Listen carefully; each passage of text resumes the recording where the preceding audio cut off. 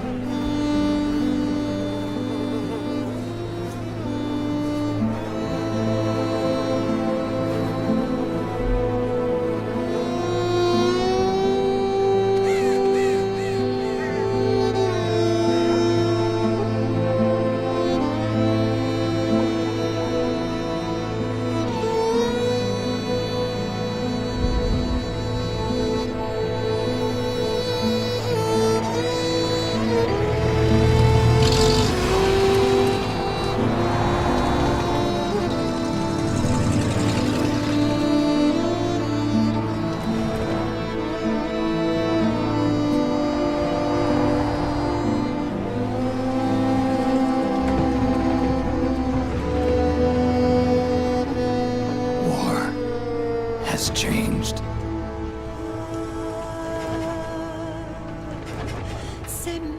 It's no longer about nations, ideologies, or ethnicity. It's an endless series of proxy battles fought by mercenaries and machines. War and its consumption of life has become a well-oiled machine. War has changed. ID-tagged soldiers carry ID-tagged weapons, use ID-tagged gear. Nanomachines inside their bodies enhance and regulate their abilities. Genetic control, information control, emotion control, battlefield control. Everything is monitored and kept under control.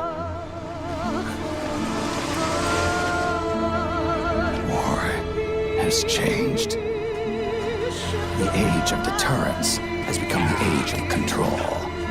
All in the name of averting catastrophe from weapons of mass destruction. And he who controls the battlefield controls history.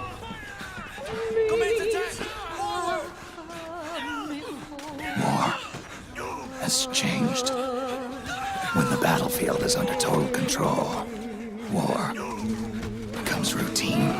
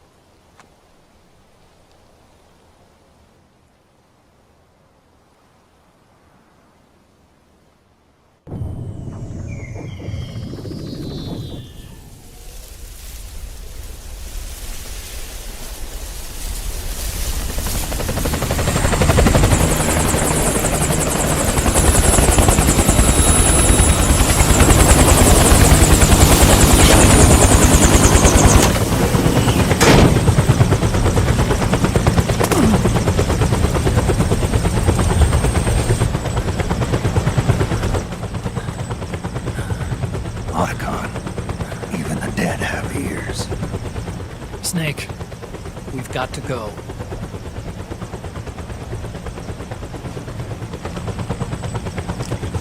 You've got an old friend waiting for you.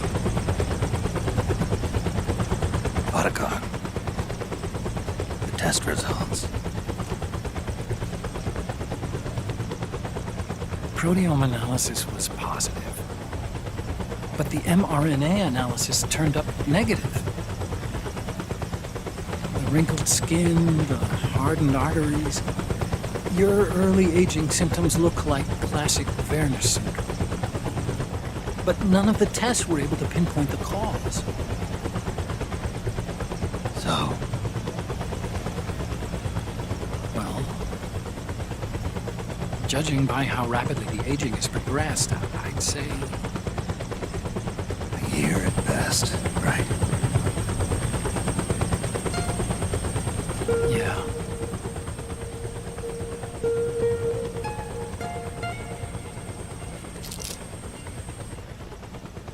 Snake, let's try another doctor. It won't make any difference. I'm not an ordinary man to begin with. Not to mention Fox die.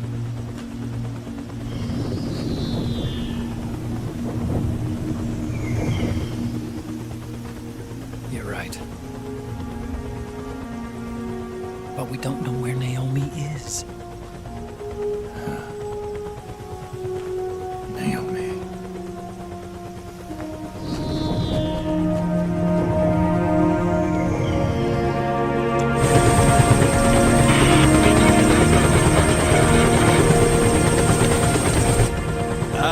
Snake! Colonel. Good to see you. Well, I'm not a colonel anymore, Snake. I figured the only place I'd see you dressed like that would be at your daughter's wedding. What are you doing these days? I'm working for an organization under the UN Security Council. The Analysis and Assessment Staff of the PMC Oversight and Inspection Committee. Yeah, I remember the resolution being passed a few years ago. Snake, I came across some information in my work. Huh? We found him. In the Middle East. What?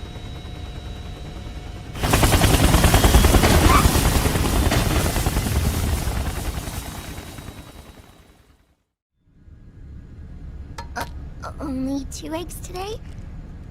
Solidus must have taken the day off. 7, 8, 9, 2, 5, 9, 0, 3, 6, 0, 3, 3, 0, 5, 3, 0, 5, 4, 8, 8, 2, 0, 4, 6, 6, 5, 2.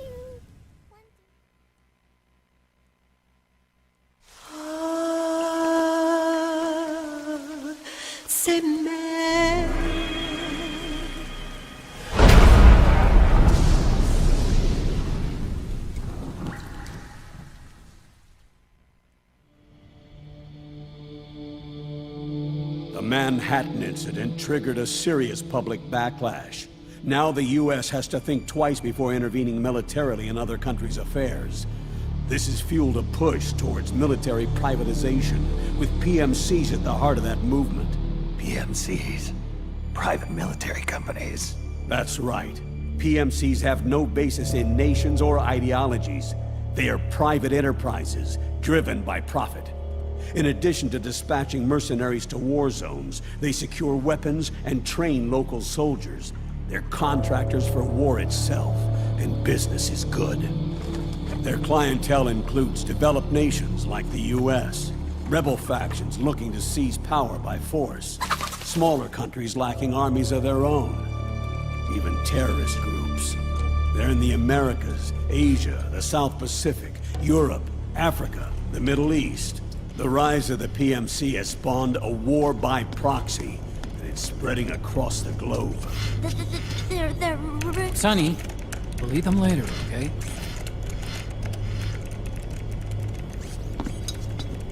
Every age has its mercenary. These PMCs are nothing new. We've been dealing with them since before the turn of the century.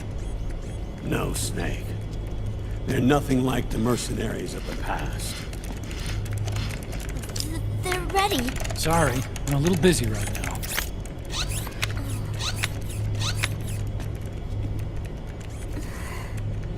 The Pentagon's new battlefield control system has produced a decisive difference between hired guns and the PMCs of today. The system was developed by Arms Tech Security. Arms Tech? You mean AT Corp? Yeah. In recent years, AT Corp has shifted focus from weapons development to security tools. And since the establishment of AT Security, business has been booming.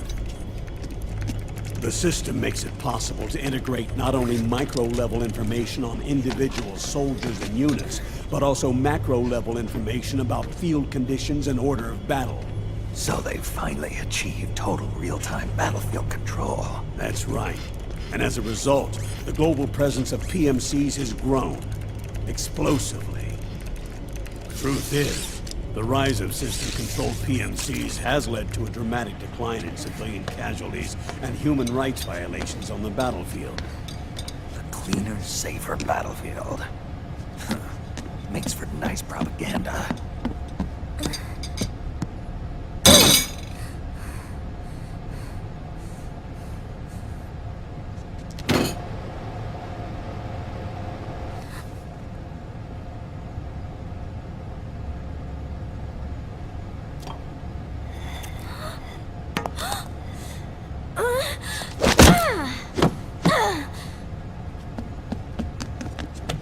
Snake!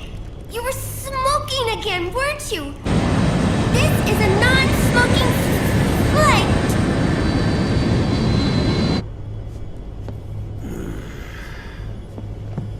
There's more. State governments and rebel groups can't match the maintenance price of standing forces. PMCs, by comparison, are reliable, easy to use. It wasn't long before everybody had them on the payroll.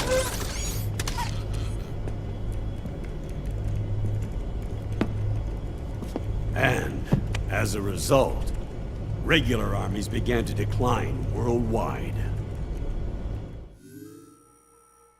It's hard to believe, I know, but PMCs are beginning to overtake conventional armies in terms of scale. Nowadays, it's the PMCs who serve as standard battalions. They already make up 60% of all combatant forces in zones of conflict. 60%? The fact is, the world now depends largely on PMCs for waging its wars. I thought it was the UN that authorized the PMCs in the first place. The US abstained from voting on that resolution. In effect, Washington was endorsing PMCs without ever revealing its true intentions. Until they got wind of the uprising, that is. The US has exported too much military power, and now she's paying the price. That's exactly it. America has now turned war into a form of economic activity.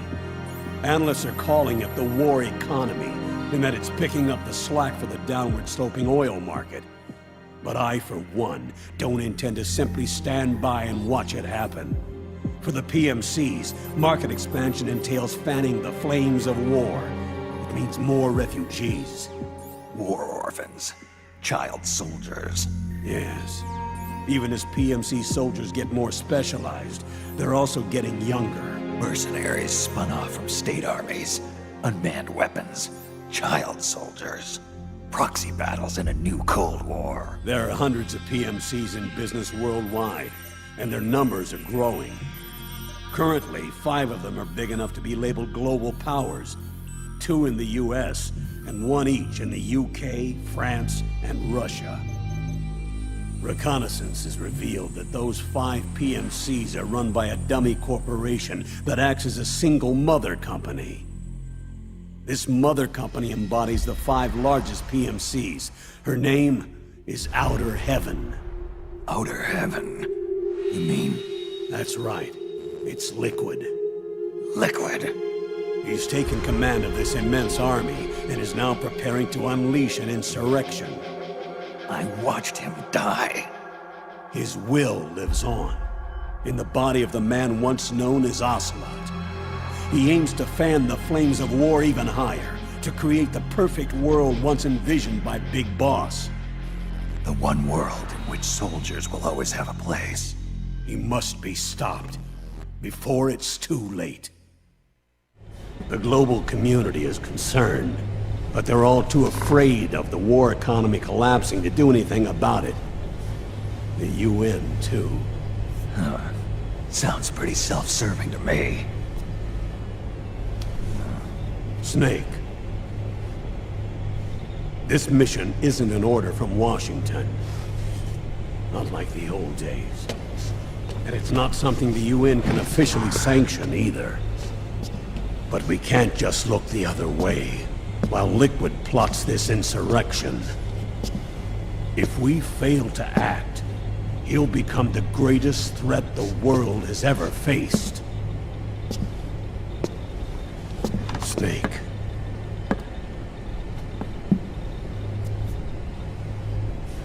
You're the only man I can trust.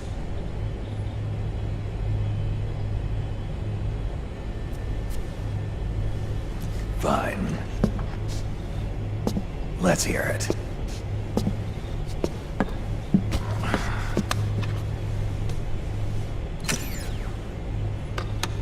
Our intelligence on Liquid's uprising originally comes via reports from U.S. Special Forces, who were mobilized after we at the UN reported our findings. They're tracking Liquid's movements. About 18 hours ago, he was spotted in the Middle East. There's a rebel army in the Middle East, made up of ethnic minorities, waging civil war against the regime in power. The core of that regime's army is provided by one of the PMCs under Liquid's control.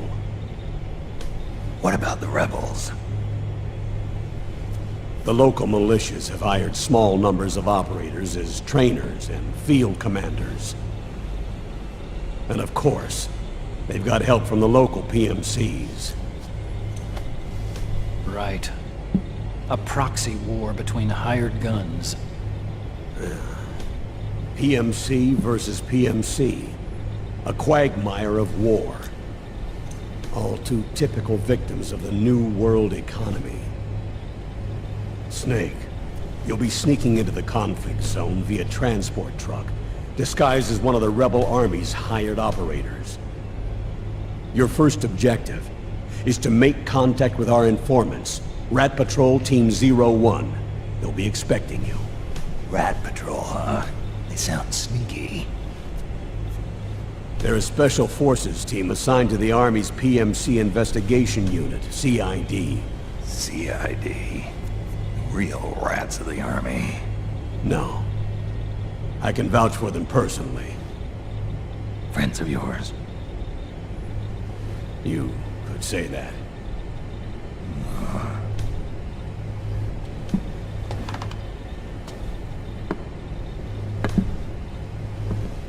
Will you do this for me?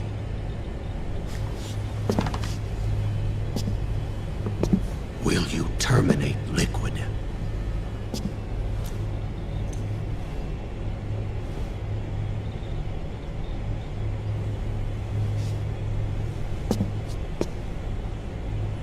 I'm not like the PMCs. I don't need your money. Thank you. But if you're going to spark something, spark this.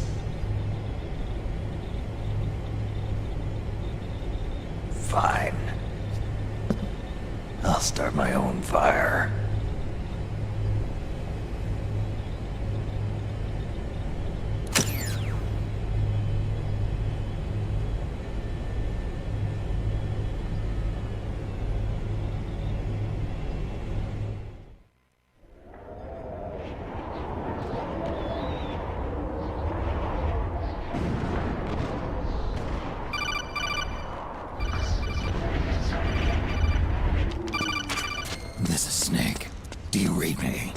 What's the situation? I'm just inside the city limits. This place is crawling with lizards. Ah, AT Corps' unmanned bipedal weapons. Officially designated Irving by the US military. They've spread like wildfire among the PMCs. There are more of those things now in service than tanks. They've got tough armor plating and are highly agile to boot. Your best bet is to stay out of their sights. Unmanned. Pretty soon they'll have put living, breathing soldiers out of work. Even so, that's an awful lot of gecko for this scenario. Their numbers exceed the war price for that region. It must have something to do with Liquid's arrival on the scene. You really think he's here? You'll have to find the Army's operatives and ask them yourself. Oh, and Snake, I went ahead and used the Mark II to scout out the area before your arrival. You'll find it up ahead. Mark II? It's a remote mobile terminal. Sonny and I built it. The Mark II will provide you with a map of the area as well as any battle situation data. You should find it before you do anything else. Okay, got it. The rendezvous point is marked on your map. I'll be waiting for you there.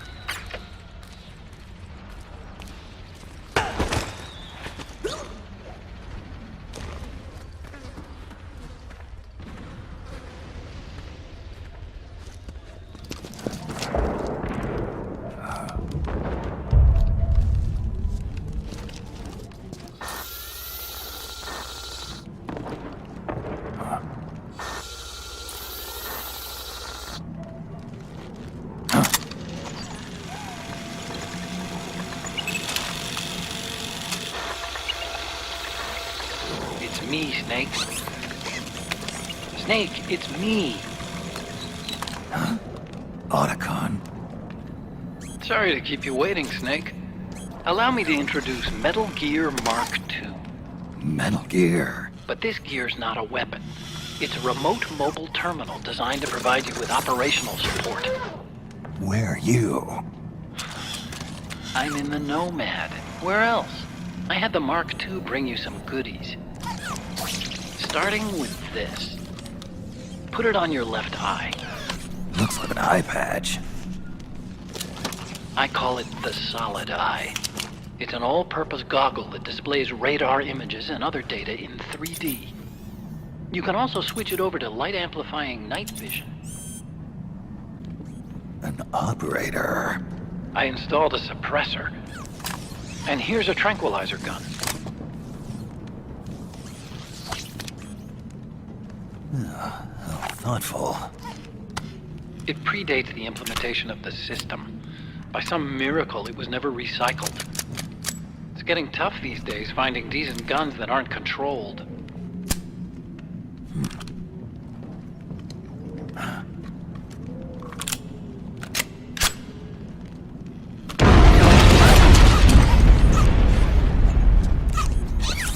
You coming?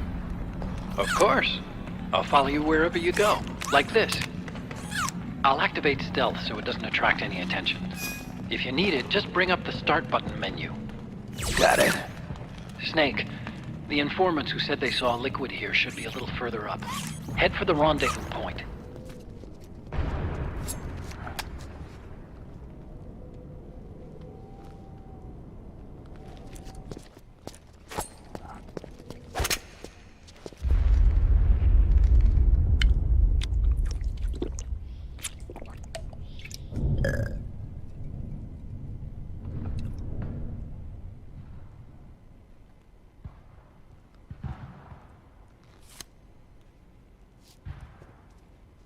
Pretty sweet, huh? Whoa, hold it. Watch where you pointing that thing.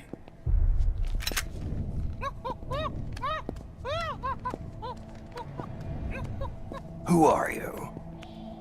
Neither enemy nor friend. Voila. You're not with the militia, and you're not PMC. I'm a weapons wholesaler. All shapes, all sizes. But there's no need to worry, because all my shit's been laundered. Laundered?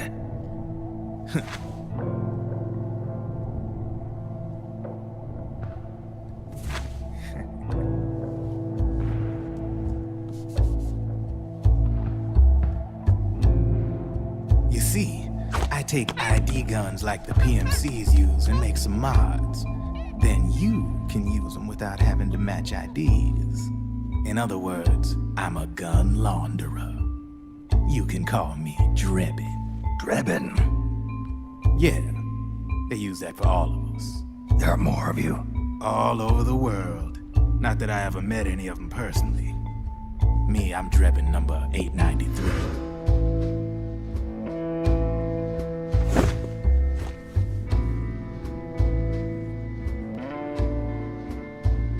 You ain't a registered PMC employee, are you? You need a guy like me.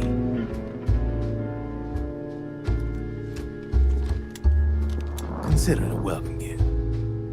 Take it.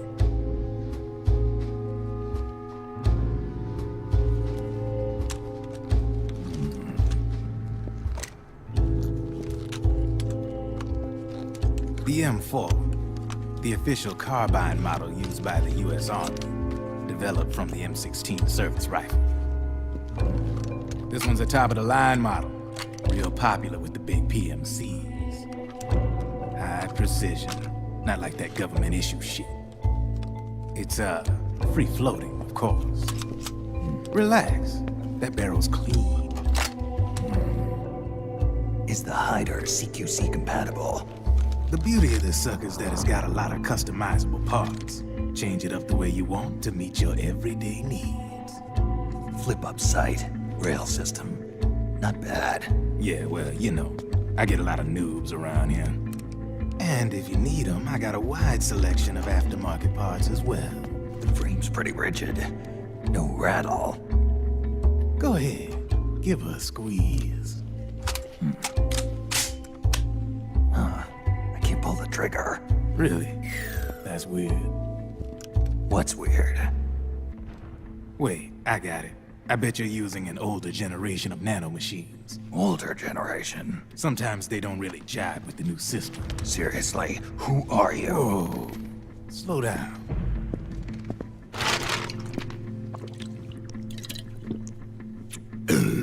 Oh, yeah. My day job's working at AT Security. I'm in charge of production control. So I get my hands on all the ID chips before they even register. Have a sip. It's a side of AT the public don't see. From the looks of it, you ain't with any state army.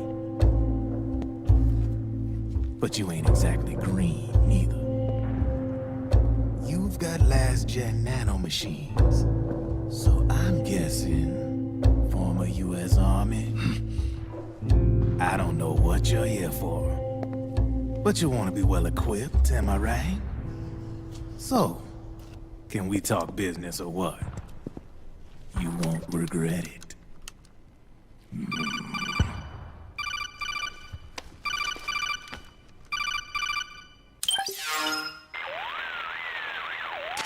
What's your take on Emoticon?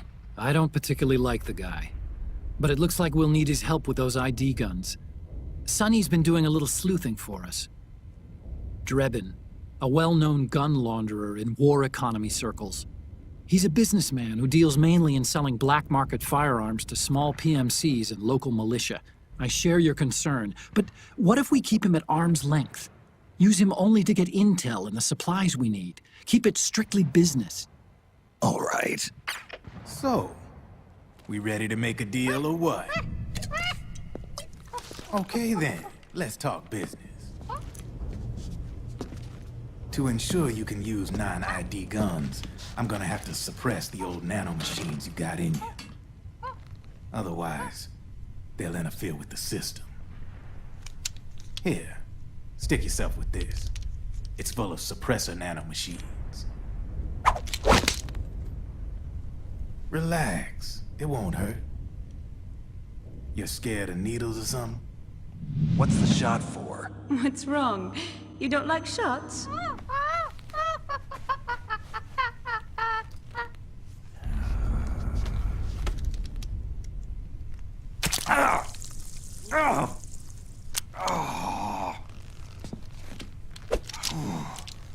See?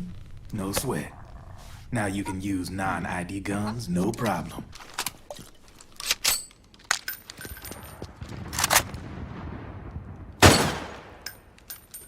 There you see? No problem. From now on, when you pick up an ID gun that says lock, you just let me know.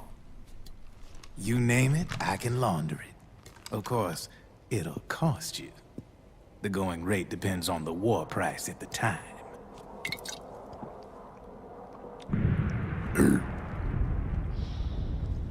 Man, I gotta give this shit a rest.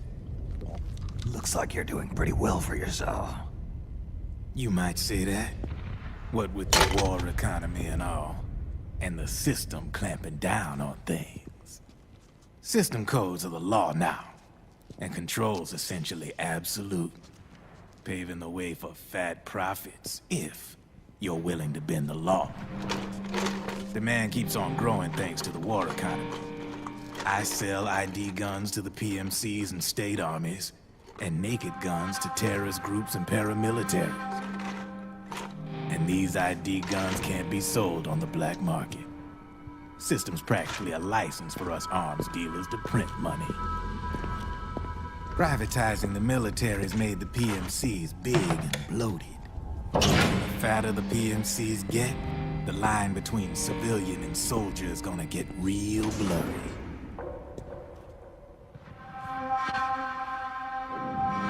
Sooner or later, the whole damn human race is gonna be green collars. More like, we're all gonna be fighting proxy wars. But hey, this war economy puts the food on my table. You're a green collar too, aren't you? Yeah, it's in your eyes. You've seen a lot of combat. What makes you think you know me? Nothing to be ashamed of. I'm the same way. I grew up here too. I got no interest in the outside world. All right then. If you need me, holla. We specialize in speedy service. Catch my drift?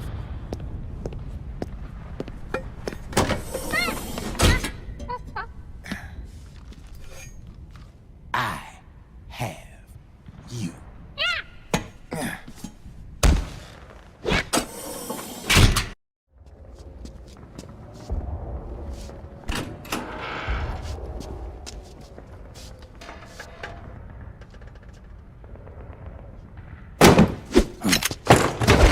Drop your weapon!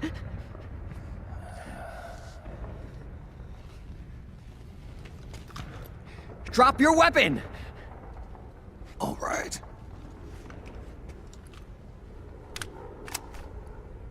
Here. Easy now.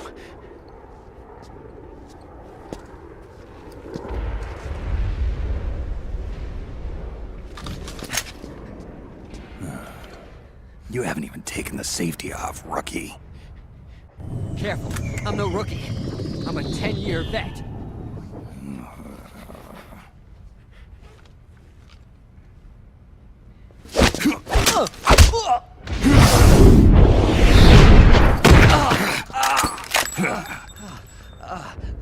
How the hell did you ever survive 10 years?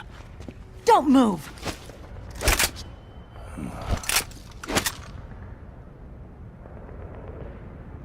CQC. Real big boss, huh?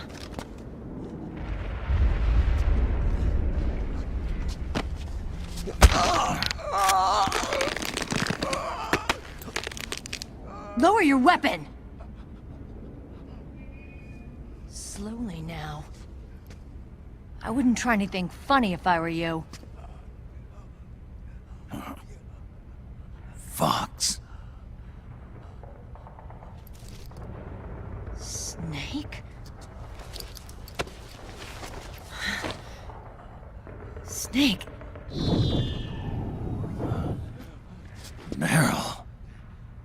Is that you?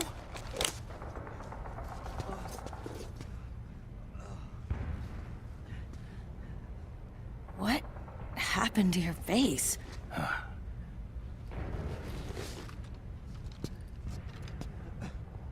Accelerated aging.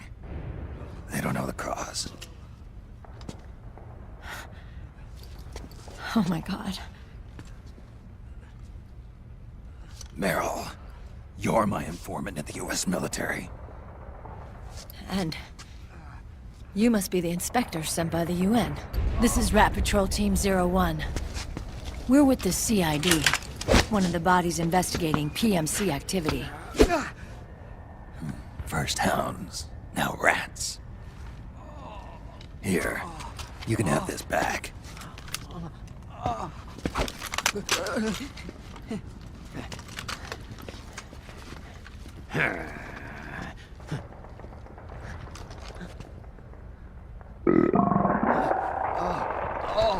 What is your problem?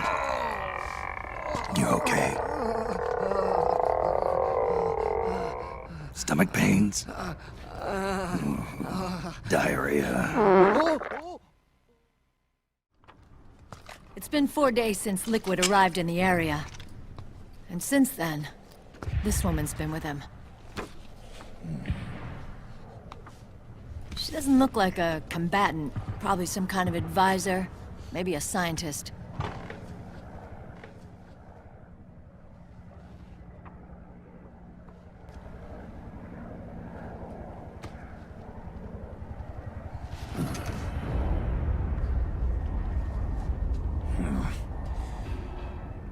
So, you're the commander of this O1 unit? Why? Something wrong with that? Here, I'll introduce you to the team. That's Ed, our radio man and sniper. The sleeping giant is Jonathan.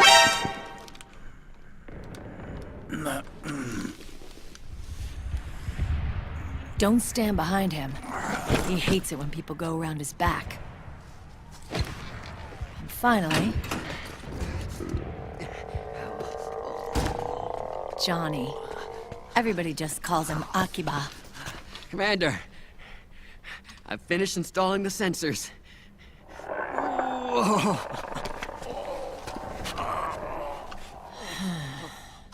Okay, Akiba. Anyway. You're all grown up. Maybe it's because someone taught me well. A certain legendary hero who suddenly disappeared. You quit the unit. Me? I never gave up on you. Or on Foxhound. Back then, I just wanted you to accept me. I wanted you to turn around and see who I was. But I've put the past behind. I'm done playing little love games.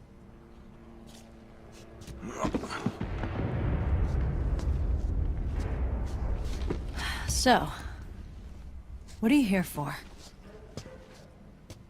Threat assessment. The PMCs. Really?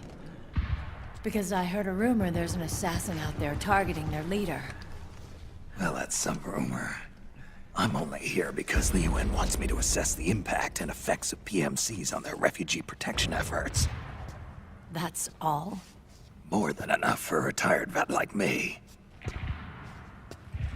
I know he's plotting an insurrection. But as long as AT Security's system is in place, there's no way he'll succeed. How can you be so sure?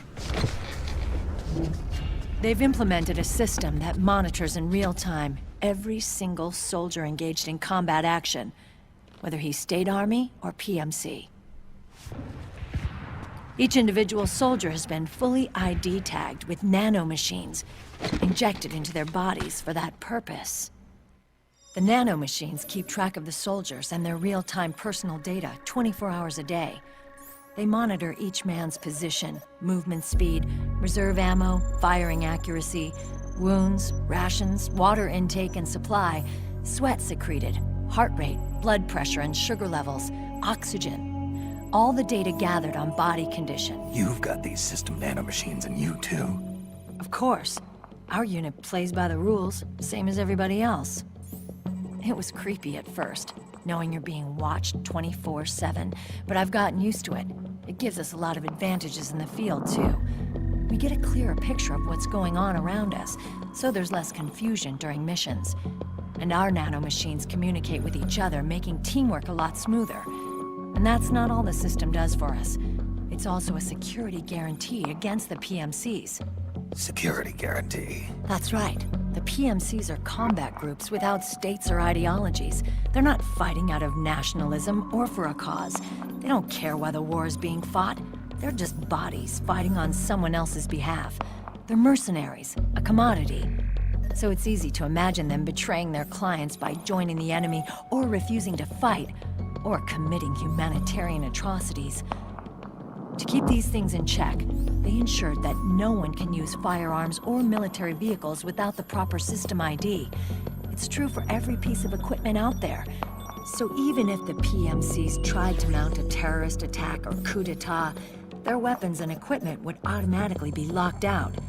They wouldn't be able to move, attack, or engage in combat of any kind. And there's more. All the data on their position, personnel, and combat strength is leaked to us by the nanomachines. Even if they managed to circumvent the system by getting the nanomachines out of each soldier's body, they'd be losing their IDs in the process, so they couldn't use their weapons. And the Patriots are behind this. Lalilulelo, what are you talking about? Never mind. So this system is foolproof, huh? Completely. They call it SOP. Sons of the Patriots. The AI that controls it is a tightly guarded secret both at Arms Tech Security, where it was developed, and at the Pentagon. There's no way a third party could get control of it. I just met a guy who said he can launder ID guns. The system does have holes. There can't be more than a few hundred of those gun launderers. It's just a grassroots movement. It's not like they can affect the entire PMC war machine. Anyway, Liquid would have had to register as a PMC in the system to assemble an army that massive. His PMCs might even exceed the US military in terms of numbers, but as long as they're registered, their soldiers' activities are constantly being monitored. So long as the US responds immediately when Liquid makes his move, we can take them down by force. By force, huh? When RSOC heard about Liquid's plans, they sent us to sniff around the PMCs. And after 3 months of searching God knows how many battlefields, we finally tracked him down. When we reported that we'd found Liquid, our superiors ordered us to provide the UN investigators with intel. But I didn't know it'd be you. Didn't the Colonel tell you he was sending me? Colonel? Don't tell me it's Campbell! Yeah. He put you up to this? You didn't know. You've gotta be kidding! You expect me to work with my uncle? Meryl.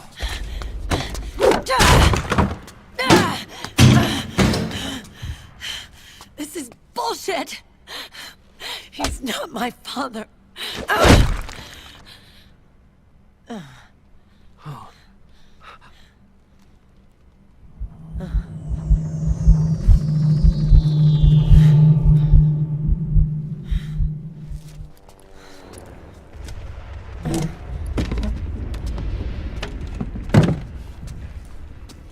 Meryl.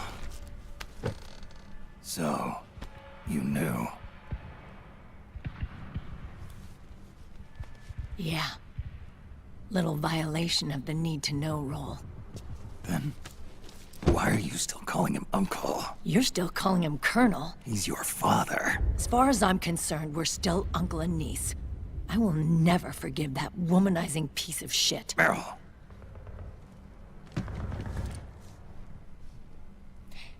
He, remarried. Really? His new wife's about my age. I hear she's even got a kid. It's as if he's given up on making up with his own daughter. Men. Selfish, egotistical pigs.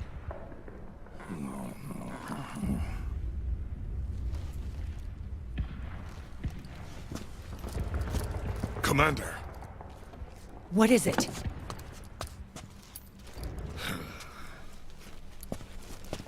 There's 20 of them. And they're not from that PMC praying mantis either. It's the Frog. His private troops.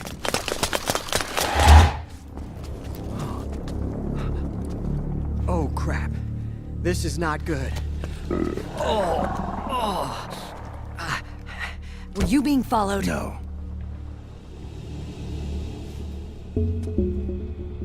Akiba!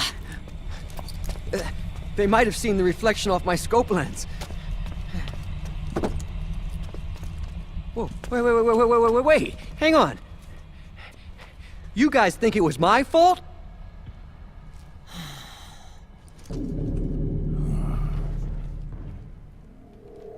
Oh, no. Oh, it wasn't my fault. I swear! It wasn't my fault. Oh, man. Oh, look, Dumbass! We're moving out. Meryl, where's Liquid? At a camp up ahead. I'll fill you in later. If we're still alive.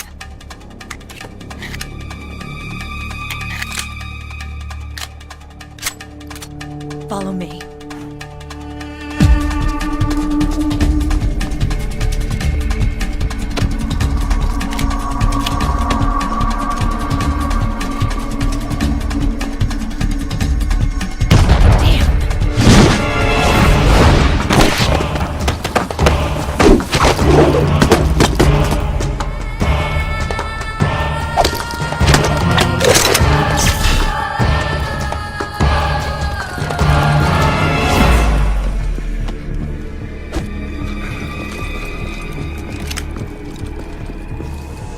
Eye contact. These guys are with Liquid's private army. Shoot first, think later. We'll use the stairs and get out through the back door on the first floor. We'll change the route as necessary. I'm on point. Stay close. Got it? Got it. Akiba, breathe deep. got it. We've got a real live legendary hero with us. Try not to choke. Move!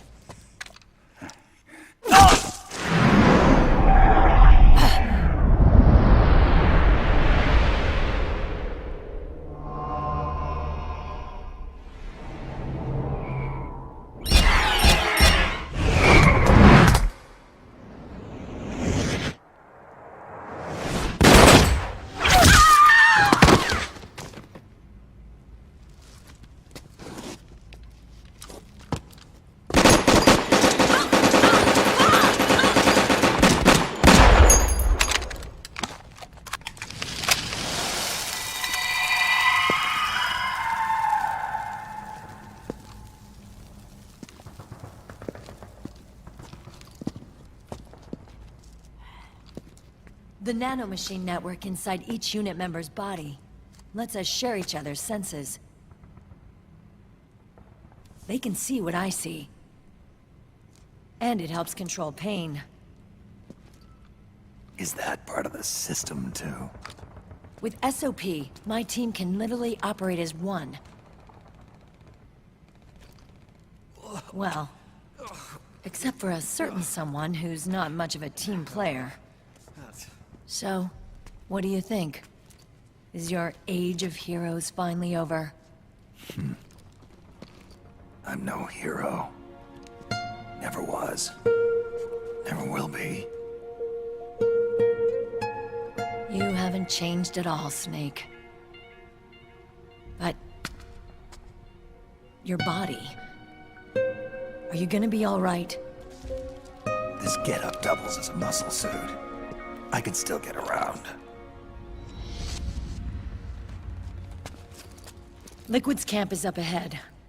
I'll mark it on your map. Thanks.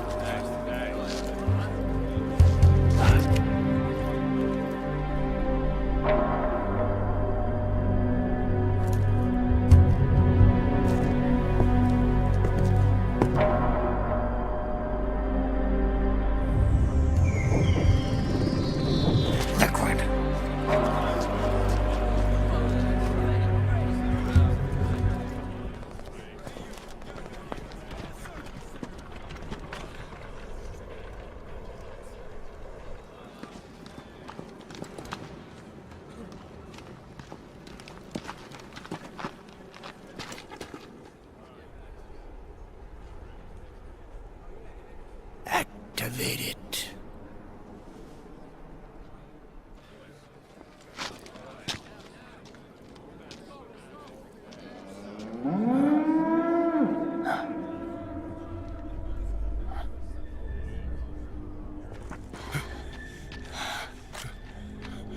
What? What? What? What?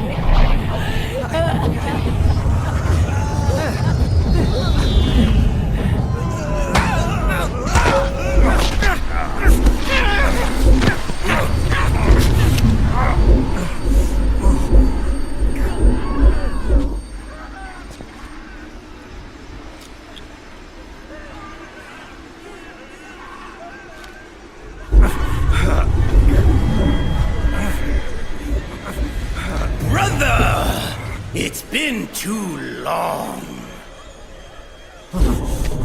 Liquid. Rejoice! We're not copies of our father, after all. Are freed of the shackles of fate.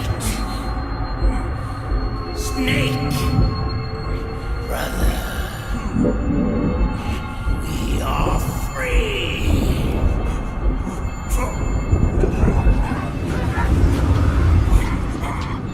Watch, Snake. Watch as I surpass my own origin.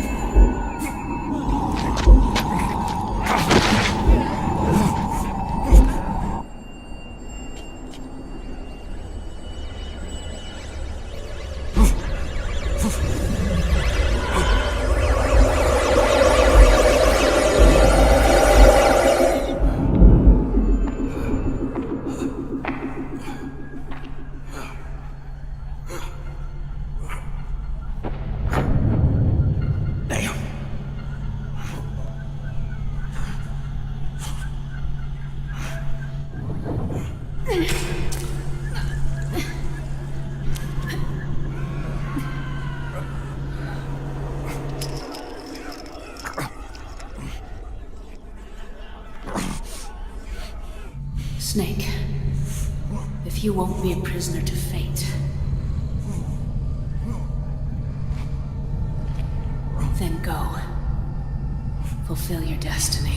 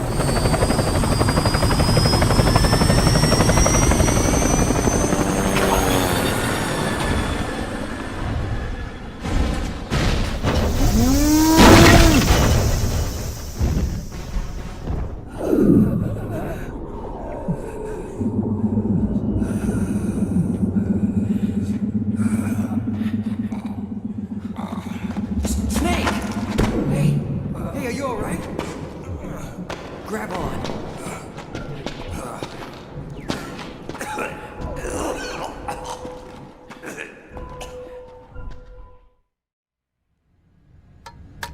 One, 2, 3, 5, 8, 13, 21, 34, 55, 89, 144, 233, 377, 610, 987, 15, 97, 95, 84.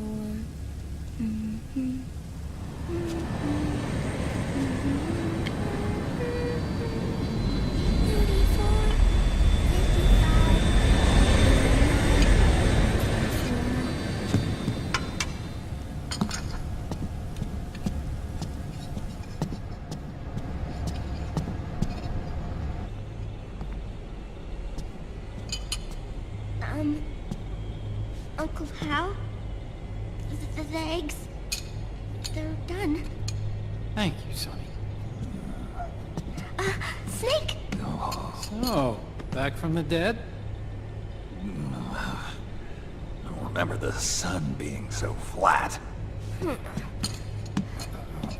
Sorry. I'll dig in right away, Sonny. And would you make some for Snake, too? Okay. Hey, none for me, Sonny. Shh. My body just seized up all of a sudden. This is normal. It's not my joints or muscles. You were lucky. Some of those guys' hearts simply stopped.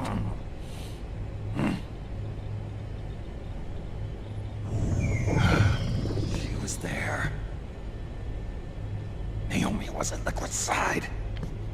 Otacon, did you see her? No, but you're right. Naomi was there.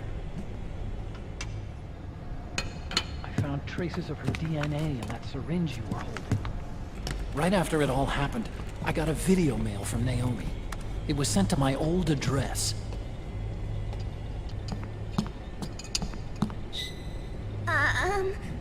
Here you go. Thanks, Sonny. They're delicious.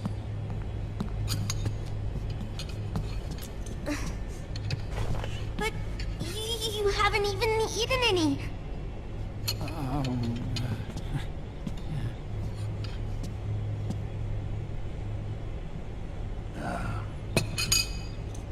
We grown-ups have to watch our caloric intake, you know.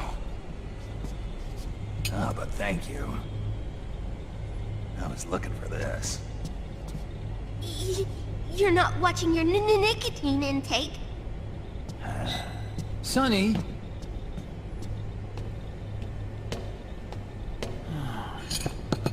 You really hurt her feelings. Yeah.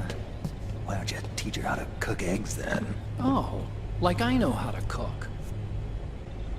Snake, I'll make this quick.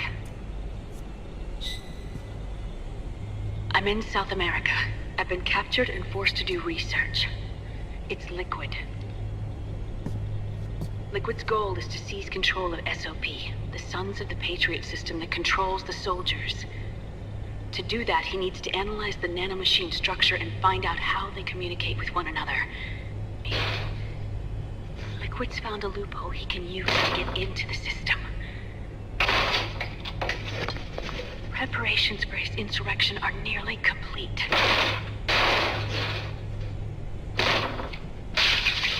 There's no time to waste. Snake, hurry!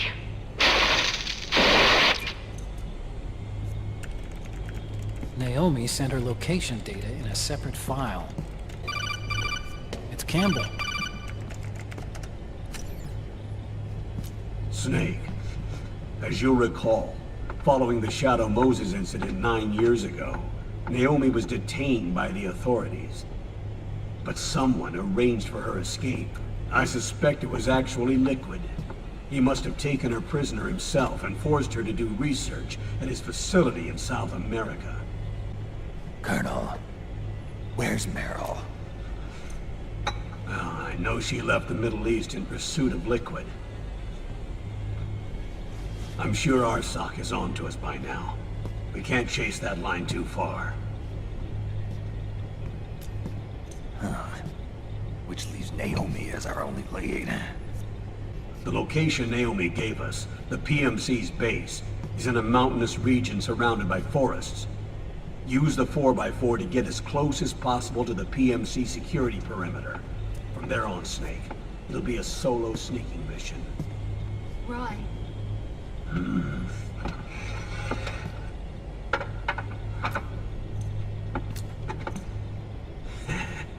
Thanks. The rebels are still pitched in battle against the PMCs.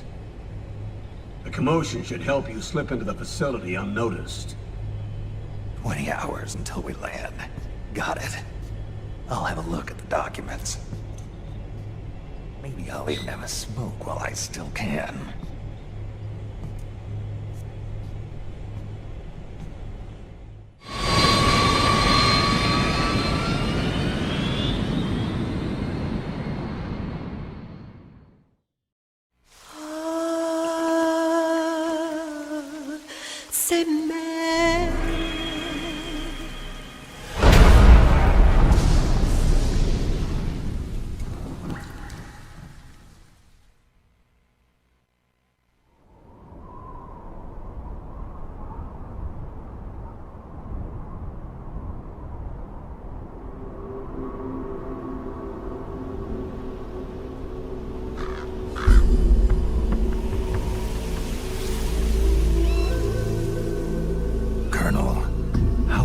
Are they involved in all of this? The Patriots, you mean? The data we got from Arsenal Gear was a load of crap. 12 founders who have all been dead for 100 years. Give me a break. We know they exist today. If the purpose of this battlefield control system is to control IDs, it fits in with their plans perfectly. Seizing control of the world's ID systems, and then using them to manipulate the economy and information flow. For the Patriots, that's the ultimate prize. You might say the Patriots are the embodiment of the war economy. Everything that Solid has feared 5 years ago, it's all come to pass. The Patriots are trying to protect their power, their own interests, by controlling the digital flow of information. Now, with the media and global opinion under complete control, not even the UN can stand up to them. Then Liquid's insurrection is against them. Exactly. It would seem as though Liquid has taken up Big Boss's cause. An age of persistent universal warfare. A world where mercenaries are free from domination. In a sense, the Outer Heaven Big Boss envision is already a living reality. You mean the PMCs and their war business? Right now, Liquid is a slave to the Patriots, forced to fight their proxy wars for them. He must be dying to break free of their spell. Beneath the surface, a new Cold War is brewing between Liquid and the Patriots over who will survive. And no matter who wins, the world has no future. Until we stop Liquid and destroy the system, we'll never be free. Snake, what we call peace is an equilibrium kept in check by the war economy. Destroying the system means wiping out the information society, the end of modern civilization. Like it or not, we may have no choice but to protract the system.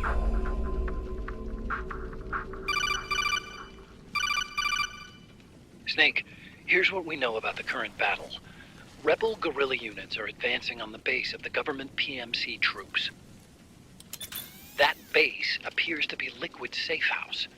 According to Naomi's data, she's being held prisoner inside the compound. That's where she is. Assuming the data is correct.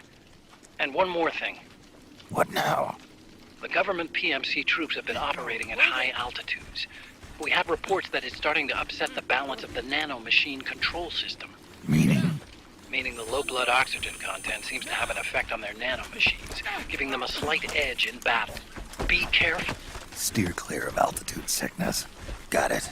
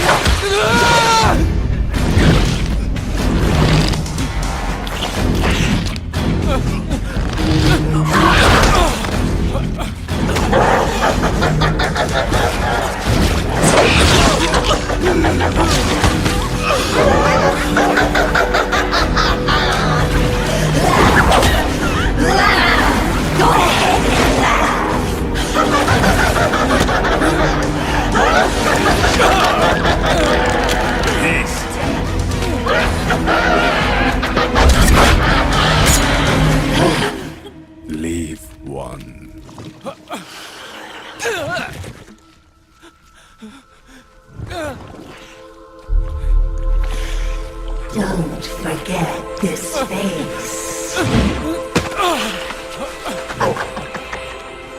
This is the face of the bastard who killed your comrades.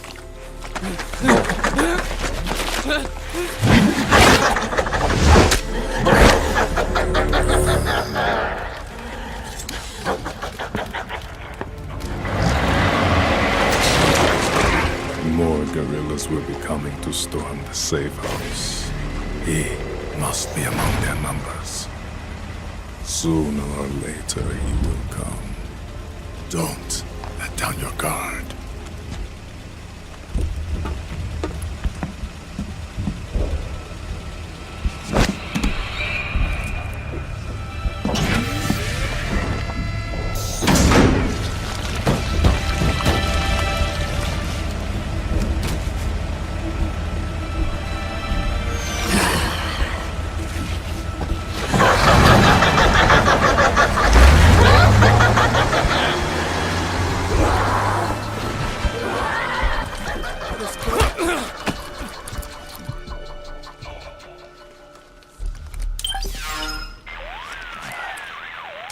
Otacon, what the hell? That was Vamp. I'm sure of it. I'll never forget that face. Those were PMC soldiers with him. Is he involved in Liquid's plan? We watched him die in Manhattan. Damn it, he won't leave us alone. Snake, could Vamp be immortal? Not a chance. This is the real world, not some fantasy game. I swear, the next time he shows up... Not now, Otacon. Right. I know. Snake, according to satellite imagery procured by Mei Ling, the facility where Naomi's being held is to the north, along a mountain road. I'm sending the location to your map. Mei Ling? What's she up to these days?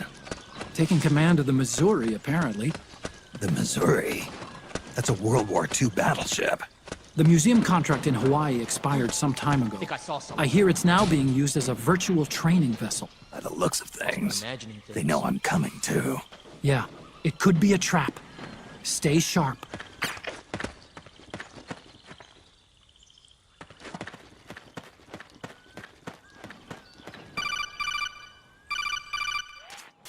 Snake, there's someone I'd like you to meet. A member of the mission staff. A psychological counselor. A lot of soldiers can't handle the stress of battle, end up panicking. She'll be useful in helping you understand the mindset of both the PMC and rebel soldiers. She? Rosemary.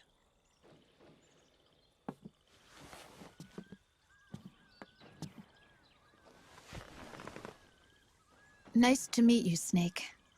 This is Rosemary. She used to work as a data analyst at the Pentagon, but moved to combat support during the Big Shell incident. Yeah. She was in charge of Jack's files, wasn't she? After that, she studied psychology. And now she's a counselor with CSP, the Combat Stress Platoon. Contact me anytime. I'll be standing by here at home with Roy, but I'm on a different circuit. The frequency is 147.79. By the way, Colonel, isn't that your house? Well, yes. Then the woman you married, the one that Meryl was talking about. Is Rosemary, yes. Didn't I tell you before? News to me. What about Jack? Jack? Jack, from Foxhound. Codename Raiden. I seem to remember him being engaged to Rose. Oh. We lost all trace of him. Jack's gone. I used to work with the guy. He saved Sonny from the Patriots. He disappeared soon after that. What about you? Jack disappeared and you just moved in on Rose? I was consoling her over her loss, and one thing just led to another. She's young enough to be your daughter. Yeah, lucky me, huh? Now I see why Meryl was so disgusted. Meryl said something about me. Yeah, I believe her words were, "I'll never forgive that womanizing piece of shit." I see. Colonel, you knew she was our informant in the Middle East, didn't you? Was it you who put her up to it? Yes. I used my connections in the army to get Meryl the job. You wanted your daughter someplace where you could keep an eye on her. Look, everybody involved in the incident at Shadow Moses either lost their job and status, or in the case of Meryl and Mei Ling, got brushed aside. Meryl wanted to make a comeback, a difference. We can't all be as strong as you, Snake. Some of us can't bear living like pariahs.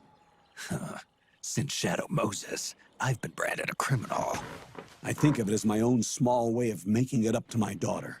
My own flesh and blood. In any case, call Rosemary if you ever need advice.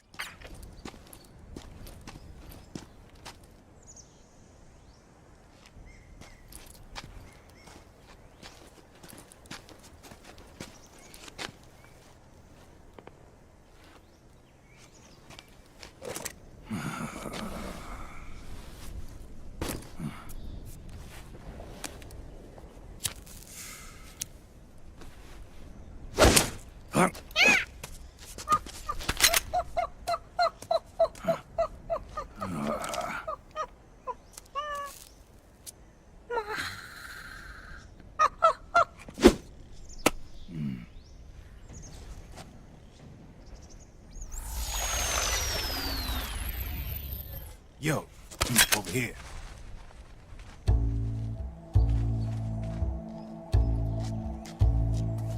You. Come on, hop in. It's getting rough out there. I don't think so.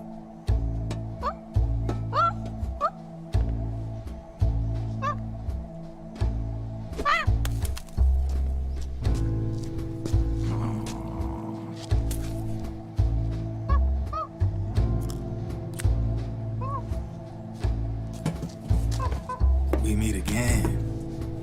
You've been following me. You seem like an interesting guy, so I decided to check you out. Sit down. A lot of legends about you out there in the intel community, especially in the CIA. You know those nanomachines I injected you with back in the Middle East? They let me track your location.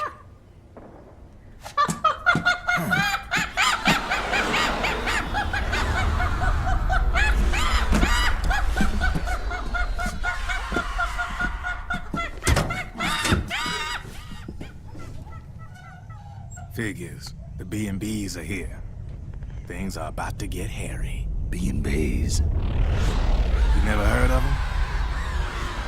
They're Beauty and the Beast. Together they're called the B&B Corps. They're a squad of enhanced female soldiers, belong to the PMCs. Anytime there's a mess that needs cleaning up, they're on the scene leading the elites.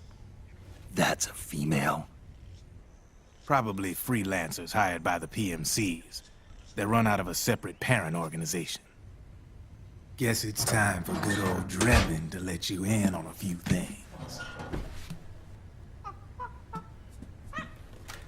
Word on the street says that beneath those ugly-ass suits, the B&Bs are real babes. Drop dead gorgeous. They also say each one of them's been traumatized by war. Badly. They weren't even soldiers to begin with, you know. More like victims of war. They suffered shell shock on the battlefield. Post-traumatic. It damaged their minds pretty much beyond repair. So the only way they could cope with the reality of battle was to become war machines themselves. The remnants of their human side are buried deep within. The beast, that's what you see on the outside. War transforms a snake into beasts.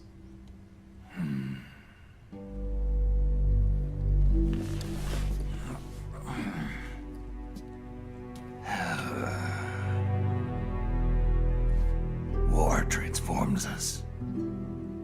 But deep within that shell, something human survives. A fragile, scarred heart. Without a shell to protect it, it's like the yolk of an egg. Word going round is their natural flesh and blood bodies can't survive in the open for more than a few minutes. And they've been convinced that by killing Snake, their minds will be cleansed. They think it's gonna free them from all the pain, and all the fury, and all the sorrow. Which makes these babes pretty much obsessed with killing you. 4 B&Bs have been identified so far. The one you just saw was Raging Raven. There's also Laughing Octopus, a master of mimicry, and Crying Wolf. She runs on 4 legs. And finally, the mistress of mind control, Screaming Mantis. Mantis? Yeah. There used to be a guy by that name in the US military. A Russian psychic. He could control people's minds. I guess she inherited the title. She keeps the other B&B's minds in check with her powers. Octopus, Raven, Wolf, Mantis. You got it. They're the Snakehound unit, and they've got you in their sights. Shit. I'd hate to be in your shoes. Drebin. I thought no one was supposed to be able to hack into the system. Are you with the Patriots? No, sir. I ain't no lale-lule. I mean, I'm no patriot. You can say patriot. I guess that means you're clean, right? The nanomachines I got in me are different from the military kind. No speech restrictions for me. What the hell are these Patriots? Are they human? Not anymore, they ain't. They're the law of this world, created over the course of history.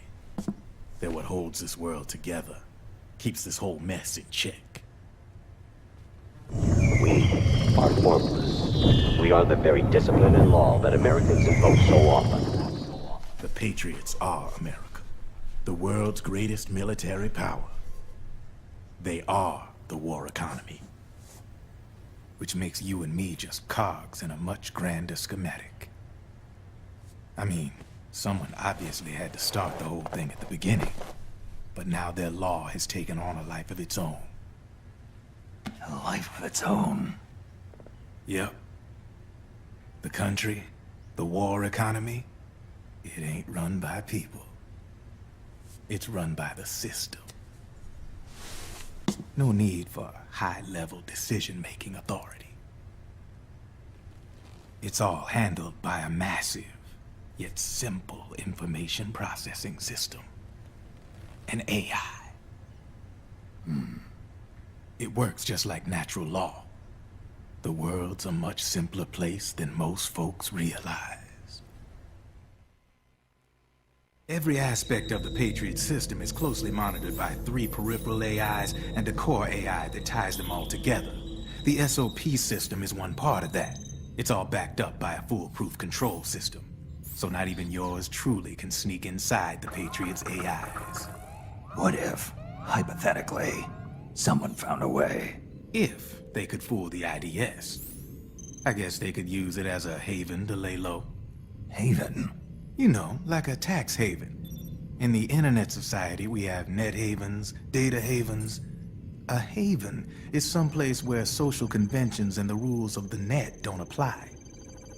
Back in the 20th century, the super rich would open bank accounts in countries without income tax laws. Not a bad way to evade paying taxes.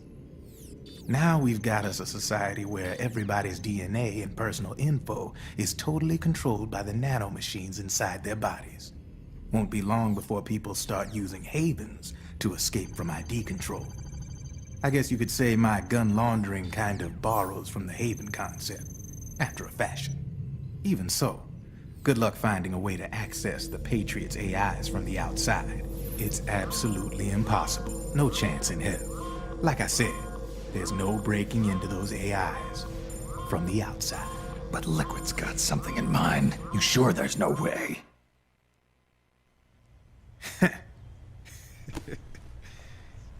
I'm just a gun launderer.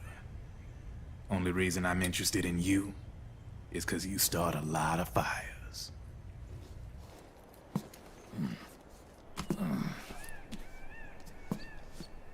All right then.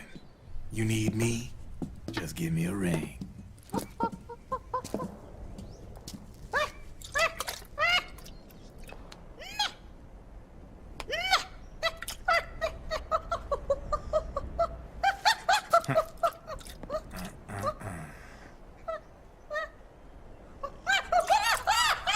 Go on. Get your ass back inside. Now! I have you.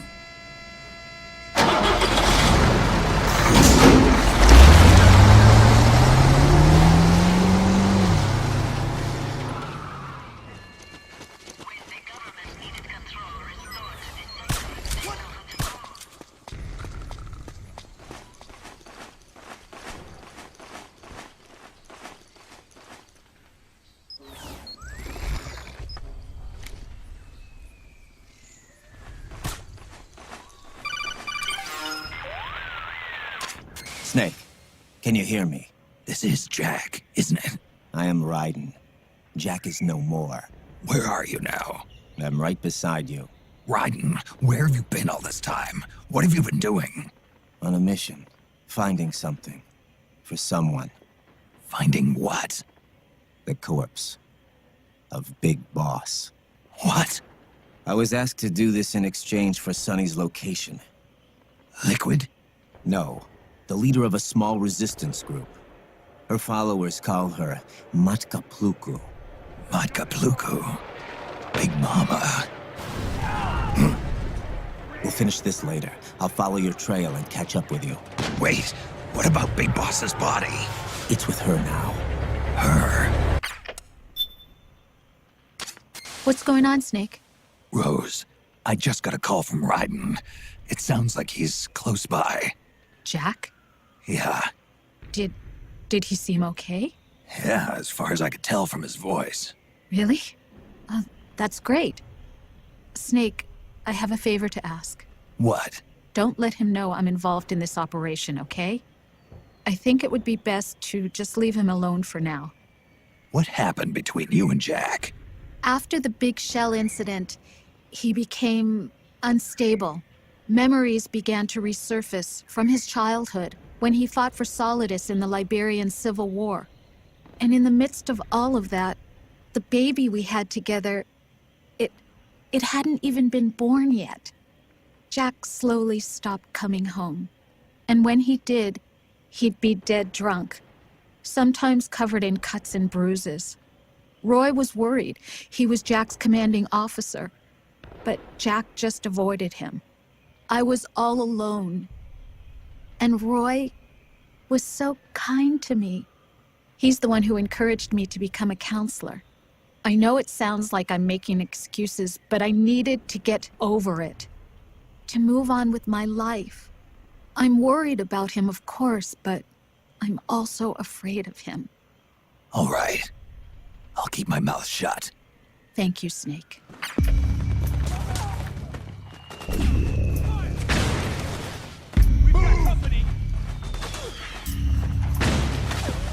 Naomi's lab is somewhere inside those mansion grounds. Proceed immediately. Infiltrate the place and find out where she is.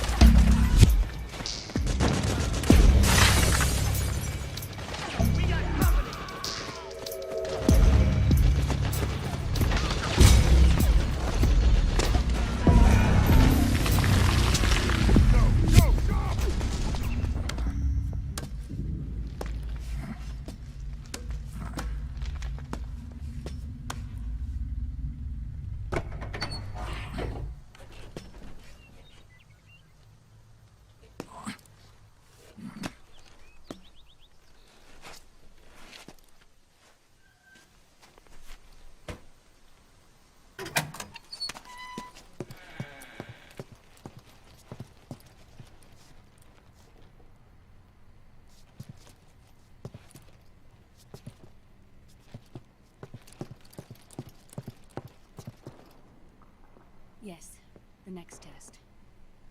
Naomi. And things on your end? I see. We're on schedule here as well. I know. Me too. Until then.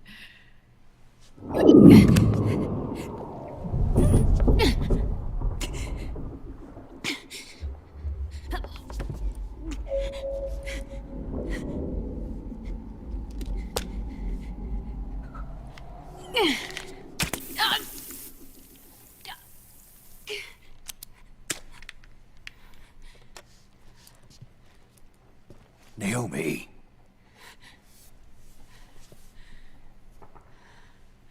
Snake. I knew you'd come.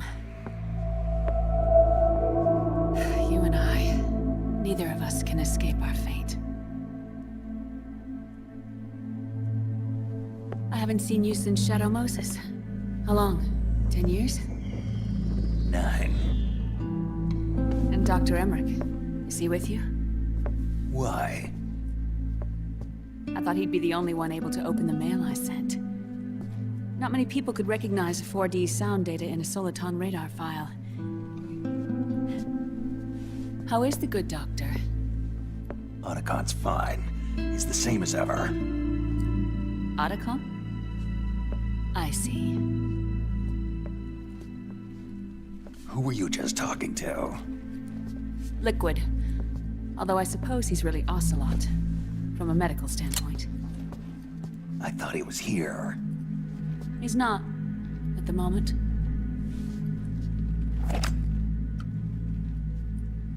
Where are all the guards?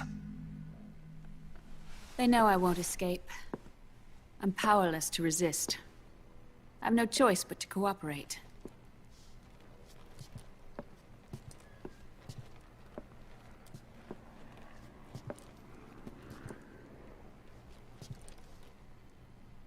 Naomi, what happened in the Middle East? What you saw was the soldiers' emotions run amok. Another product of the system.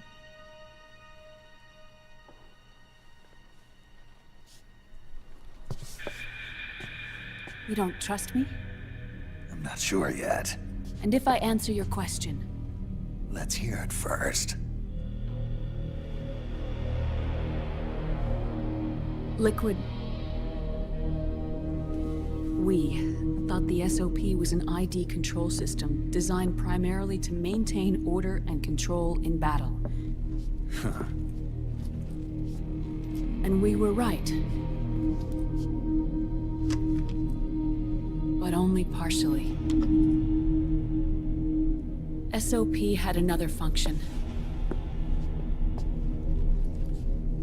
To control people's senses. The goal was to release the soldiers' nanomachines from the system. But we didn't know about the mental control. And the nanomachines went berserk? No. Our test was a success. At least it confirmed our hypothesis at the time. Just as we predicted, the nanomachines stopped functioning, and the PMC soldiers were freed from the grips of the system.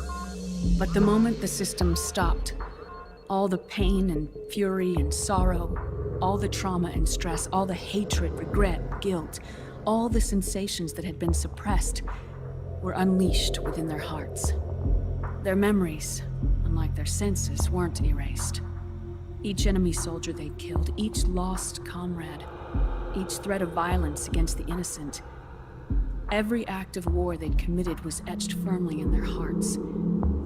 In suppressing the user's mind, the nanomachines exact a heavy burden on his heart. The user's body rejects the nanomachines. This reaction must then be suppressed with drugs. Before the user knows it, his mind is in complete shambles. Snake. Remember Frank? Frank Yeager. Gray Fox. They twisted his body for their experiments and nullified his broken heart with nanomachines. SOP has taken it even further and applied it to living human beings.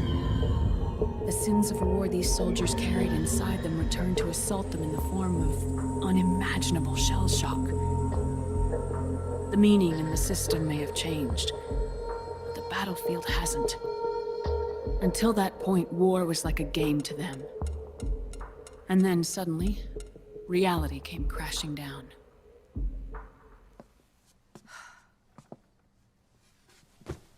Ordinarily, our hearts are hardened through experience.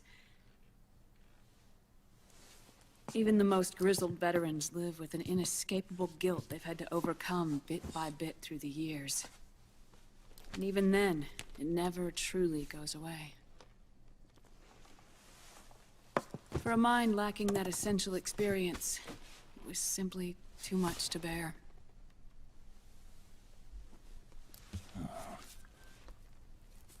But what about me? I've never been under the system's control.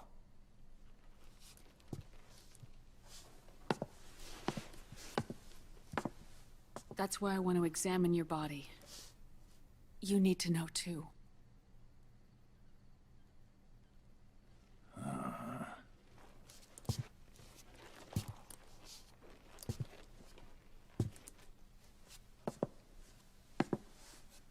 All right, Snake. Undress. Snake, what's gotten into you? Hurry up.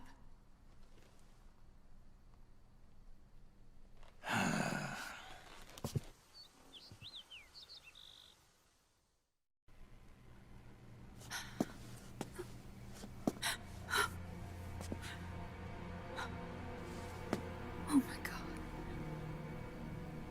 Snake?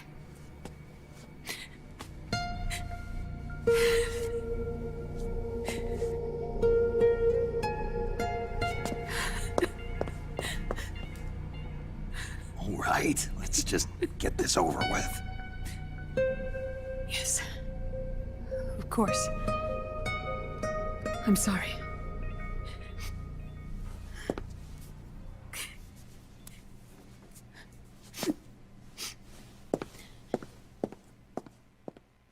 So, does the aging have something to do with Fox die too? No. Your telomeres were intentionally set up to be short, regardless of the age of the original. One of the genes that inhibit reproduction and aging, the Clotho gene, was intentionally mutated as well. But more importantly, your chromosomes, like liquids, were provided with terminator genes to prevent them from making copies. Why? Your clones created for one purpose: war. And so, in order to prevent you from being abused by clients or stolen by the enemy, they shortened your lifespan and removed your ability to reproduce. It was a safety device to ensure that the seed of Big Boss didn't end up in the hands of others. The reason you're aging so rapidly isn't because of disease or faulty research or Fox die. It's how you were born. It's your natural lifespan.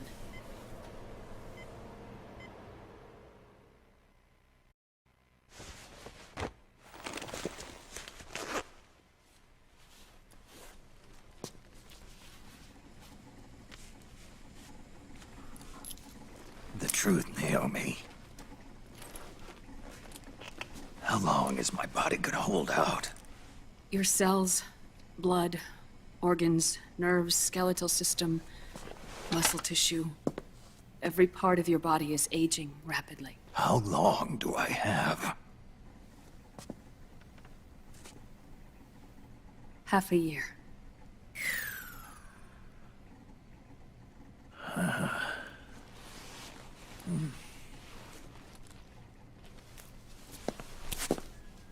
Don't.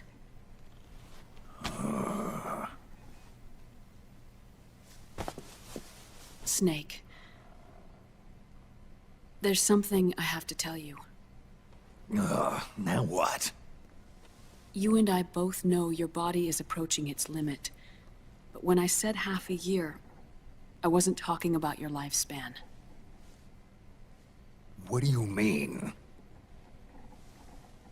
We can't get rid of the Fox dye in your body completely. Fox dye only kills its victims when the infected person's genetic code fully matches the genetic sequence programmed into the virus's receptors. In other words, it only attacks targets with specific genes. The receptors on the fox dye inside your body are breaking down. The rapid aging process is changing the environment within your body. As a result, the virus is starting to mutate. The viruses on the left are fox dye in its original form. The ones on the right I took from your body. They're already mutated. The receptors, they're wearing down. Meaning? This mutated version of fox dye could activate even if the infected person's genetic pattern doesn't perfectly match the receptors. Which means the virus is becoming indiscriminate about what type of target it kills.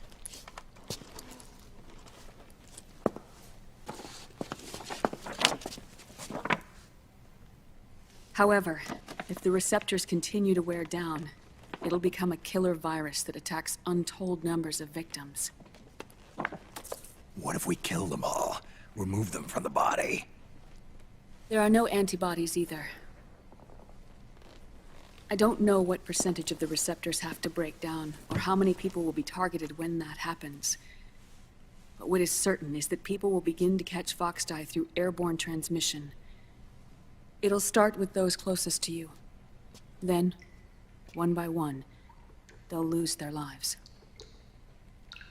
The part of the virus that distinguishes between individuals will start to break down in about... half a year. No. 3 months at the most. 3 months? Ironic, isn't it? You've spent your entire life saving the world from Metal Gear, from nuclear annihilation. And now, you're becoming a doomsday device yourself. I can't predict exactly how devastating the epidemic will be. Whether just 1% of the human race could unlock the broken receptors, or whether we all can. In either case, 3 months from now, you'll be a walking biological weapon.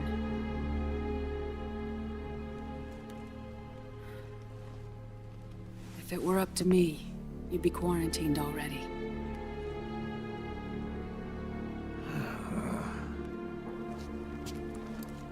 It's not over yet.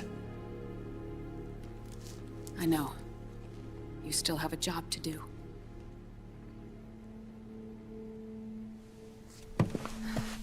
You have 3 months. Still enough time to think once all of this is done with. And if I choose death first? Will that stop fox dye from spreading? When the host dies, the virus dies with it.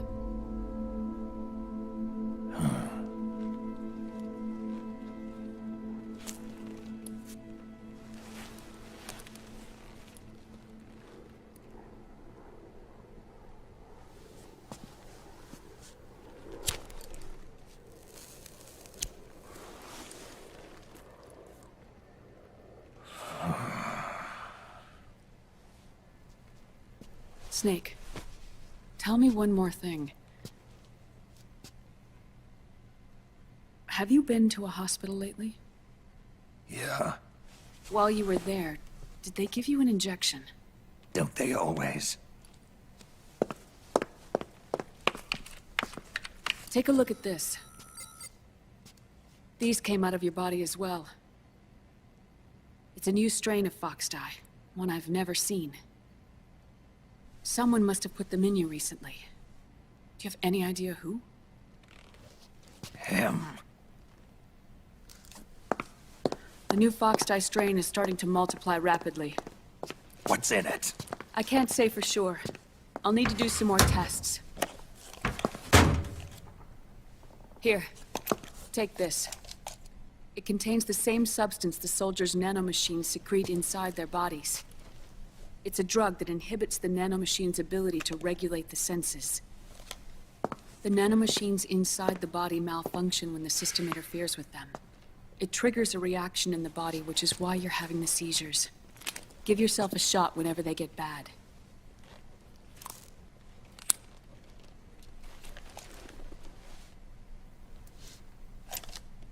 It's potent. So use it sparingly. Unless you want to end up an invalid.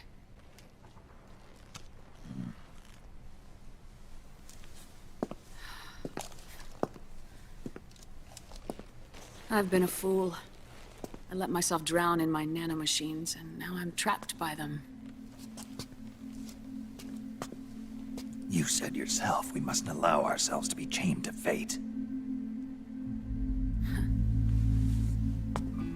I can't slip free.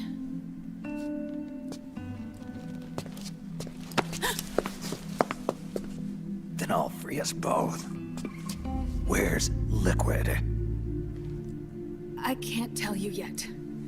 Not until you free me. Do we know? Liquid left here last night. Where was he headed? Those are my terms. I can't leave this place of my own will. What are you talking about? I'm being...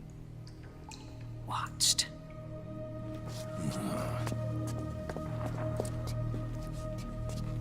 Liquid has altered his plan. Removing the system will only cause his army to collapse from within. So he's chosen to seize control instead. Liquid's objective is to hijack the SOP system. He'll use it to create the ultimate army of perfect soldiers and launch his insurrection against the Patriots. There's a name for his new plan. He calls it Guns of the Patriots. Guns of the Patriots?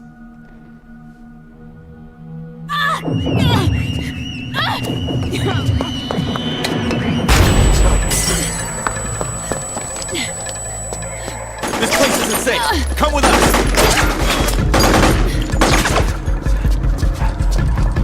This way!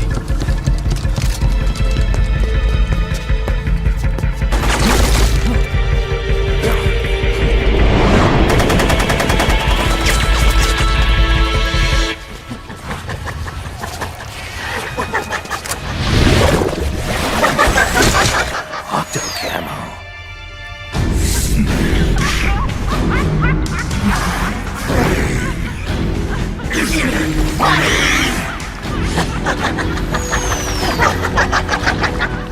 Come on! Laugh when you can! There's no escape from here! Laugh yourself to death!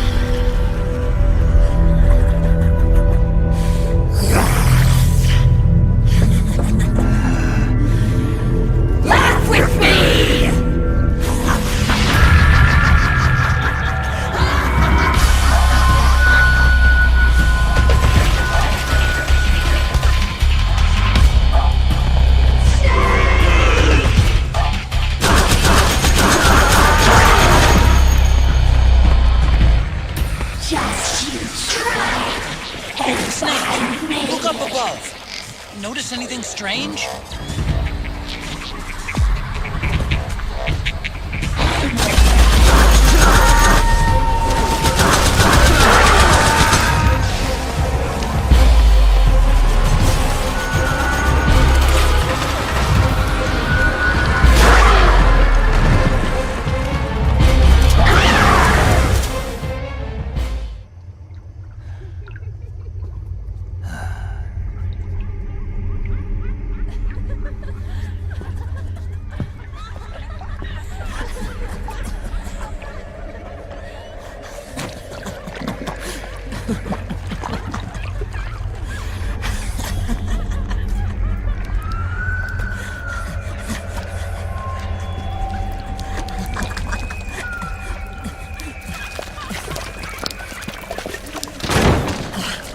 I am an octopus. An eight-legged beast. These tentacles are beyond my control. Their will is the will of the battlefield.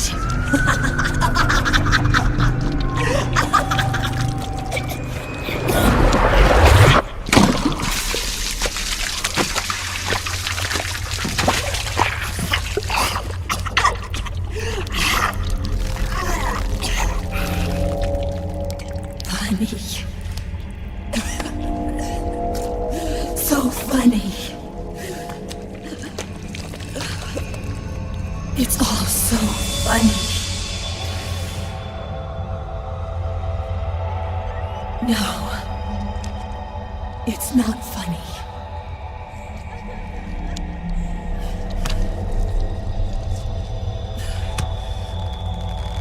Nothing is funny. I shouldn't be laughing. I can't.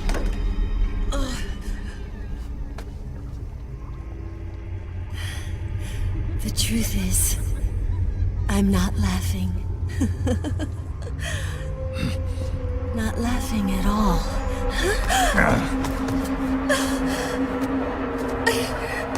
I shouldn't be laughing. I'm scared. I'm really scared.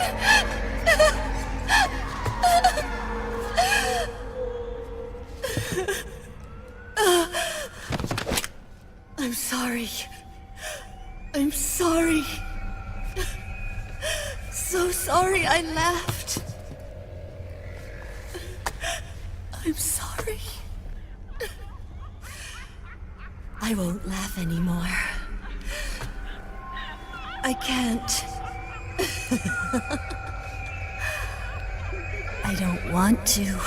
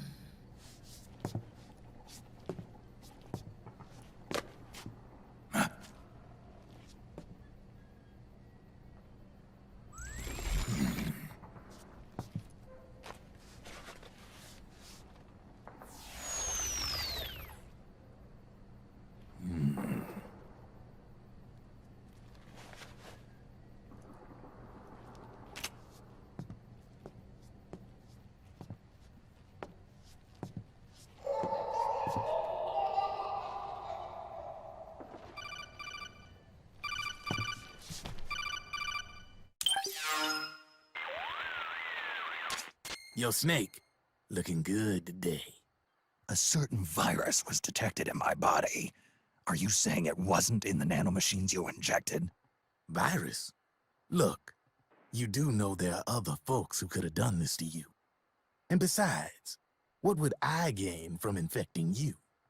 Better for me that you're out there kicking ass on the battlefield. I was watching you, Snake. You're a real piece of work. Never thought I'd meet the man who could take down Laughing Octopus single-handedly. She just kept on laughing. Now why do you suppose that is? Something in her past. You got it. She's from a village in Scandinavia. Little seaside hamlet known to all the locals as the Devil's Village. Place wasn't known for devils, though. It was known for octopus. See, this was one of the few places in Europe where they ate octopus customarily. Anyway, there's this cult of crazies who for some reason hate the village with a passion.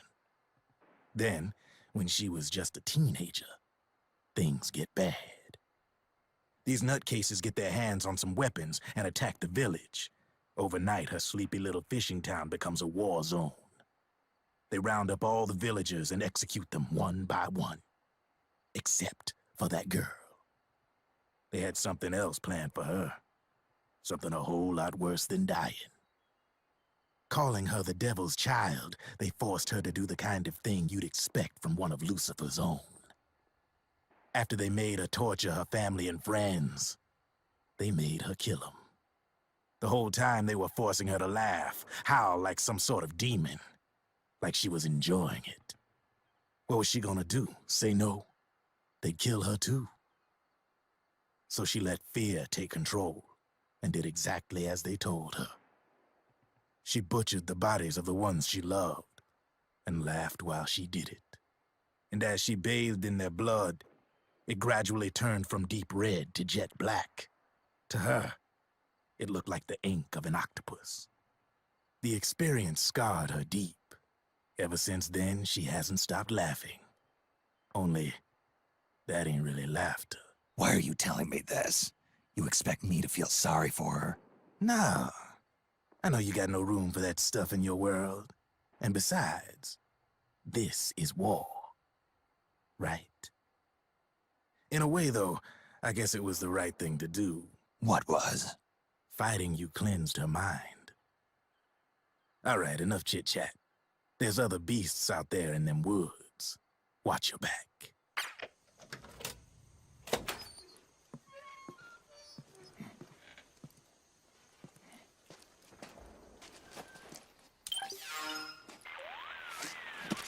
Snake, have you lost sight of the target? Whenever something moves, it leaves a trail behind. Track and find Naomi's trail.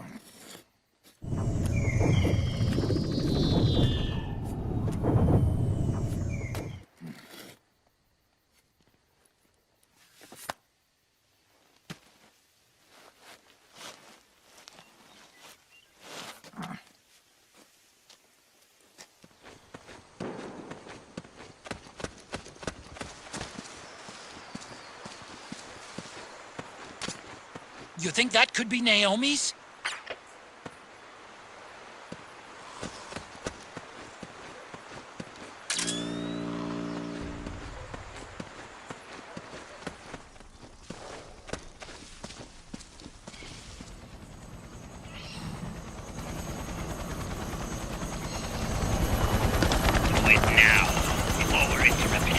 We don't know what will happen. Remember the last time. I'm willing to make a few sacrifices. As you wish. We'll begin shortly.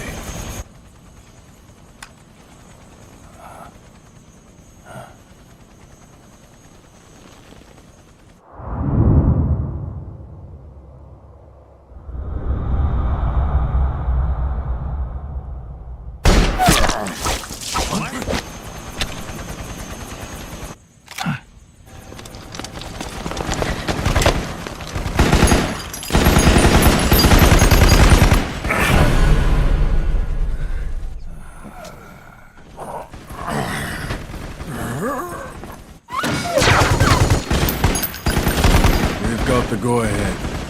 Begin. We'll use his blood. It could get intense. Brace yourselves. Shots, all of you. Yes, sir. I'll be taking in half.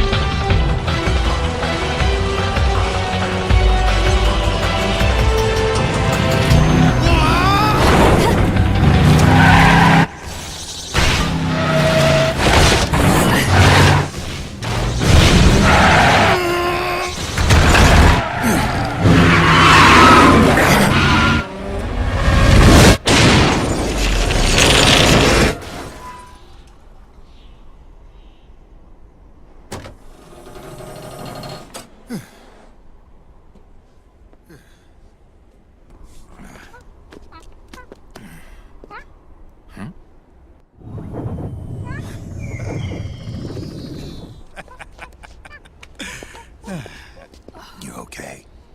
Yeah. Oh, shit.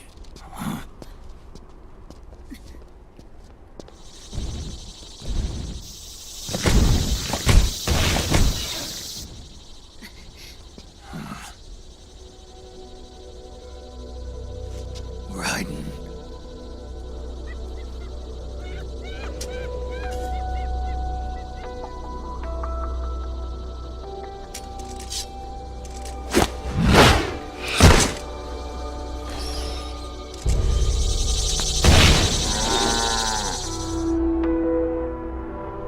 Go on, get out of here. Can you move? Yes.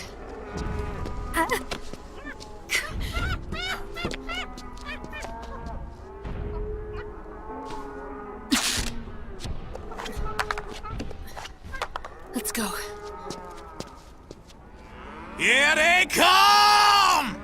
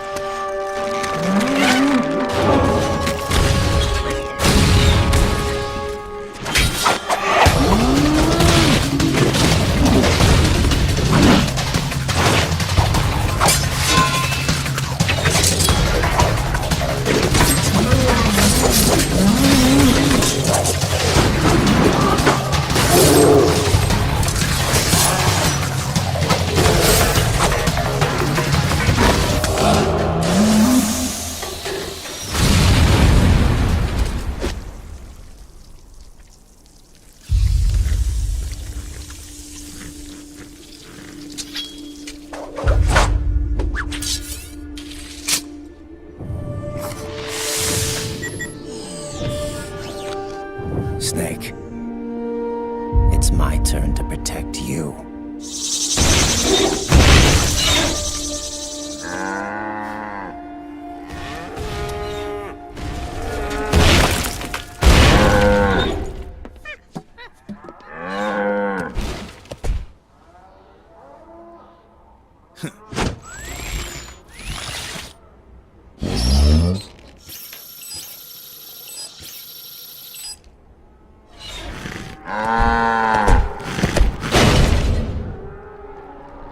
Snake, I'm setting the chopper down at the market square.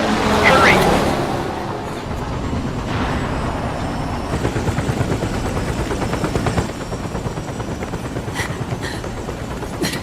I'm sorry.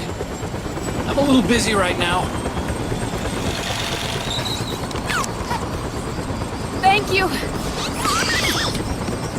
Ah!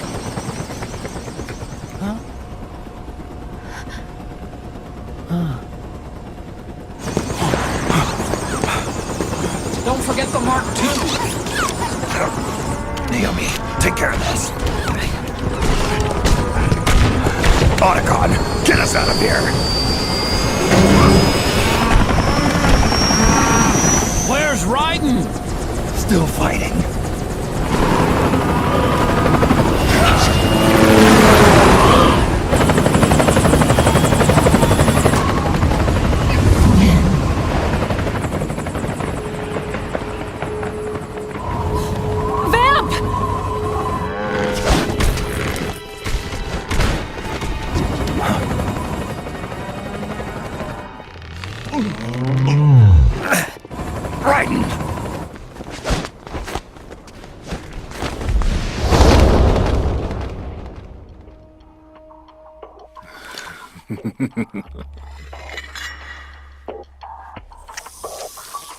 Yet again our paths cross.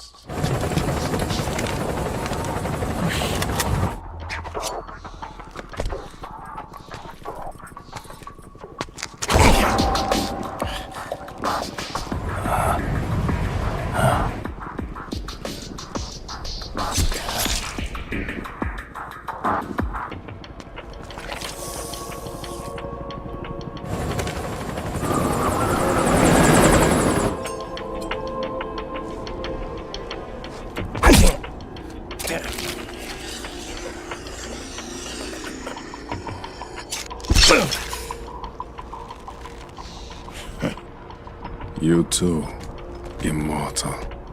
No. I just don't fear death.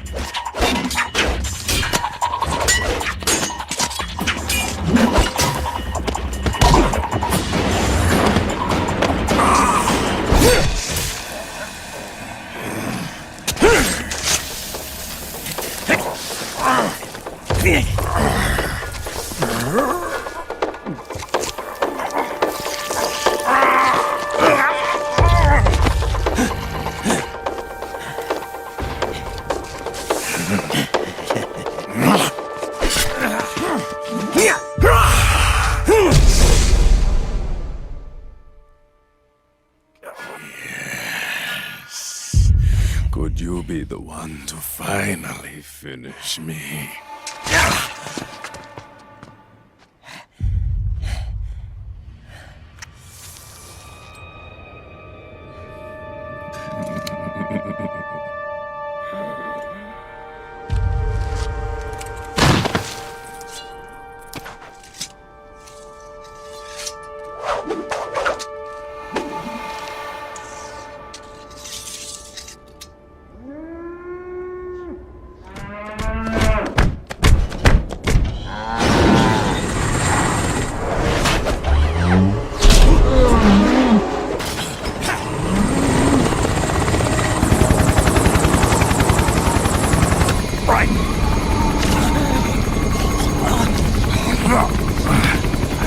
You okay?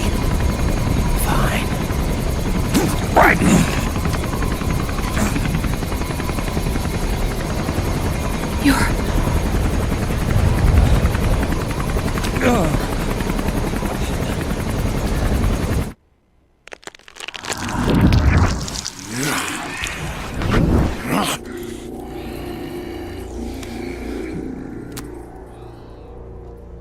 Boss, she got away. Are you sure about this? It's all part of the plan. The test was a failure, even with his code. As I feared, it's not pure enough. We need all of him. The PMCs we deployed have suffered brain damage. Nothing salvageable remains.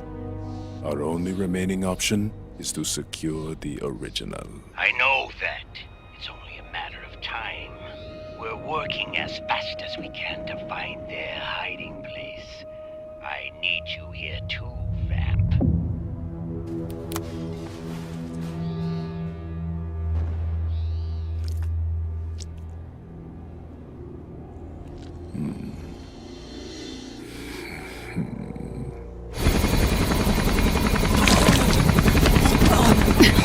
Hang in there! Vamp. He's got to be immortal. No, he's not immortal at all. It was my design that caused his body to be like that. Huh? What do you mean? The nanomachines in his body cause his wounds to close and heal at an accelerated rate. Someone took the basic nanomachine technology I once researched and perfected it. In a sense, I'm responsible for Vamp. It's one of my sins. Does your body have the same nanomachines? I brought a monster into this world. And I too am... Hold him down!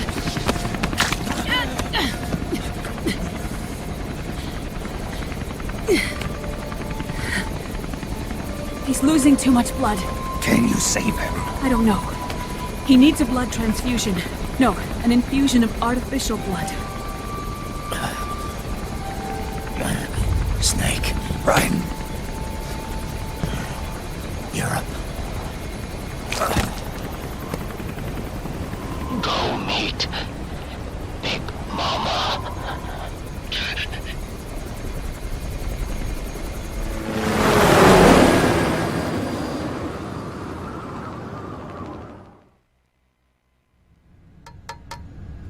Argon, boron, silicon, and neon, yttrium, fermium, plutonium, chlorine, fluorine, gallium and xenon, thallium, strontium,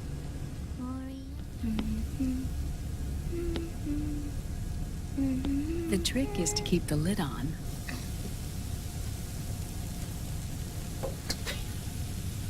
Now, let it cook for 1 minute. You like cooking, don't you? Good for you. This is my sunny side up fortune telling. When it turns out good, it means something good is gonna happen. Oh. So that's why you don't cook them over easy.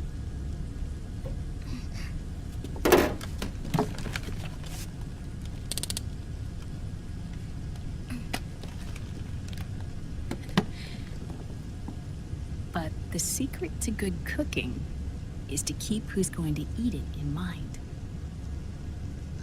Oh.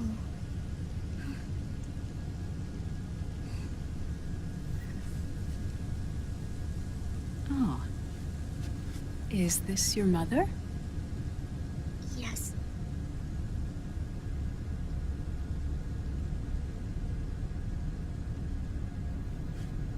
She's really beautiful.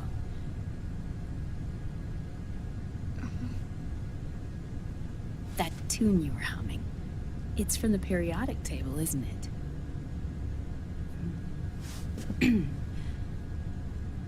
Thorium, protactinium, uranium, neptunium, plutonium, americium. Americium. Curium. Curium. Curium. That's it. Curium.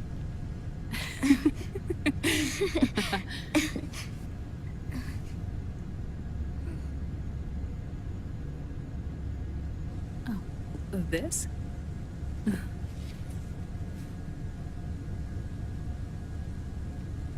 May I?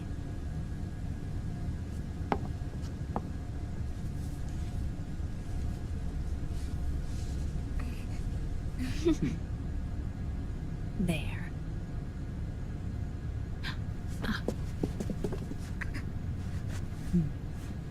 See, Sonny? Us girls have to look our best.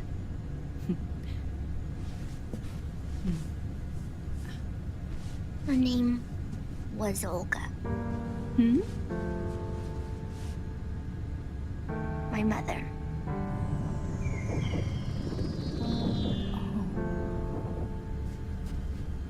I see. Ah, it's going to burn. Oh, hold on, hold on.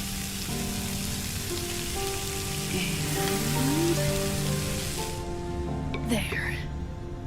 Done. Thanks. Of course. We did a great job.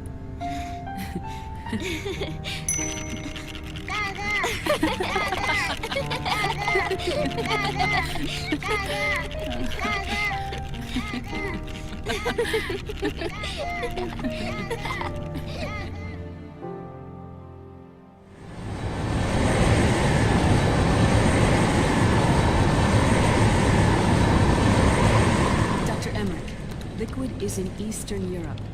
He's after the corpse of Big Boss. Huh? What for?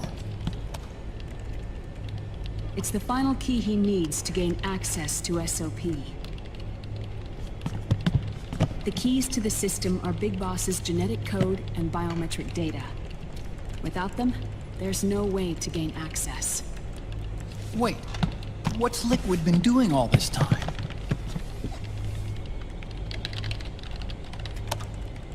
He's been performing tests. 2 tests. The first, using the genetic code from Liquid's DNA chip.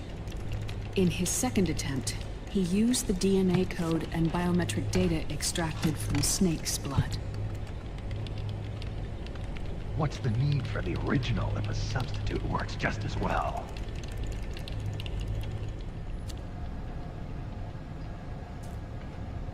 Neither your genetic pattern nor Liquid's genetic pattern is a 100% match for Big Bosses.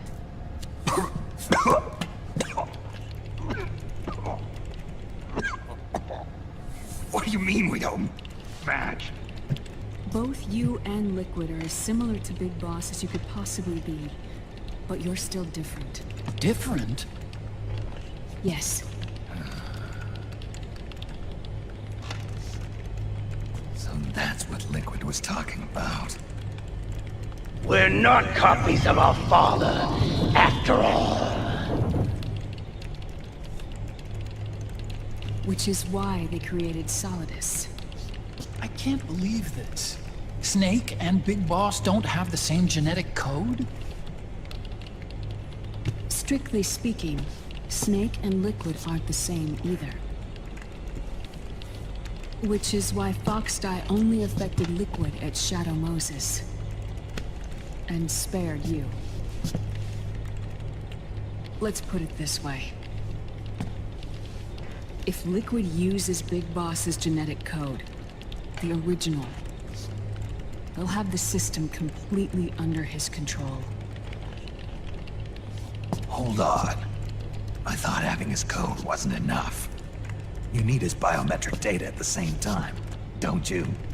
That's right. And Big Boss is already dead.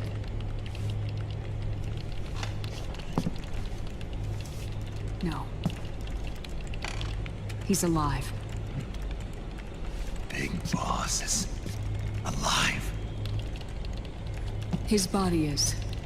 Or rather, his cells. That's impossible. Big Boss survives as a biomort. A brain-dead shell sustained in the lab. If Liquid obtains the body, he'll be primed to make his final move. Allowing him total control of the system. Exactly. It's there.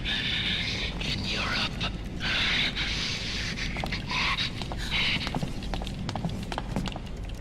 What do you mean? Eastern Europe. They have equipment that can heal me there. Where? The same place Liquid went? Dr. Magnar. He saved my life.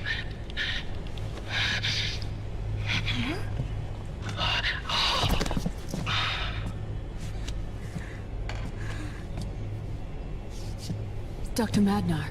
I've heard of him. A world-renowned cybernetics expert. Strictly underground, though. We're in luck, then. It's settled. We must head for Europe. Oh, Snake! Where are you going? I'm gonna be spewing out poison soon enough anyway.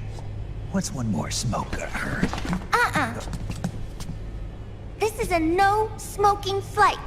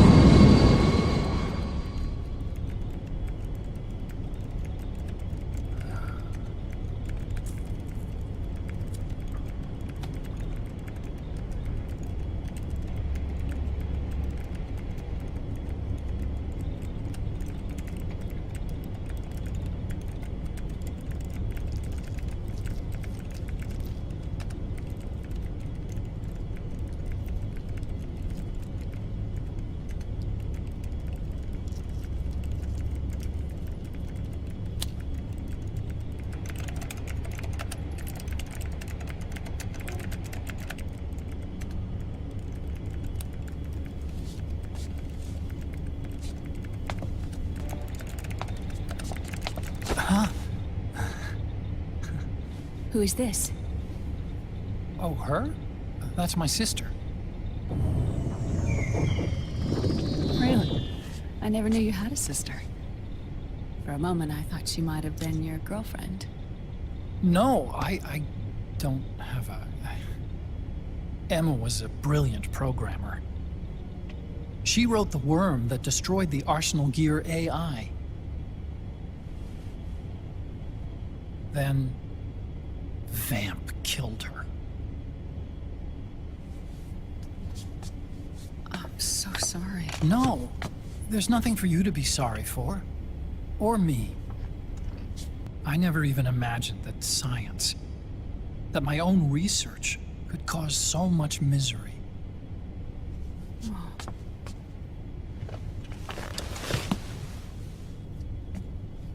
I mean, it's not like us science holics or Satanists or anything. But Even when we've got the best of intentions, we end up being used by others for evil. Dr. Emmerich, You see this? Sunny helped me build it. To tell you the truth, I think she's better at it than I am. But she's just a child. She cracked the protection on your mail.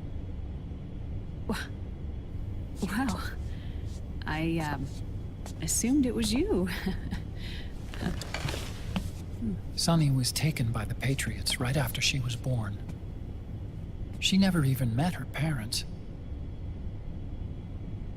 She's spent her entire childhood inside the net. That's why she has trouble speaking.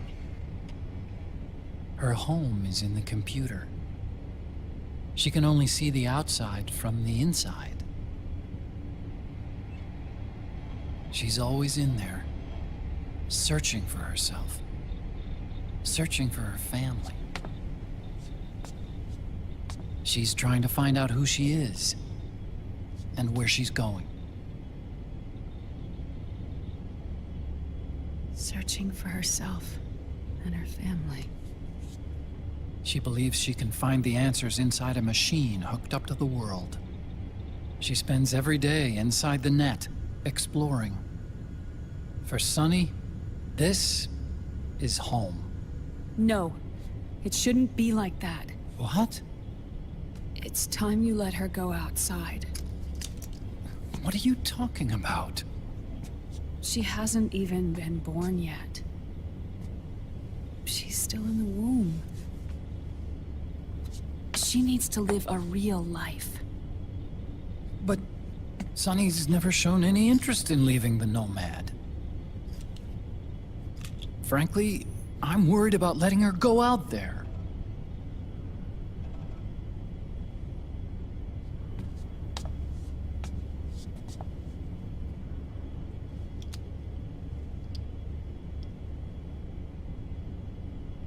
I have a feeling she'll do just fine.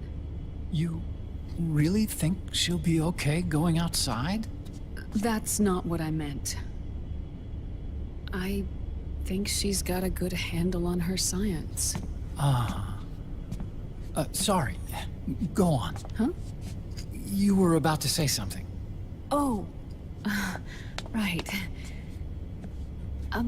Would you mind if I helped Sunny with her cooking? Oh, of course not. Go ahead. But, about all we've got on board besides military rations are eggs. No. Leave them off.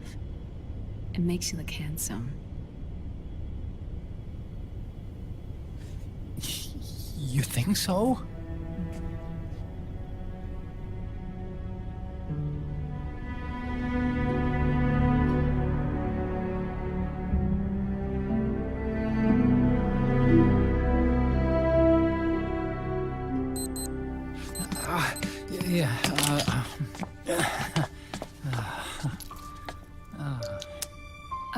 Dr. Emmerich?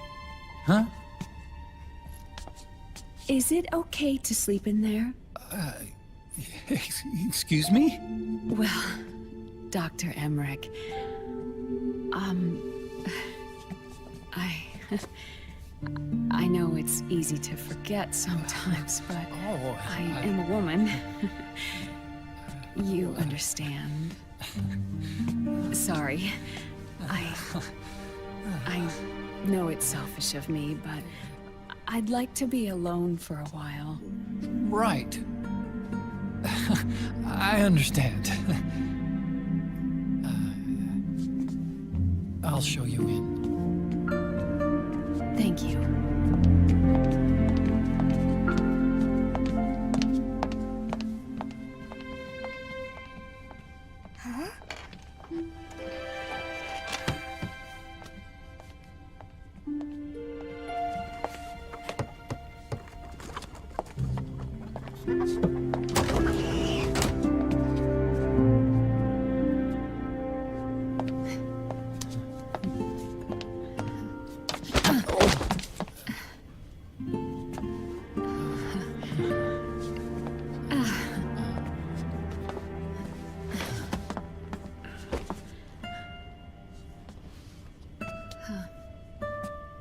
Good night, Dr. Emmerich. Yeah. If you get uncomfortable or anything, just let me know. I'll be out there working.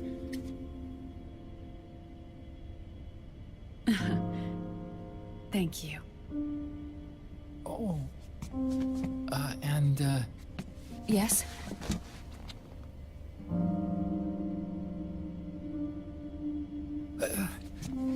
Call me Hal. Good night. Good night, Hal.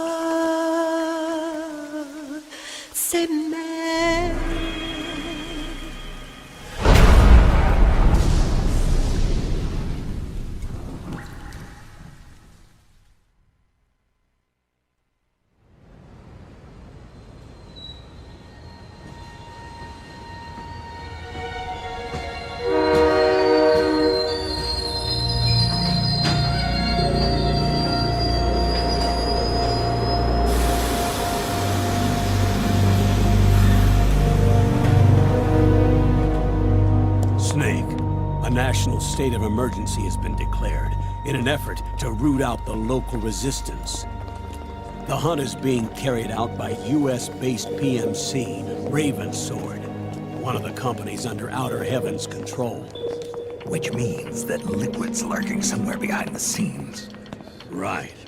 And at the top of the target list is the Paradise Lost Army, the resistance group led by Big Mama. Snake, you'll be infiltrating the region where they are believed to house their base of operations. It looks as if the PMC's moved swiftly, cutting off Big Mama and company's escape routes. They should still be hiding somewhere in that area. Big Boss's corpse is bound to be with them. You've been added to the PMC's blacklist, so you're going to have to lie about your identity to get in. I've provided you with a way to evade the checkpoints. Make contact with the Resistance and find Big Mama. This is our last chance. We must reach Big Boss's body before they do.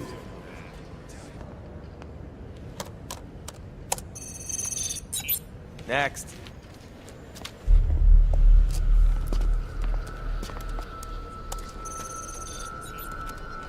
Next.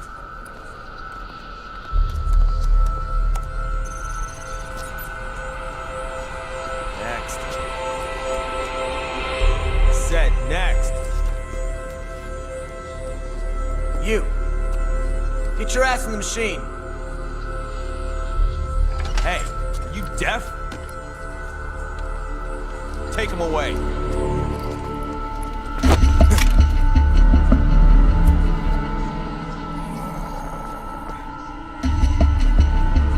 Coming with me. I said over here.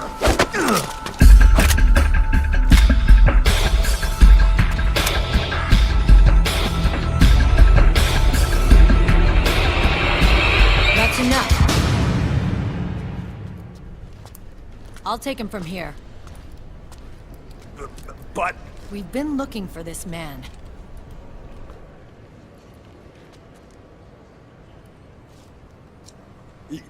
Yes, ma'am. Come with me.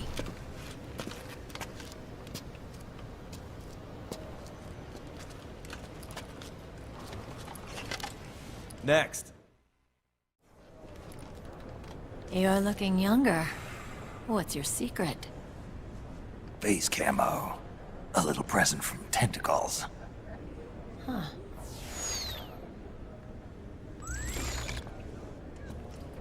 The PMCs sure seem to know you well enough. You may not believe it, but I'm in charge of overseeing all PMC activity.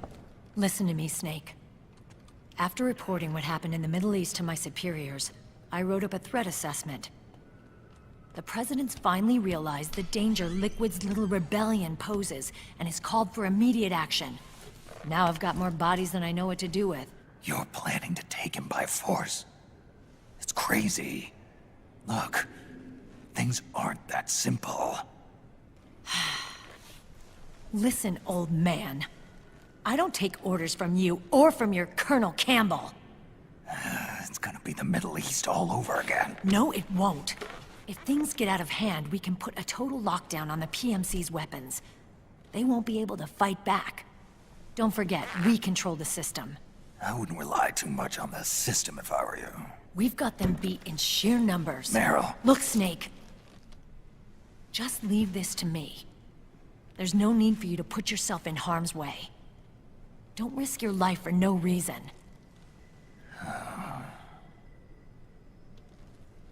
Snake. What you're trying to do, it's not a mission. I know. It's not justice. It's a hired hit. If you know, then...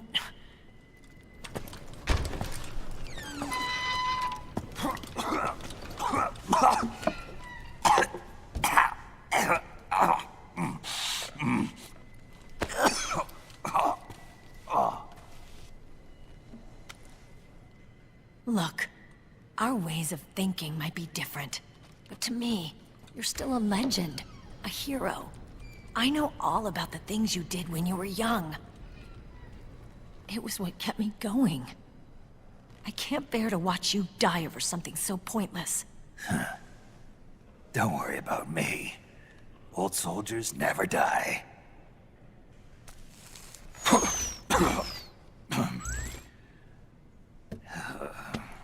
Your cause is our cause now. You don't have to do this. I'm no hero. Never was. I'm just an old killer, hired to do some wet work.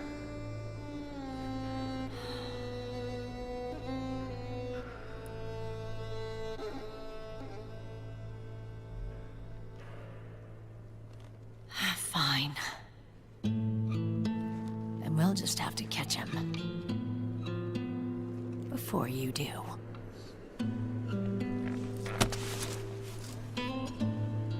I may have loved you once.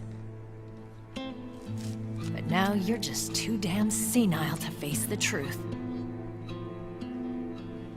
Wake up and face reality. Old Snake. And stay out of our way.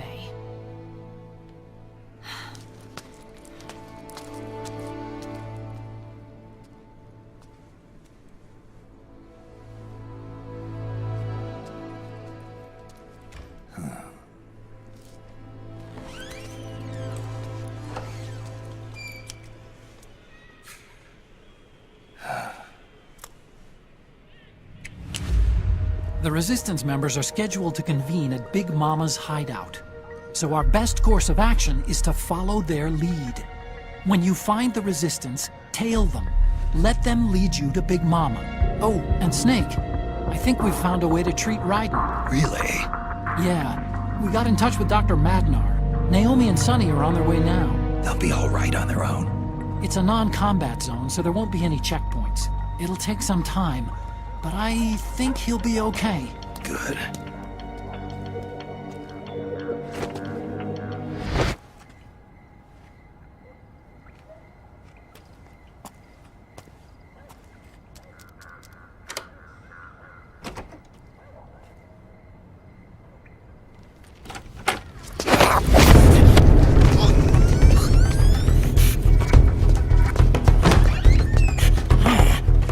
Who's there?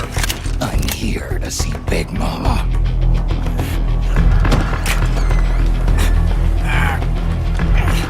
Is this the guy? What do you think? I didn't hear him coming at all. He's gotta be the one. Yeah. But look at him. He's ancient.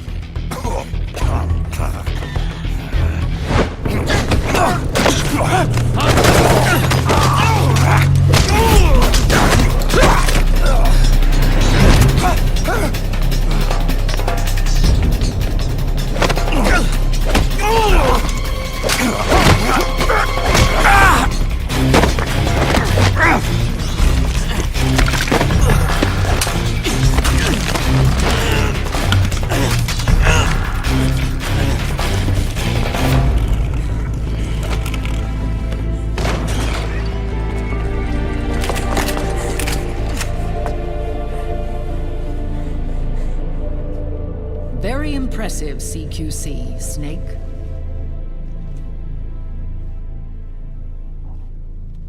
No doubt about it. He is the legendary soldier. Call me Mama. Big Mama.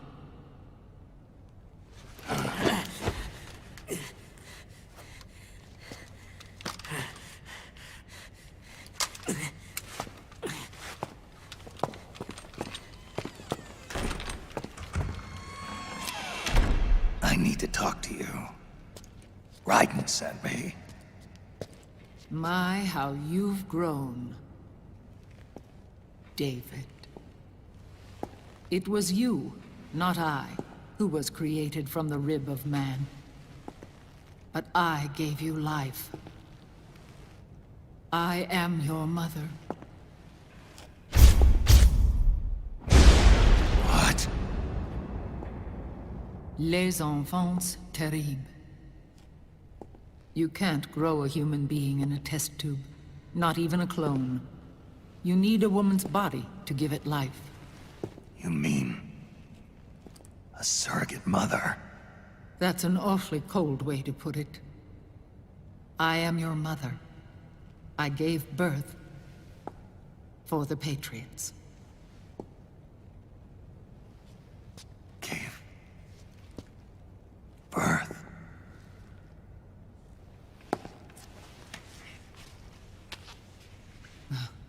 The forbidden fruit. Appropriate. No?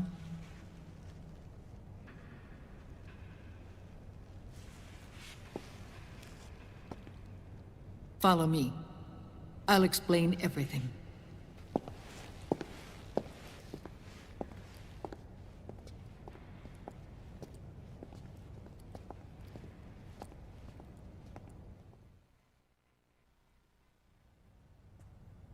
The man who wants me dead is Liquid, your twin. You think you know him, but I know him better. He was once Ocelot, but Liquid has taken control of his soul. And now he's locked in a bitter struggle with Zero. Zero? The founder of the Patriots. Founder? When did this happen? 40 years ago. During the Cold War, when the United States and the Soviet Union were still at odds. It was in that chaotic era that the Patriots were born. And I played my part. I was one of the founding members. You? Zero created the Patriots to manage and control the American state. That control endured long after the Cold War ended. The organization became an empty shell, continuing to function through AIs. Those AIs are responsible for the creation of the war economy, and they gave rise to the Sons of the Patriot system. But I am partly to blame. I bear some of the guilt for creating the organization. It was right after I first met your father, Big Boss. Back in 1964, I was ordered to take part in a CIA op called Operation Snake Eater, which concerned a new weapon the Soviets were developing at the time. My mission was to support a certain agent. That agent later became Big Boss, but I knew him as Snake. Snake? Yes, Naked Snake. That was his code name at the time. A name he would give to you, his son. The commander of this mission was a man called Zero, the head of Special Forces Unit Fox. Back then, I was working as a double agent for the Chinese. My objective was to secure the location of the Philosopher's Legacy, a massive cache of hidden wealth, and report it to Beijing. I was to acquire a microfilm showing the location of secret funds, funds amassed by the Allied powers during World War II. But I failed in my mission and was expelled from China. I took the apple from the snake. and was cast out of Eden. After years on the run, I ended up in Hanoi. That's where I met him again. It was around then that Zero used the massive funds contained in the Philosopher's Legacy to start a new organization, the Patriots, which would carry out the final wishes of a certain legendary hero. The initial membership consisted of Big Boss, Sigint, Paramedic, and their commander, Zero. Oh, and there was one more who we mustn't forget. He stayed behind in the Soviet Union to support the group as an informant, Ocelot, who is now Liquid. After your father rescued me in Hanoi, I went to America and joined their organization. Zero's goal was to achieve a unity of thought and awareness. He believed that was what the boss wanted, and the rest of the Patriots followed his lead. The boss? The boss was a legendary hero from the Second World War, known as the Mother of Special Forces. She had an almost overwhelming charisma about her. The CIA feared this, so they had her eliminated. If she had survived, the world of the 21st century might have been a very different place. We were all influenced by the boss's will. It was what drove us to create this organization, to be closer to that spirit. Zero decided that in order to lead the people, we needed a special kind of icon. So we turned to Big Boss, the last son of the boss. He shared more of her life than anyone else. It was Big Boss, the true heir to her legacy, who was best suited to play this role. As the times and currents of politics changed, so too did Zero. Eventually, he became a prisoner of his own lust for power, sparking friction between him and Big Boss, who resented playing the puppet. With Big Boss drifting away, Zero realized he would need insurance. Something that would perpetuate the existence of Big Boss, their organization's icon. And so Zero secretly embarked on a new project, Les Enfants Terribles. Its goal was to create a clone of Big Boss, the ultimate soldier. The project was led by Dr. Clark, known at the time as Paramedic. After dozens of failures, they finally, miraculously, succeeded in producing a fertilized egg. The egg used in the successful in vitro fertilization came from Dr. Clark's assistant, a healthy Japanese woman. Blood from the east flows within your veins. Give birth to Big Boss. To realize this, I asked to serve as the surrogate mother, and was more than happy to carry you in my womb. I loved him. 9 months later, I gave birth to 2 Big Bosses, you and Liquid. It didn't matter that you were clones, or that they had manipulated your DNA. You were born the same way as any other normal child, from your mother's womb. But Les Enfants Terribles proved to be the final straw for Zero and Big Boss. Determined to oppose Zero and his plans, Big Boss broke away from the Patriots. He left the States, created his own mercenary company, and drifted around the world. I'm sorry. Your father never wanted you. Human life isn't meant to be manipulated like that. I knew that, but I wanted you. After Big Boss left, Zero really lost control. What Zero wanted was an orderly world, one governed by rules. His fortune grew through countless wars, and his words influenced decision-making all the way up to the Oval Office. As the world saw the rise of digital technology, IT, the internet, and genetics, the Patriots' power grew immense. Their roots spread and took hold throughout the globe. In time, they began to dictate the fate of entire nations from the shadows. And before we knew it, the Patriots, the proud police of the world, started bringing an entire planet under their control. Their intentions were fair, but their execution was flawed. Zero developed weapons, amassed armies, used information for extortion, all in order to gain more wealth. He was obsessed with controlling awareness on the inside from the outside. But I cannot imagine that's what the boss would have wanted. They both misinterpreted her will.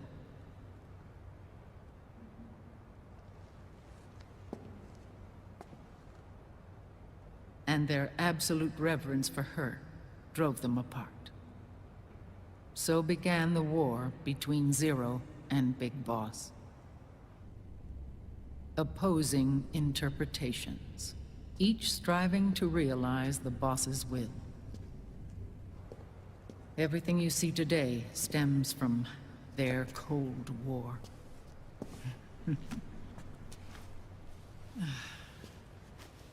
Differences in race, in religion, in ideology.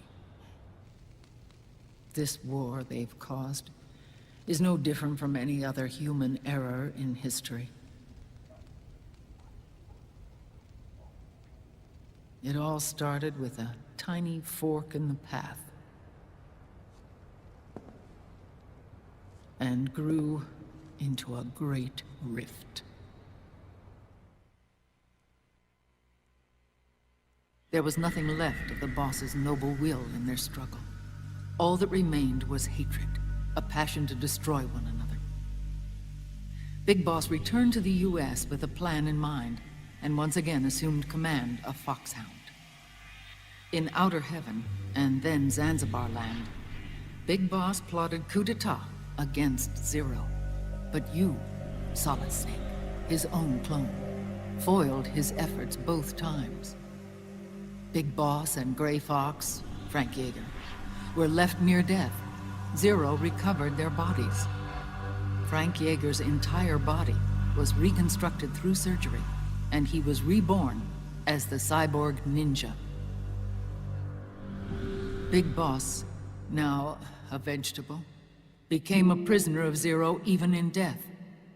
For Zero, more than anyone else, your father was an irreplaceable icon. No, the truth is, for Zero, he was an irreplaceable friend. After Big Boss's betrayal, Zero could no longer believe in something so uncertain as life. He lost his belief in everything. Nations, organizations, individuals. Zero was no longer willing to place his organization in the hands of the next generation. Instead, he set up a network of AIs, a decision-making system formed from all the information he had accumulated. He built 4 AIs, GW, TJ, AL, and TR, as sort of a digital Mount Rushmore, and 1 core artificial intelligence to unite them, John Doe. GW. The same GW we destroyed 5 years ago. The same. Ever since GW was cut off, JD and the other 3 AIs have controlled all information on every aspect of global society. Economics, politics, law, morals, and culture. The war economy is no exception. In the shadow of the system and its complete control over the world, Big Boss isn't allowed to live or die.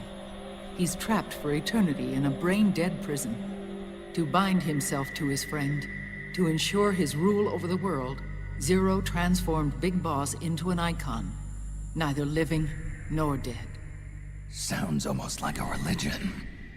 Naturally, Ocelot and I plan to free him from Zero's prison. We enlisted Naomi Hunter, an authority in the field of nanomachine research, into our organization. And we used Frank Yeager to kill Dr. Clark. Ocelot tortured the DARPA chief, Donald Anderson, also known as Sigint, to death, and made it look like an accident. The Shadow Moses incident. With Paramedic and Sigint dead, Zero was the only one left. But we too paid a price. I lost Ocelot. Ocelot wasn't fighting for the Pentagon or the Russians, and certainly not for Zero. He was fighting for Big Boss. He idolized him.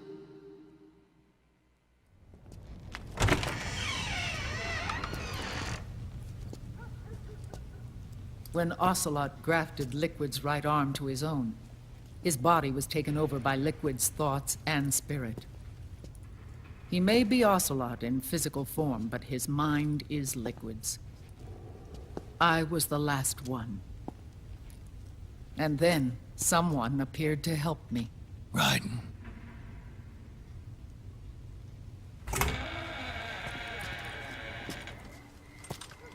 It was when I met him that I finally discovered the location of Big Boss. It was in the data he obtained from GW. Together, he and I retrieved Big Boss. But Big Boss was still asleep, as Zero had left him.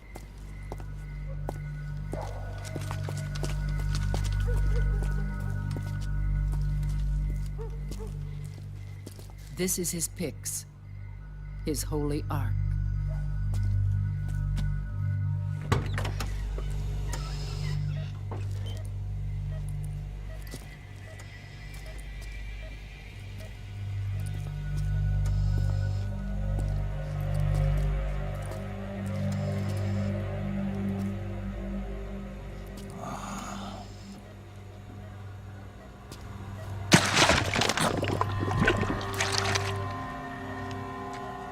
His body is alive, but his consciousness is locked away by nanomachines. So technically speaking, he's not really brain dead. We can't allow Liquid to inherit the same sins that corrupted Zero, manipulating people's minds for the sake of his own ego.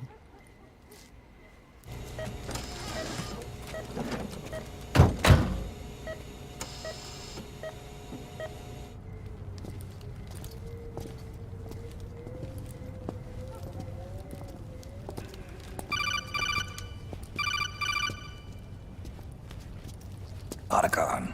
Snake, it's Naomi. What happened? She's gone. She's not in the Nomad anymore. When? Less than an hour ago. She disappeared right after she and Sonny got back from Dr. Madnar's place. Why weren't you watching her? I didn't have my glasses on. Naomi said it herself. The experiment can't succeed without her. You think she went back to Liquid? What about Raiden?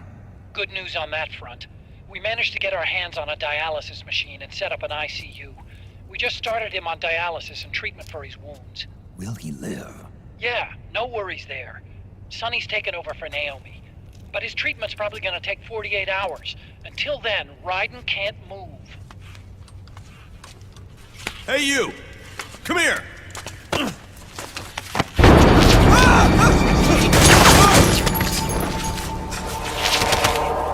What the hell is that? Move!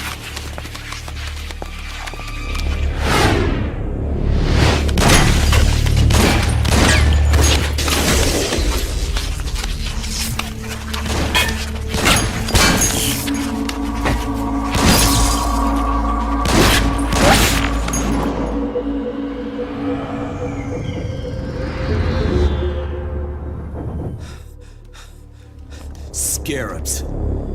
Unmanned scouts. They've found us. We're moving out.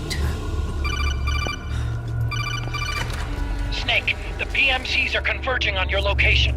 Damn it! They're sending in Gecko! They'll be on you in less than 5 minutes! Are they ready? Yes, ma'am. We'll escape through the canal route using the real van. Get it ready. Hurry! Yes, ma'am. Snake, over here. We've got decoy vans set to draw some of our pursuers away.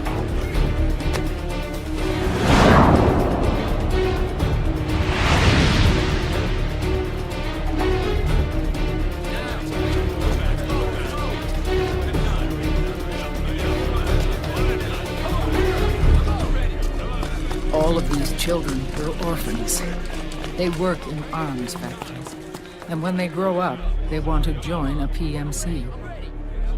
They seek revenge on other companies, PMCs that killed their parents, and use their earnings to support their younger siblings. There are countless child soldiers like these in the PMCs. Nowadays, anyone with a computer can get combat training. The FPS games that these children love are distributed for free by these companies. Of course, it's all just virtual training. It's so easy for them to get absorbed by these war games. And before they know it, they're in the PMCs holding real guns. These kids end up fighting in proxy wars that have nothing to do with their own lives. They think it's cool to fight like this. They think that combat is life. They don't need a reason to fight. After all, for them, it's only a game. Zero is the cause of all this. Defeating Liquid won't change things. Unless we stop the Patriot system, the cycle will go unbroken.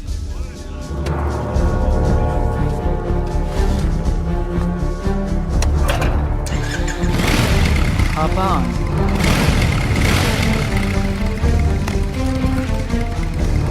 Hold on to me.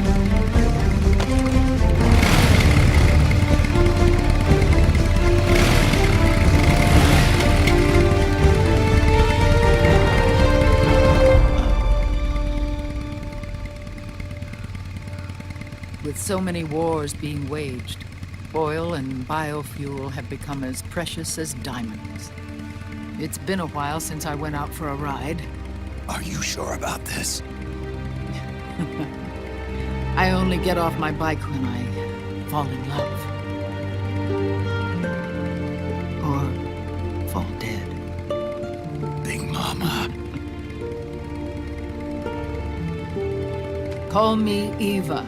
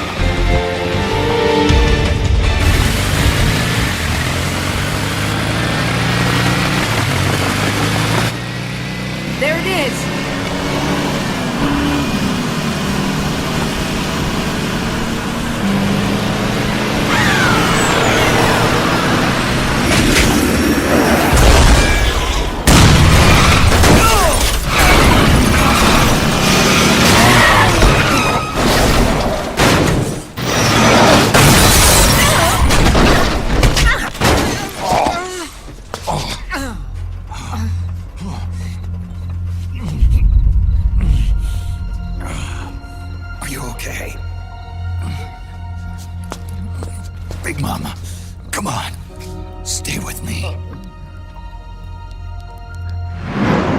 Eva, I need you. Is that you? Snake.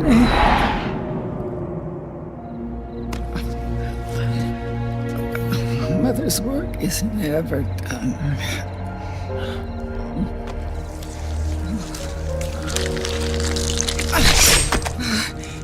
Big Mama!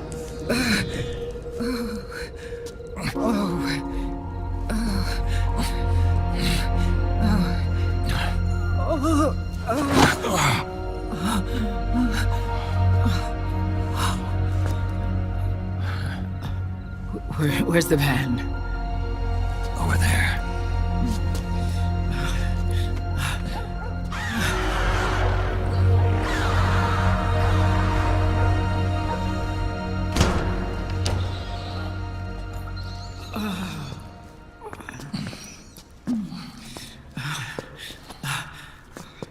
The children.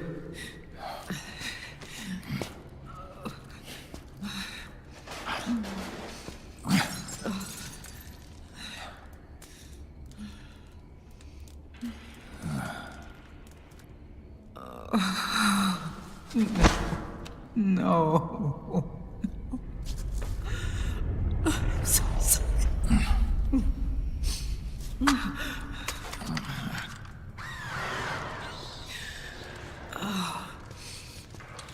She'll be coming to search the van. I'll take care of it. You stay here. Keep watch. I'll contact the children. Here. Take this.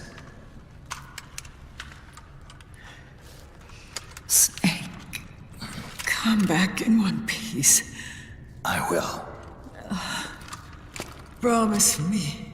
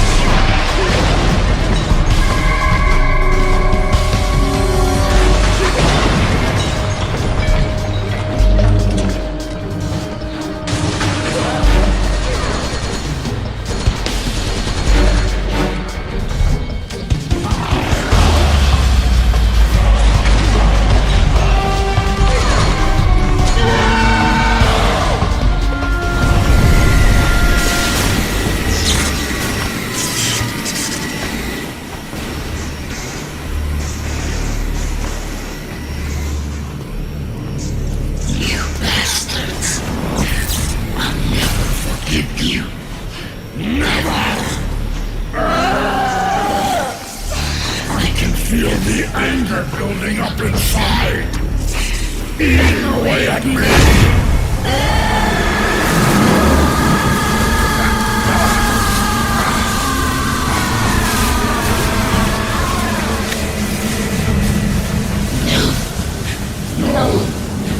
I'll never forgive myself. I don't want to be angry. I don't need anger. I'm not angry.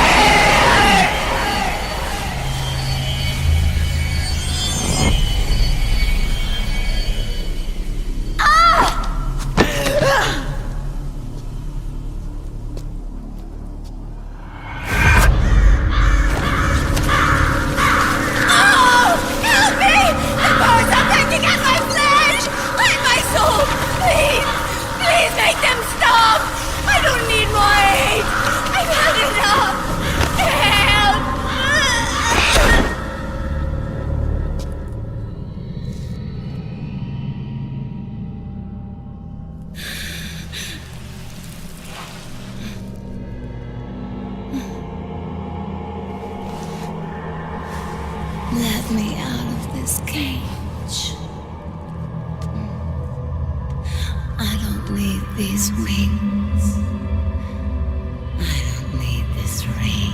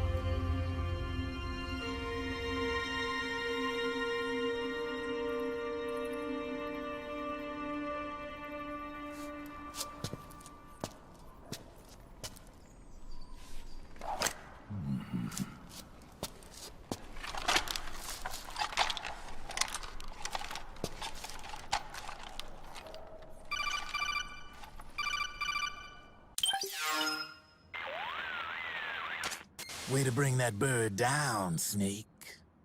Drebin. And you got yourself a souvenir, too. A grenade launcher. Nice. That's a real user-friendly weapon. Not much use to me without an ID, though. I'll launder this one free of charge. What's the catch? Only that you give it to me when you're done with it. A weapon with that many decades of rage stored up inside it? Now that's a collector's item. How old was she? I'd say about 20. But she had years of soldiers' rage hidden away in that youthful body of hers. Soldiers? Yeah, the soldiers of Ake. A place that hasn't seen peace in a long, long time. She was captured by one side or another, and kept caged up like an animal, along with God knows how many other kids.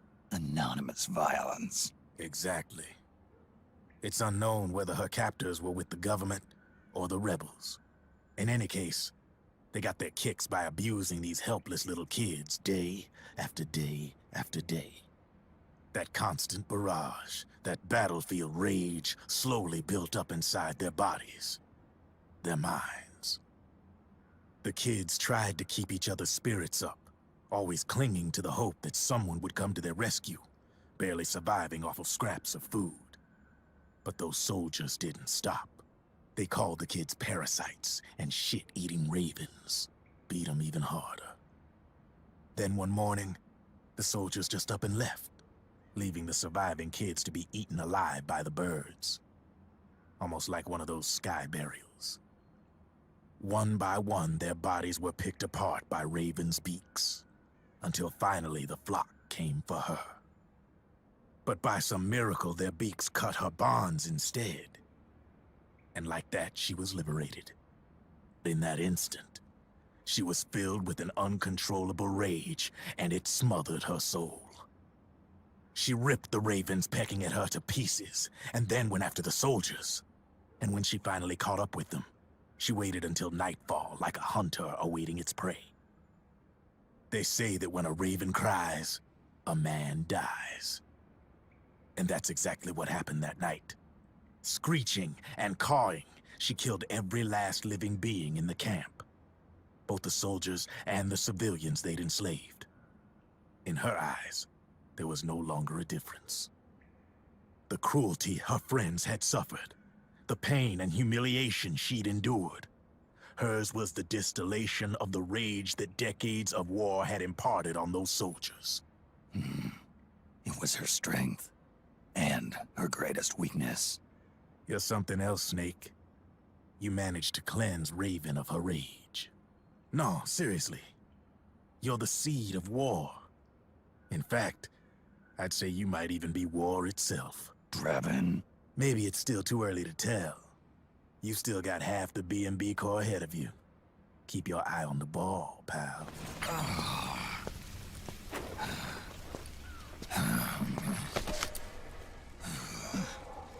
Snake, I have to apologize. The 3 vans that came out with us are decoys. The real one is floating down the river, headed downstream. I managed to get in touch with the children. Depicts is safe. We're going to rendezvous on the riverbank, downstream. Land and air routes are cut off. But there's a cruiser waiting for us. The Volta River is our only chance of escape. Let's get out of here. Hurry. Good thinking.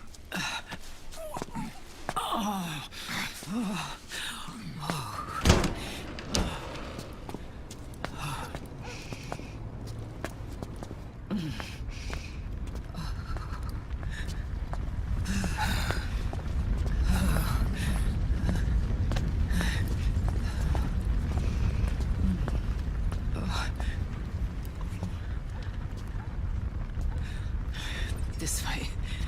Follow me.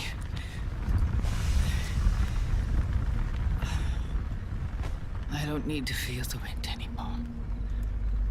There's no need to keep lying to myself. I only get off my bike when I fall in love. Or... Oh... Snake... Give me a hand. Yeah.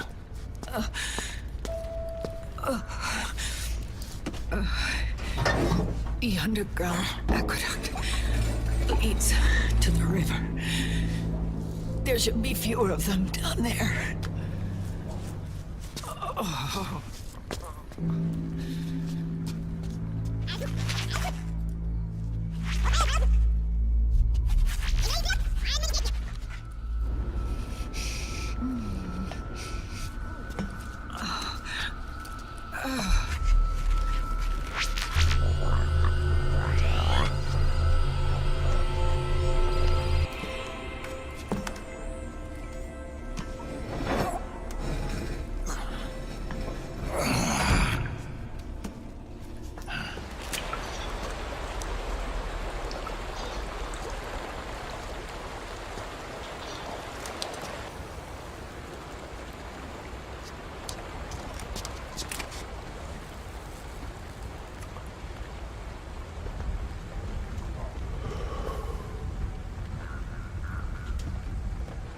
Liquid. Not bad. Where's the pics? That no longer matters. Where is it?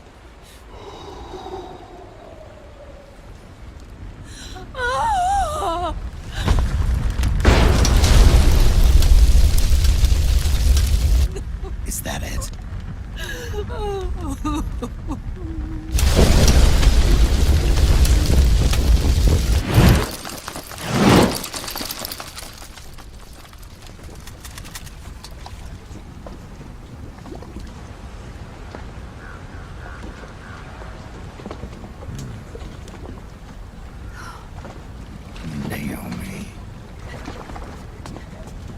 Naomi told me everything.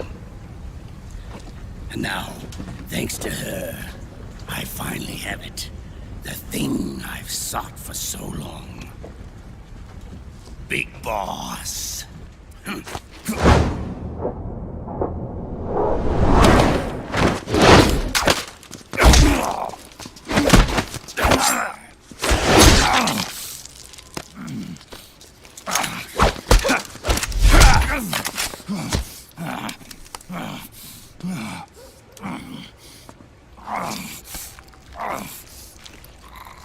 Nice try.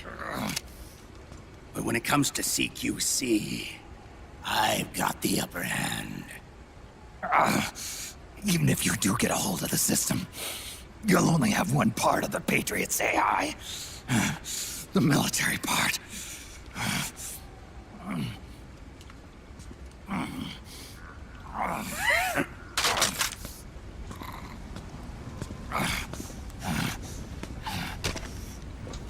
What of it, brother? It's only a matter of time before I have everything.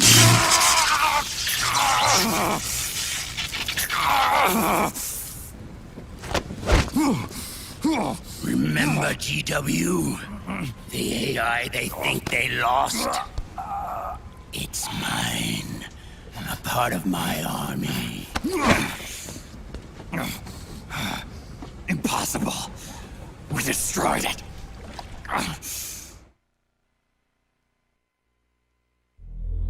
Your worm only managed to cut GW into little pieces. Pieces we were able to reconstruct. And then we stowed it away inside JD's network. This man's body has served me well, allowing me to pass every security barrier between me and GW. After all, the Patriots system is nothing more than a machine. Now that GW is a spook inside the network, there's no way JD would recognize it as an external threat. Once I destroy JD with a nuclear strike, the Patriots network will be mine. And then, I'll build my haven, free from all forms of control. I'll cast aside my old identity and take my own name for the first time.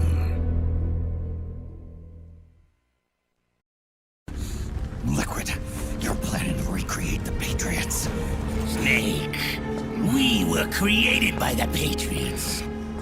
We're not men. We're shadows in the shape of men.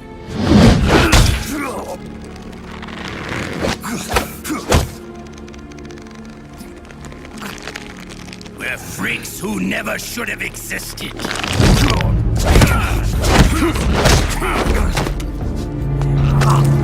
We're a system. Insurance that future generations never prosper.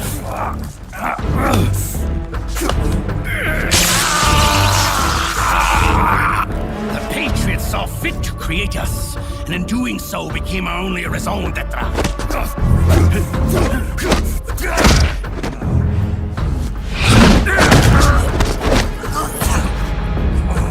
I won't fight my fate any longer. I'll kill Zero and Big Boss and become a Patriot myself. It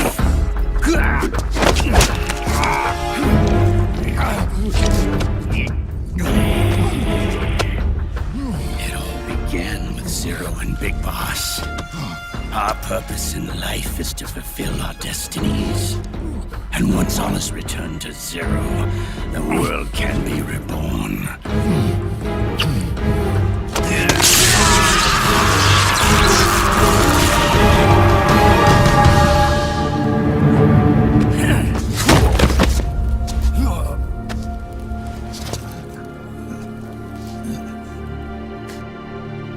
Adam!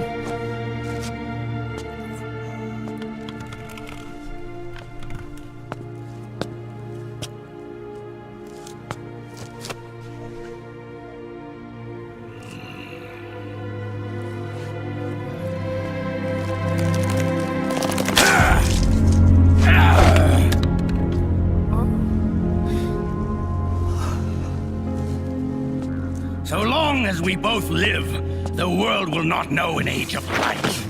If we're to pass the baton to the next generation, the only choice left to us is death.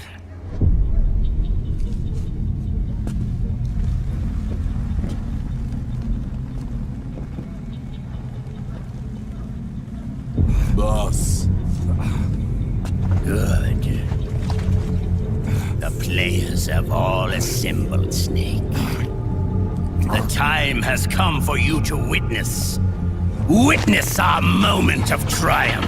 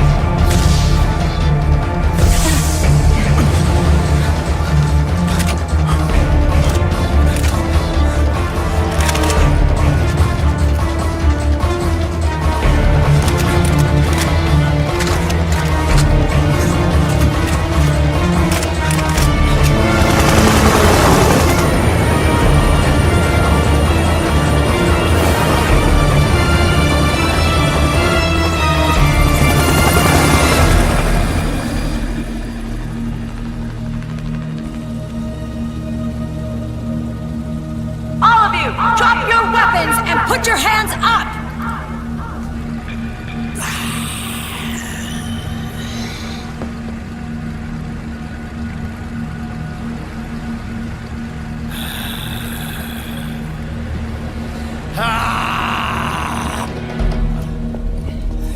Meryl!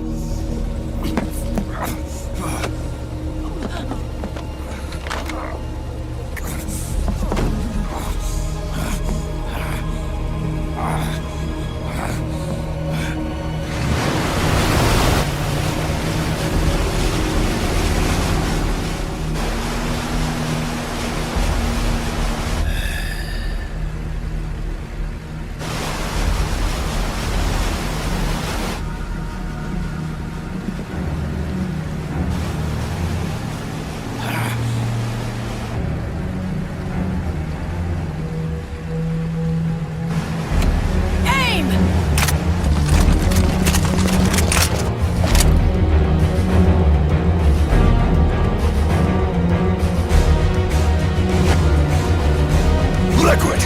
Stop! Fire!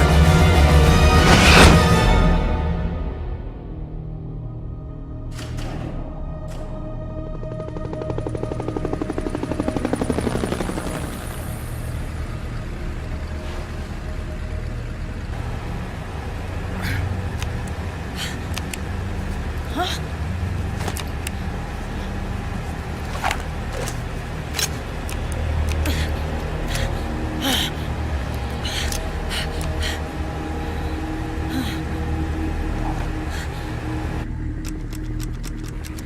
What?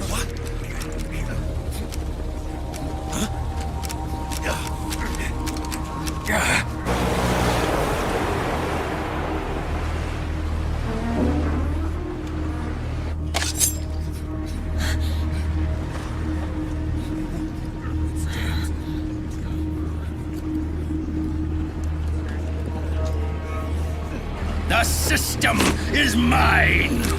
Your guns and your weapons are no longer your own. Behold! Guns of the Patriots!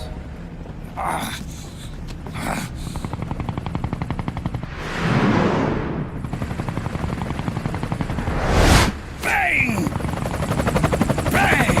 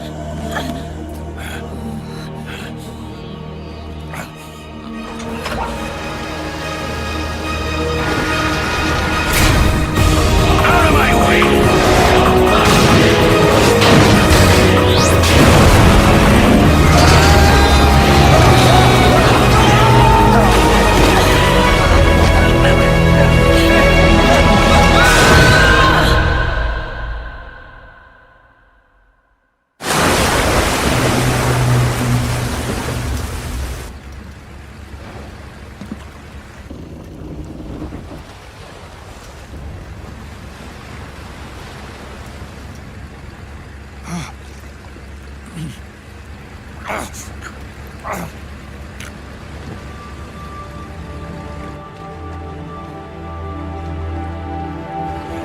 them have it.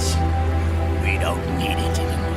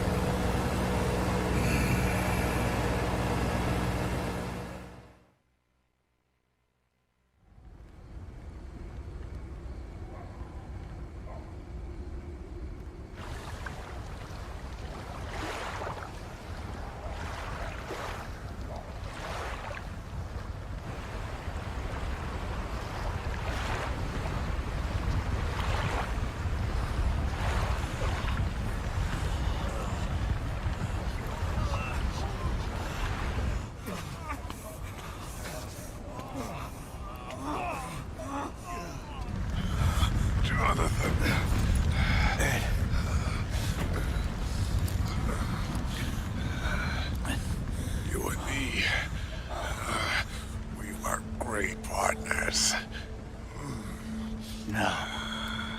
Great friends. Meryl! Meryl! Meryl!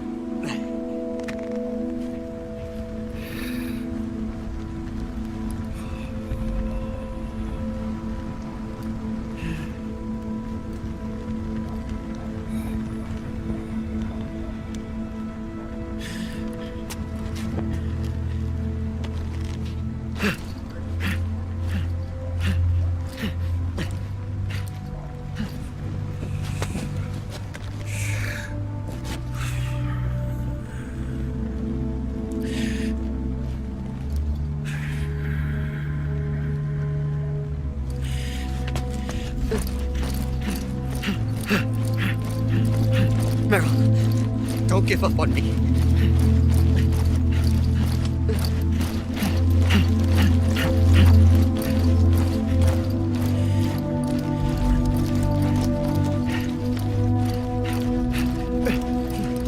Meryl, don't go. Meryl.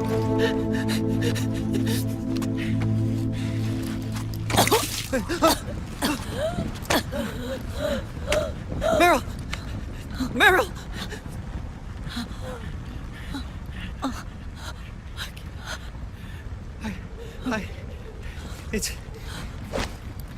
It's not... I mean...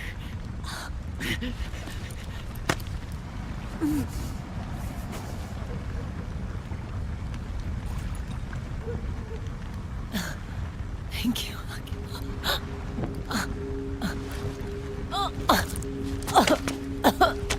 Okay, Meryl?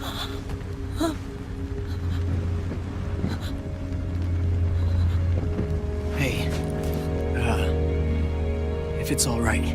Call me Johnny.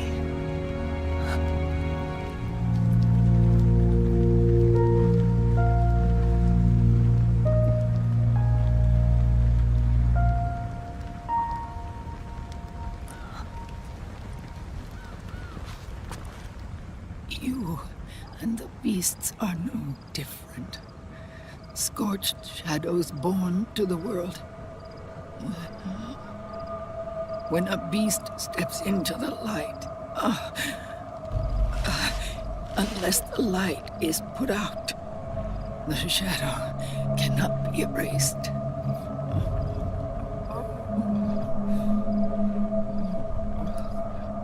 So long as there is light, there is shadow.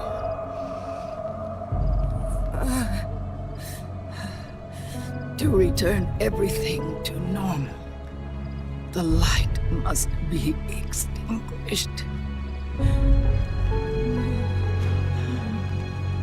And when that happens, you will be too.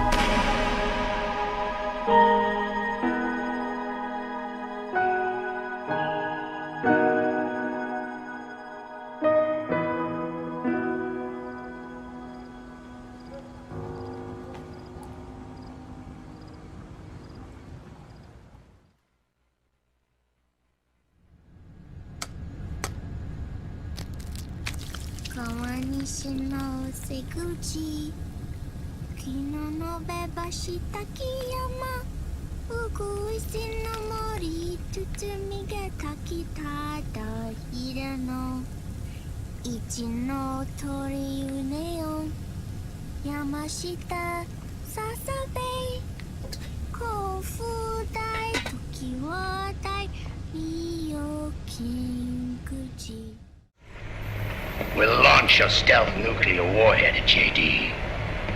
I thought you couldn't control the nuke with GW. We can't. That's where Rex comes in. I know where to find nukes they don't control. Now go. Prepare our haven. Yes, boss.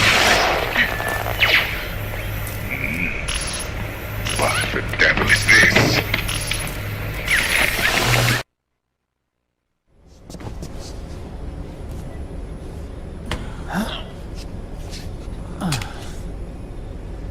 The video feed from the Mark II cuts off here. In the beginning, the Patriot system was controlled by 4 AIs, with JD at the top. One of those AIs was GW. The Patriots thought it had been destroyed, but Liquid was able to use it as cover to slip inside the system. GW. I knew I'd heard that name before. Yeah. GW was one of the Patriot Cell AIs. It was installed on Arsenal gear. Emma's worm should have put it permanently out of commission. But Liquid somehow recovered and repaired it. I'm guessing JD must be unable to recognize GW, even though it's inside the Patriot system. It's a blind spot. GW was written off as lost while it was still tied in. Using it let Liquid interfere with the AI from the inside. Where is this haven? Where is their base? Don't worry. Mei Ling is using the position of the Mark II's last transmission to predict the course of Liquid's ship.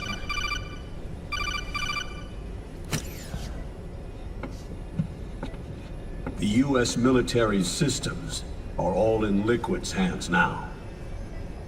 The regional systems have all been shut down. Guns are falling silent across the Earth. It's the first total ceasefire in human history. Supreme authority still resides with JD, which the Patriots still command. Which is why Liquid plans to launch a nuclear strike on JD in its orbit. But Liquid only controls SOP, and SOP only controls guns and small firearms. If Liquid can't use the nukes, then... then what's his plan?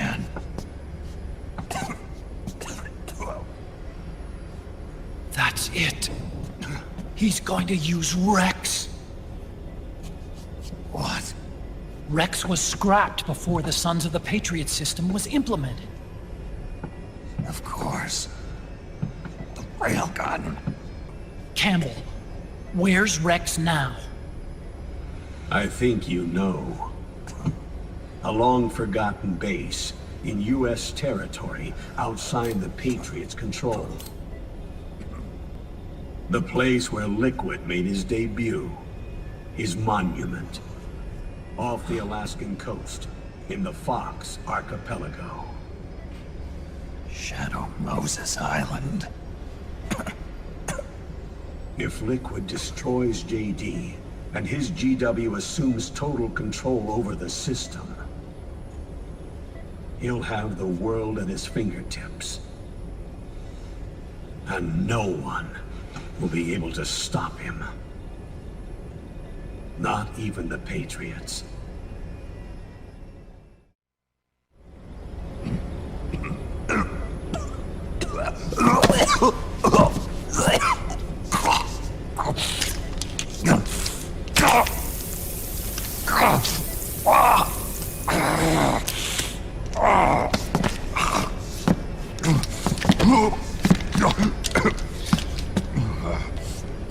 Enough is enough, Snake.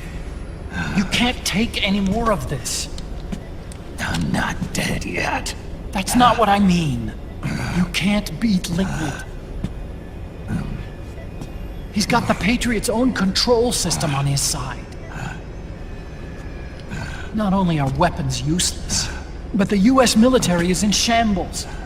And even if it weren't, Liquid's got enough men and machines to match it.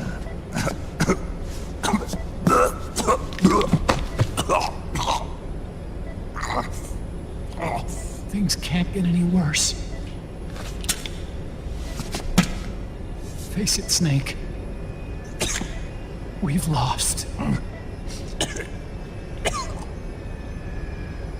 Otacon. We never stood a chance.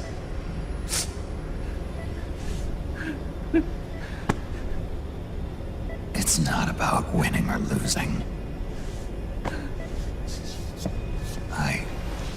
No. We started this.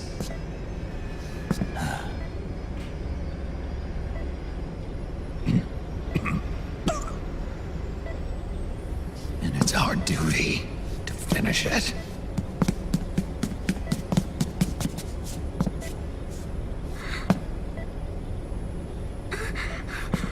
Sonny. No! Jack can't go. He's not ready yet. He needs to rest. Let me go, Sonny.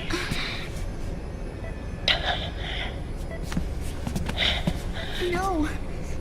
Your dialysis isn't done yet. Snake. He's not ready yet. Snake.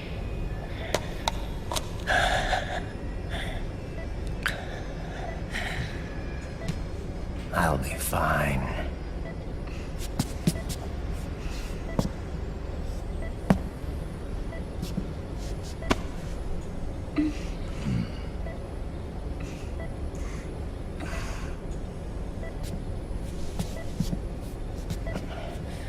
From now on, I'm living my life by my own will.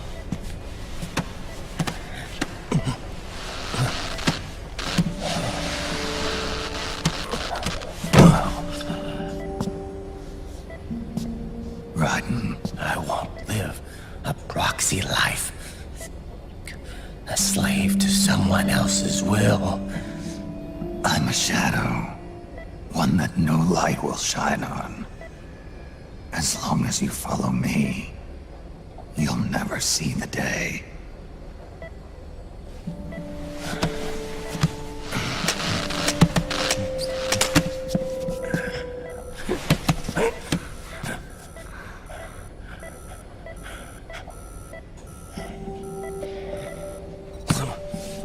You and I are both just pawns in this proxy war.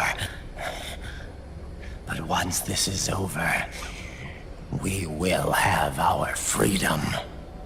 Raiden. I'll release you. It's the only way I'll ever be free. Raiden. 5 years ago. That's not what I meant. I've got nothing to lose. Don't be an idiot. You know you've got someone to protect. It was never going to work out for me. It even rained the day I was born. You've got it all wrong. You were the lightning in that rain. You can still shine through the darkness. The lightning. Raiden.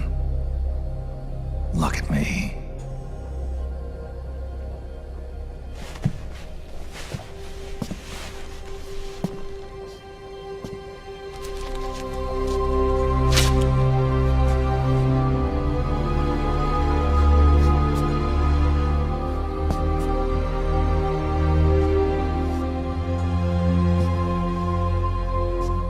Do you see this?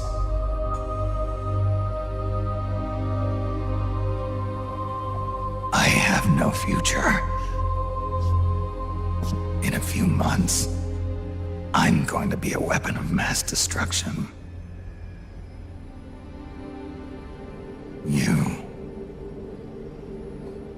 You have a family. I have no family!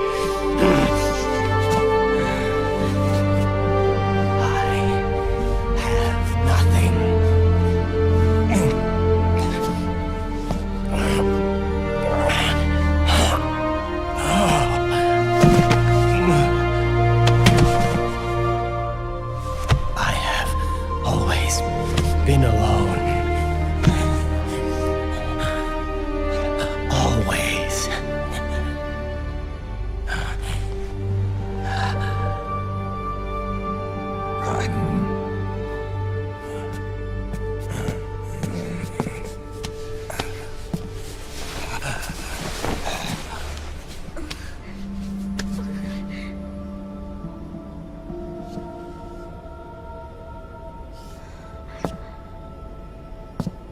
Don't leave me here. Alone.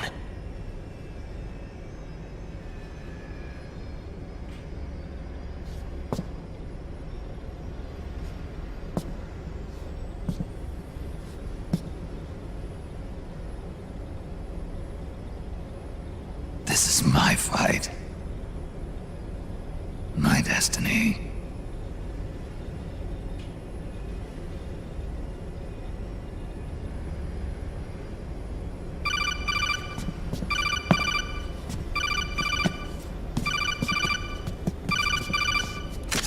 Dr. Emmerich? Mei Ling.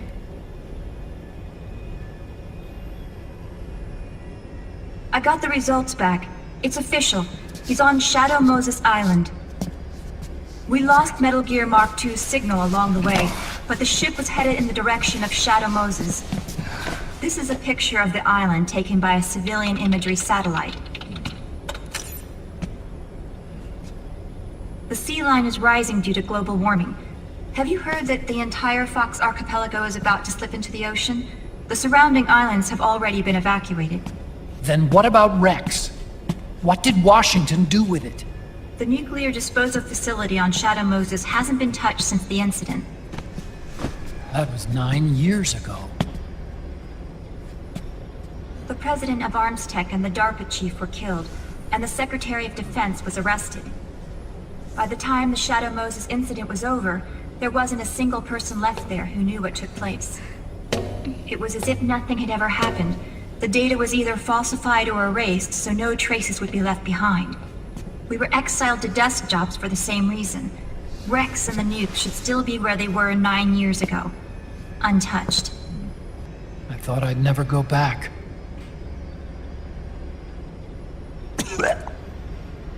It'll take me a while to get there, but I'll be backing you up from aboard the Missouri. She's the only ship in the fleet still able to move, since it was decommissioned before the system was put in place. And Hawaii's not that far away. Otacon, you're not wearing your glasses anymore. Oh, yeah. I switched to contacts. We rendezvous at Shadow Moses.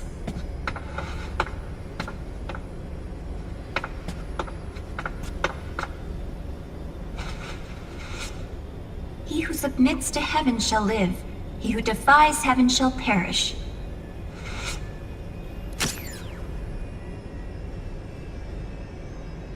I have to atone for my past, too.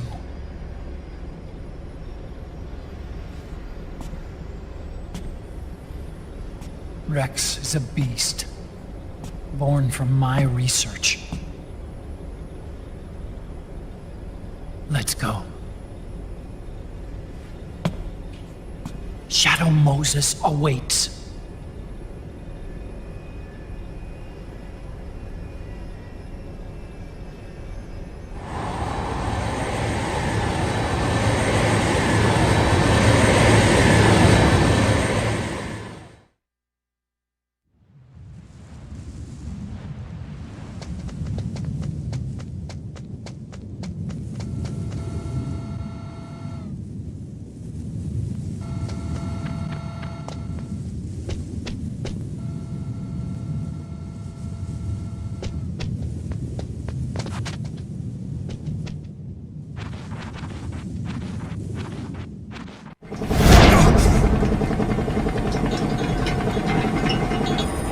Everything all right, Snake? I was having that dream again. We're here. Shadow Moses.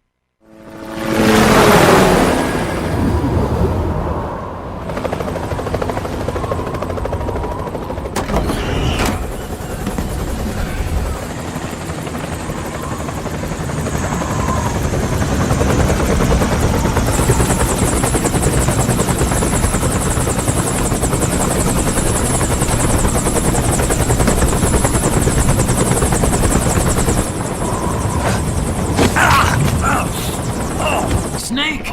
Are you all right? Yeah, I just slipped a little. Have to hurry. Not much time left. Meet the Mark III. It's our last replacement, so try not to break it. Who, me? Never. One more thing. I don't see anybody around, but there are unmanned sentries patrolling the area. Be careful out there.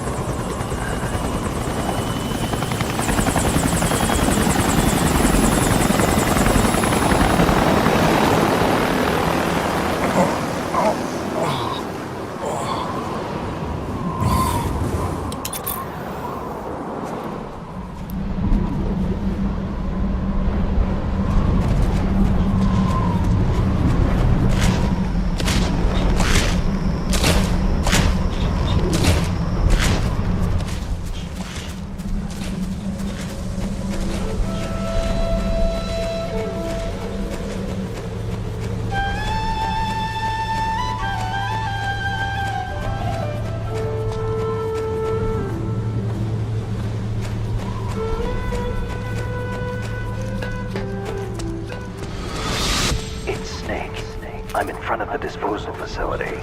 Excellent, Snake. How's that sneaking suit working out? I'm nice and dry, but it's a little hard to move. Bear with it. It's designed to prevent hypothermia. This is Alaska, you know.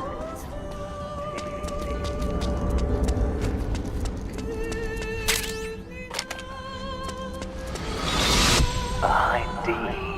What's a Russian gunship doing here? Wow, he must be crazy to fly Hind in this kind of weather. Who's that? Nice to meet you, Snake. It's an honor to speak to a living legend like yourself. What's wrong?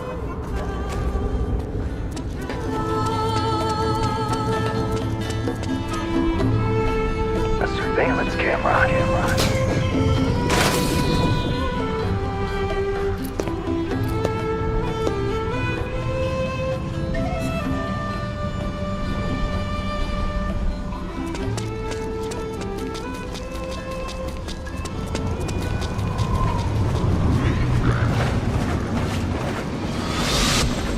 Snake, this is McDonnell Miller.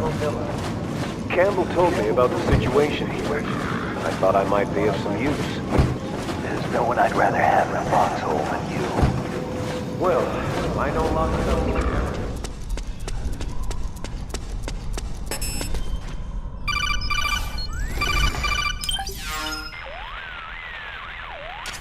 Huh? Snake, that door is locked. How do I open it? Security is shut down altogether. You can't release the lock without activating it. You'll have to log in somewhere. I've got it, Snake. My old office is close by. With the power on, you should be able to unlock the door from there. And if you check the facility records, we can find out Rex's status and who's been in and out. You remember where it is, Snake? I'm not senile yet. Just to be safe, I'm marking it on your map. You old geezer.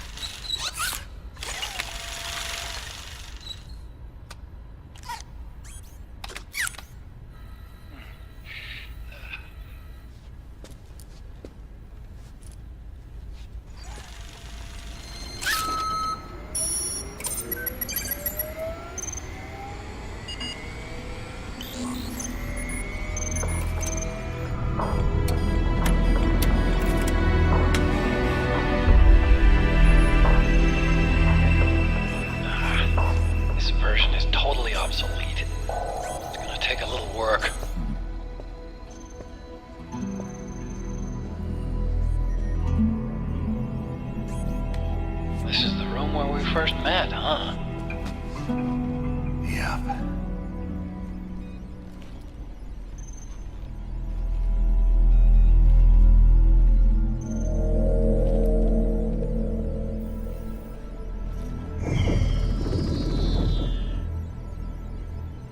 It's not conjuring up any unpleasant memories, is it?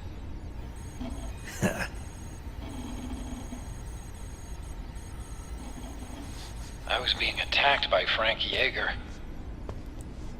Yeah, I remember. If you hadn't shown up when you did, gives me the shivers just thinking about it.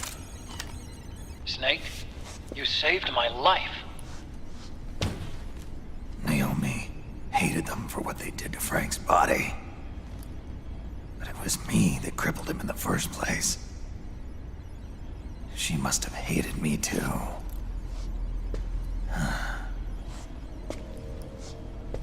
We shouldn't have been so trusting. I blame myself too. I helped develop Rex. That's why it was so easy for me to believe her feelings were genuine. But she was only using us to atone for her sins. So what? What did she do to us? You forgot already? She betrayed you. She stole your blood.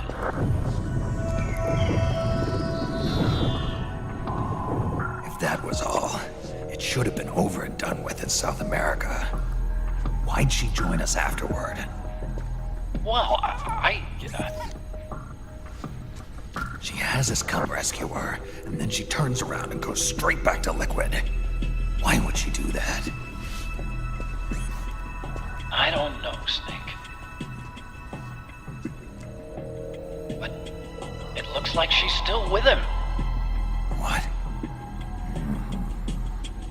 I just have had a look at the security access logs.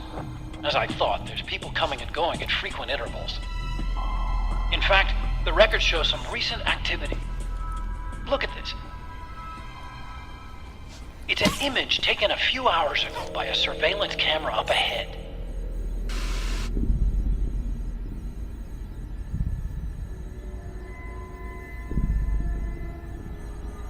Naomi. And Vamp.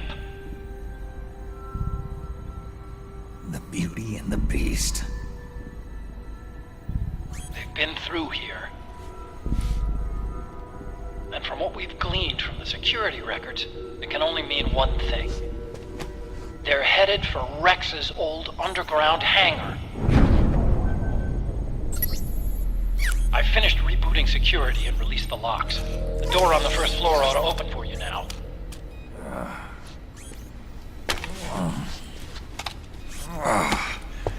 Amazing. Almost makes me nostalgic for the days when you needed a key card for every door. Yep. It's been 9 years. All you really have to do is reinterpret the old technology in terms of the new. Getting old isn't all that bad, you know. Let's get going, Snake.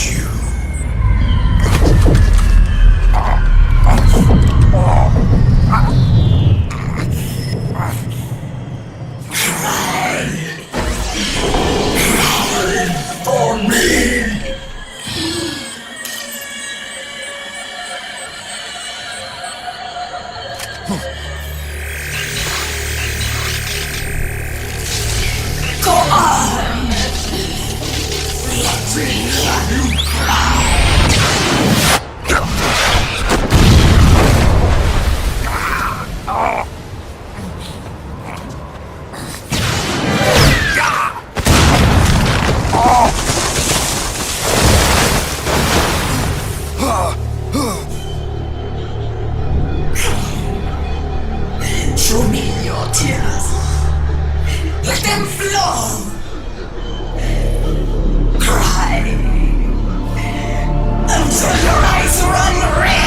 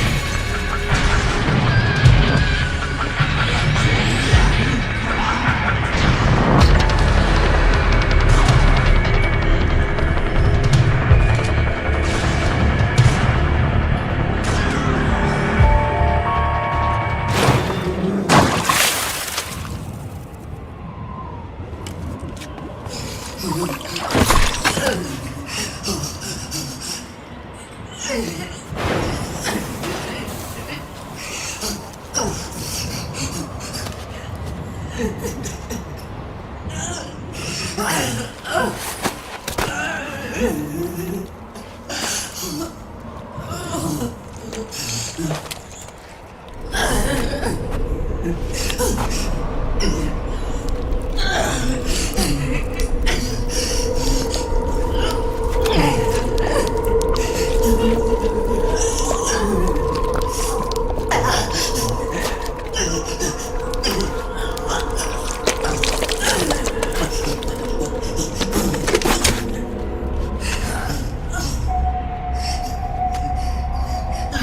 hear them. I hear the cries. The cries of babies.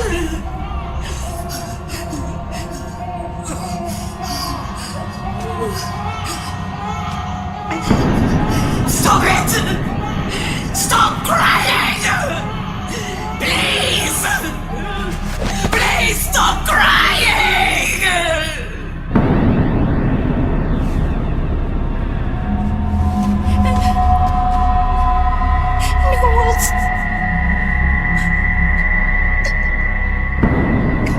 Go away. Don't come any closer.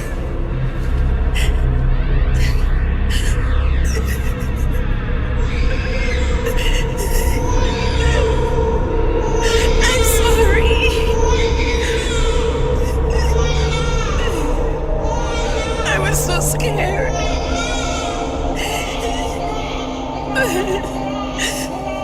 Forgive me.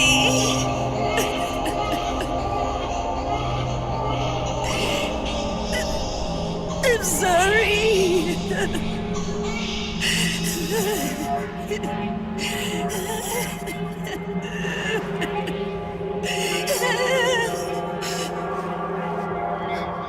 You can cry if you want. Cry if you need to.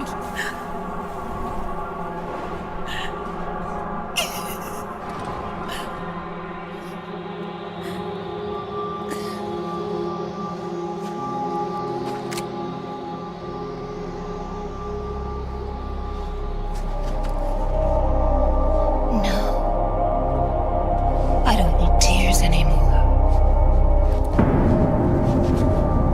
I've cried myself dry.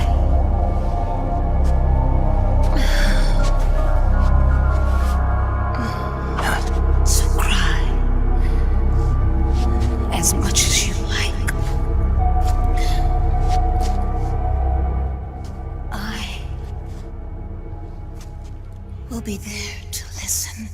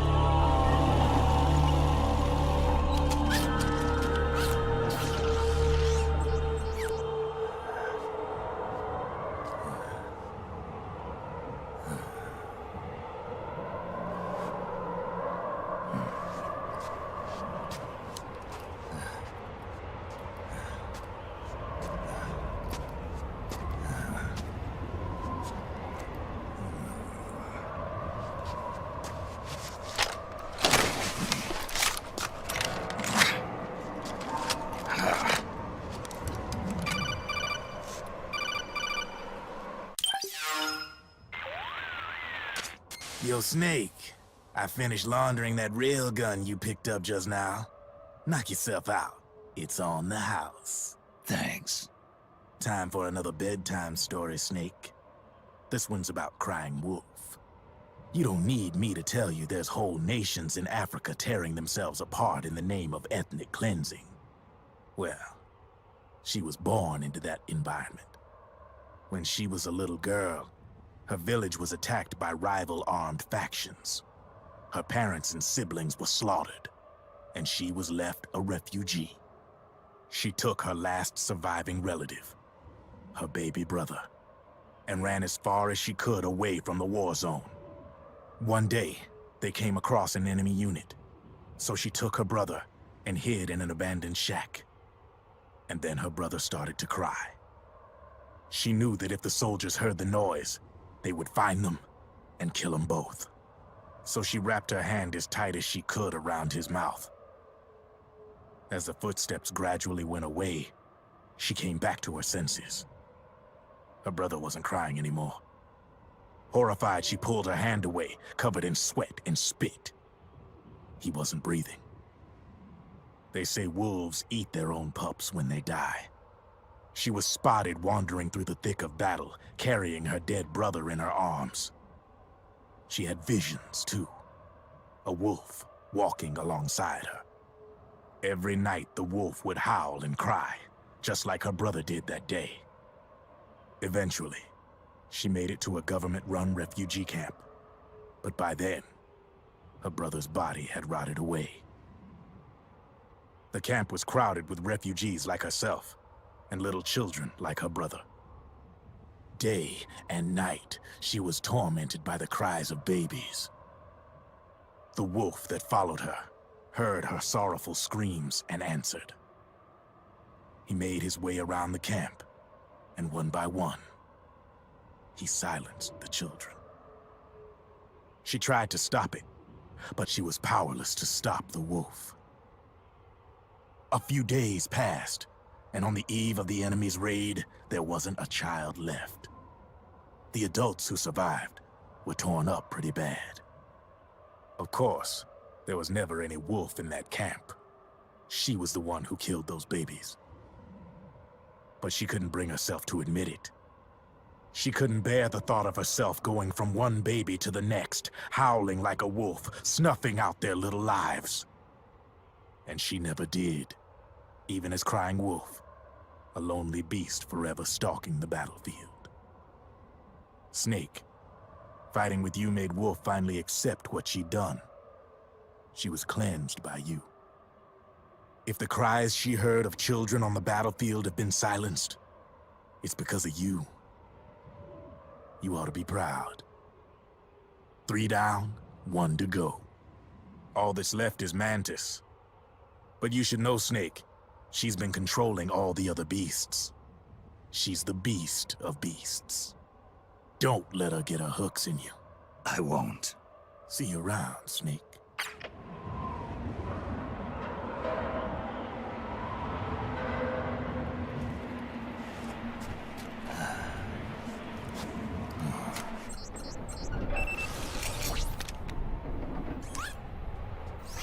Welcome home, Wolf.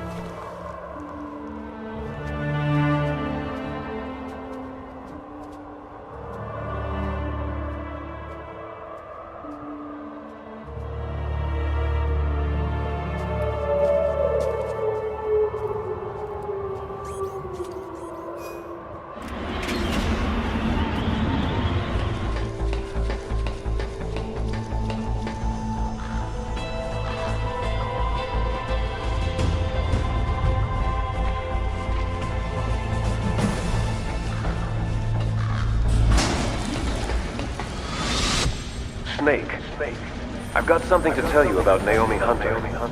What about her? She might be a spy. To kill me? Is that all you cared about? Frank Yeager. The man who you destroyed was my brother and my only family. Great Fox. You killed my benefactor and sent my brother home a cripple. I vowed revenge. But I can't go yet. I still have a job to do. I vowed revenge.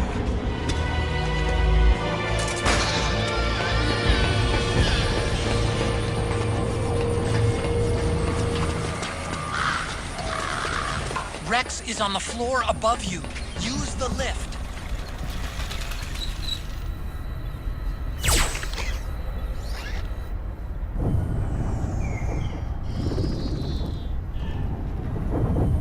Hop on, Snake. I'll send her up.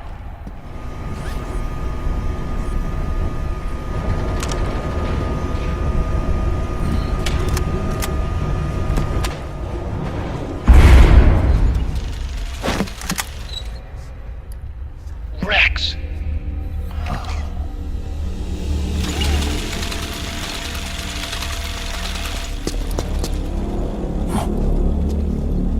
Look! The railgun's been removed! Liquid doesn't need the whole Rex to launch his nuke. He only needs the railgun. Damn it. Has it already been shipped? Hang on, I'll check. I'm afraid so. Unfortunately for you, the railgun is no longer here.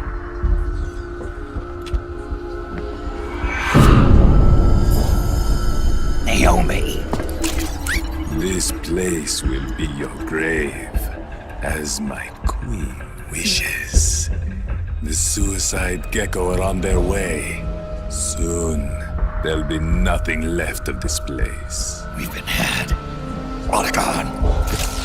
Snake, I think I might be able to get it working. I just need some time. Hurry!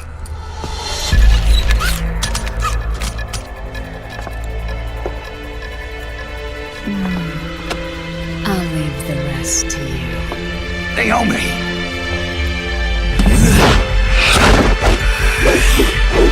Excellent. You'll amuse me until they arrive. Make him pay, Snake! Do it for me! For Emma! What does it take to kill this guy? I've done enough damage to finish him. He's just bouncing back. That's it! Remember what Naomi said after Raiden fought him in South America? The nano-machines in his body are helping him heal at an accelerated rate. Damn. So conventional attacks won't do any good. I don't know. But for now, just give him everything you've got. Yes! You did it, Snake! That's it.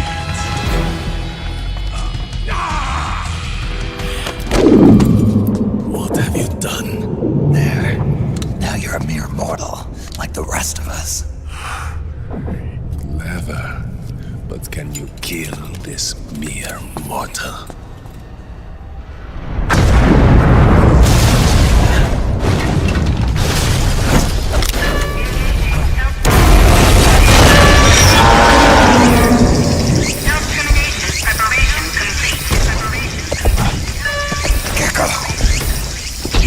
Look out! They're rigged to self-destruct!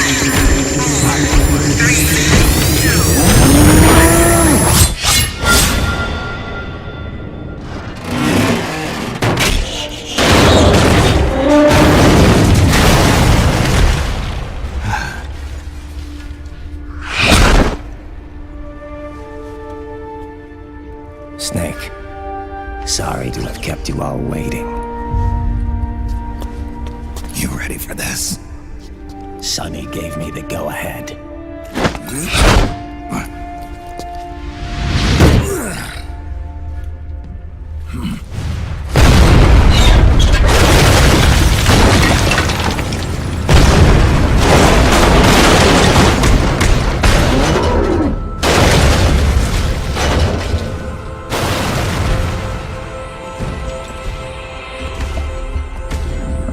How about it, undying man? Care to die too? Sorry, but I can't die just yet. Then kill me.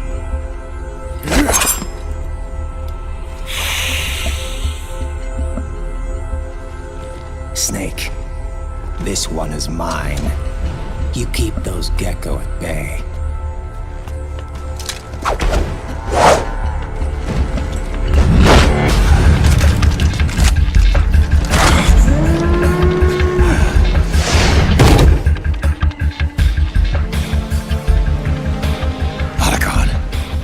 Buy you some time. I'll do my best.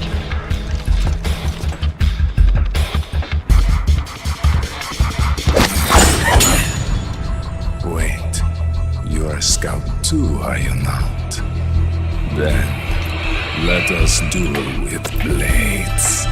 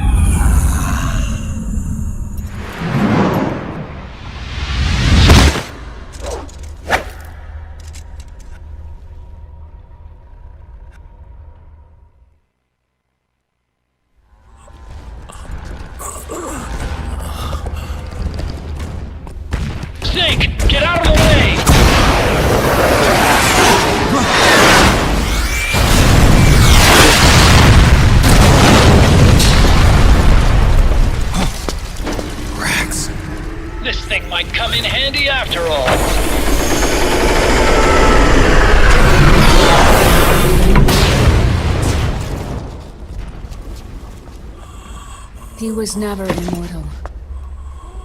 His natural healing abilities were enhanced by the nanomachines inside his body. But, after so many battles, he's finally reached his limit. Doctor, ease my pain.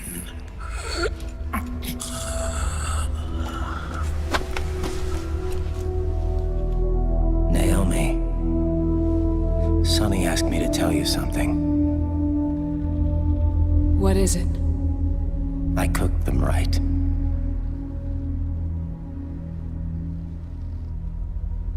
I see.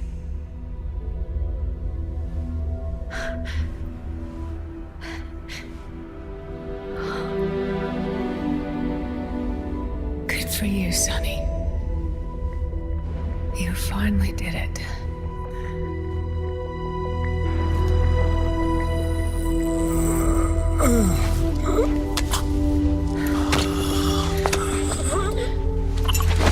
No, I can't save you.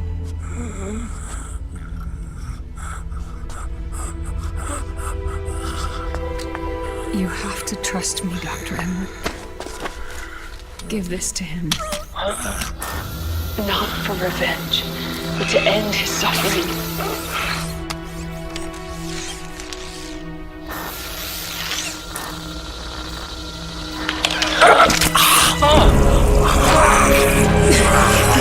Now you can return to your true self. You can be at peace.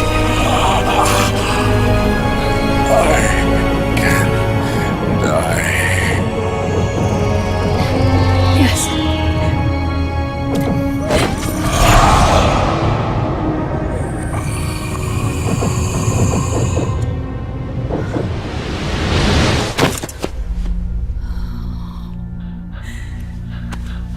Forgive me. This doesn't change anything. Why? We can't erase the past, nor can we forgive it. And so the only thing we can do is end it. Snake. Liquid's down below us. He's stolen the Patriots system, slipped out of their sight, and taken their Ark. Ark? A warship. Unfettered by land, law, country, or network. The only place where they are truly released from the shackles of the Patriots. The place where they can be free. Outer Haven. Outer Haven? Liquid plans to launch the nuke from that ship.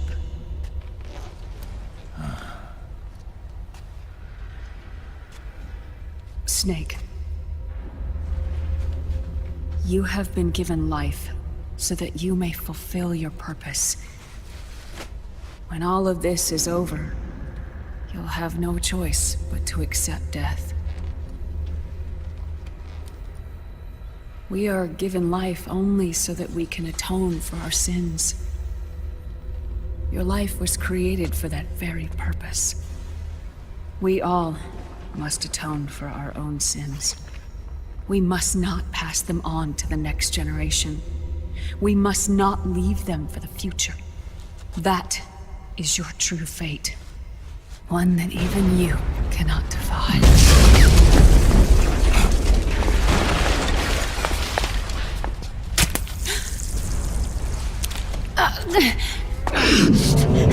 Naomi! What have you done? Vamp and I, we are the same. We're living corpses. Our bodies kept barely alive by nanomachines. Then you...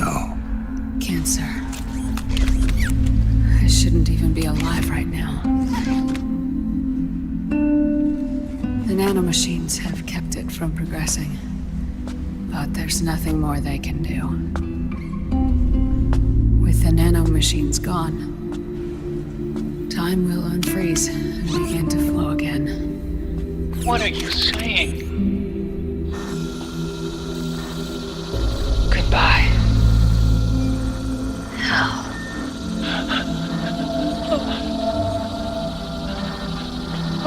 Don't!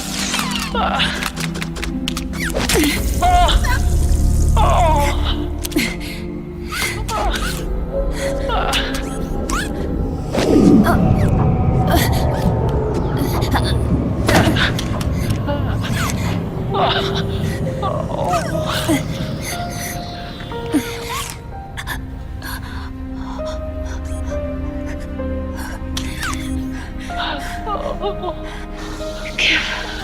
my best to Sonny. Naomi, don't do it! Are you crying? For me?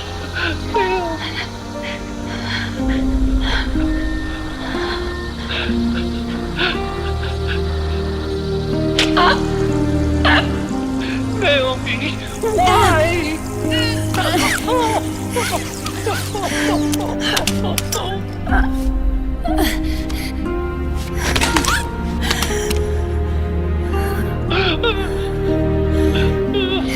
You have such beautiful eyes.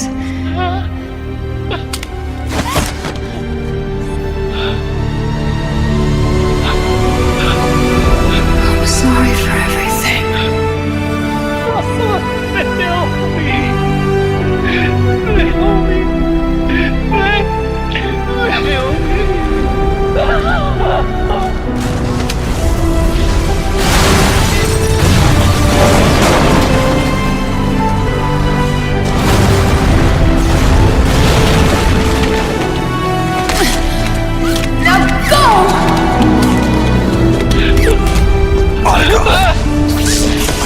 Let's get moving. Why does it always end this way?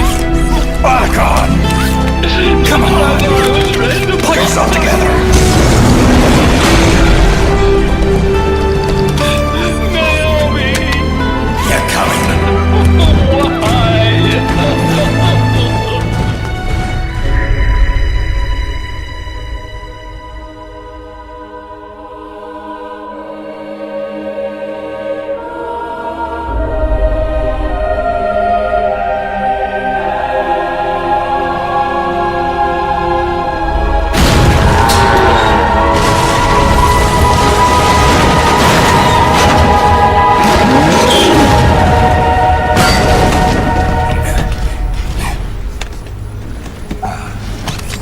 Snake, you're right. I haven't lost everything yet. I've still got a job to do. That's right. We need you. I'm done crying. I don't have any more tears to shed. We have to get out of here. Any ideas? Time's running short, so I'll explain as we go. Pay close attention. I'm listening.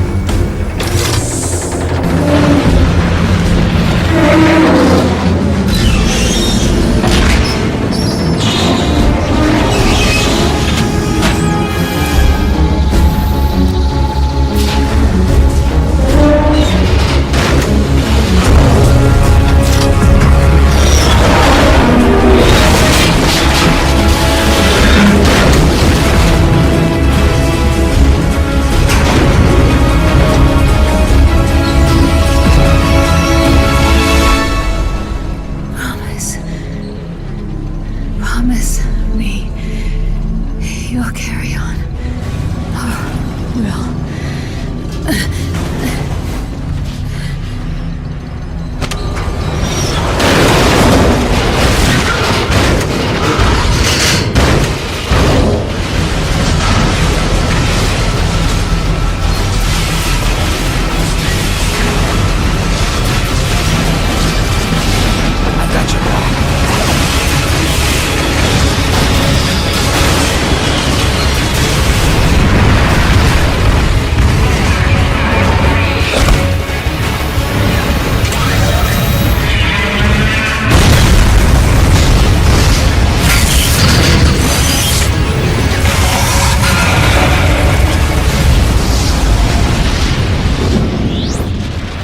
Self-destructed!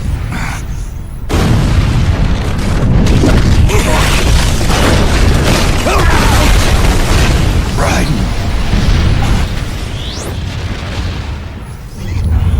What's that?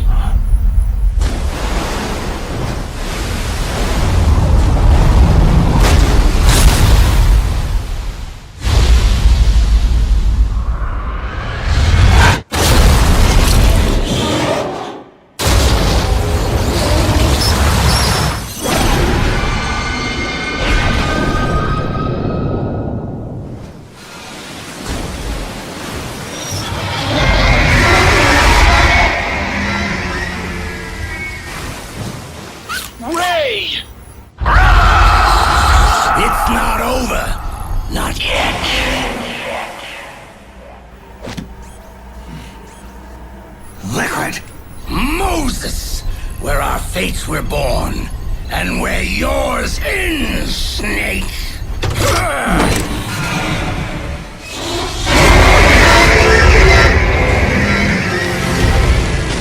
Let's finish this, Snake. Not bad. Ray may have designed destruction. You've got me on your side. What?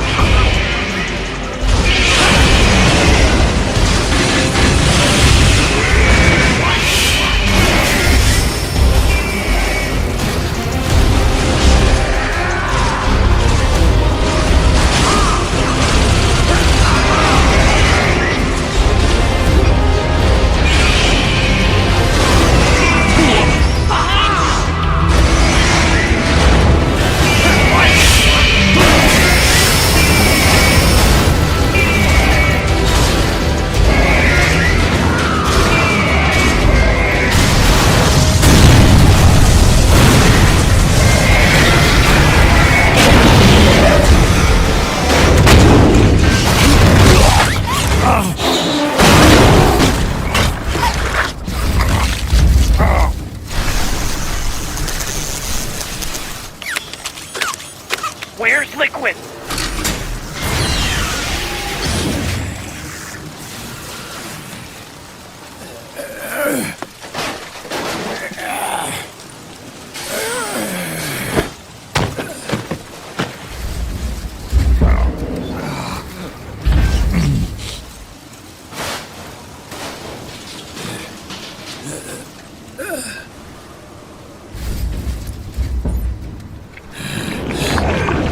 Snake!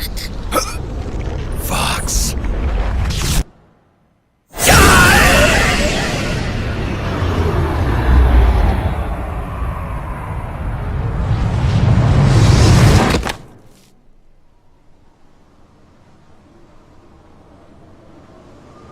Think again.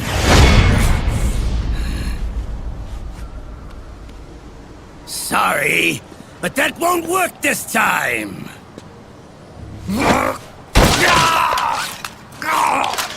Behold!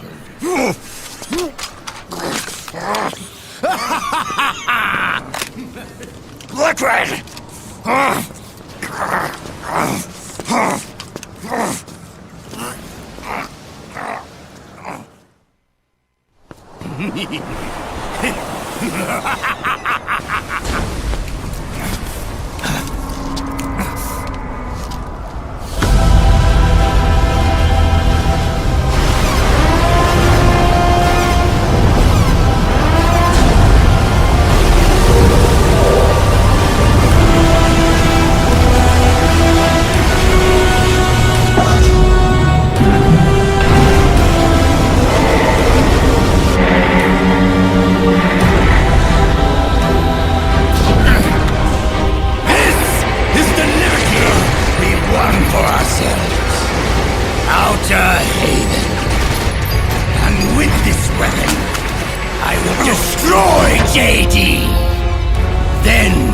Everything ends, and everything begins!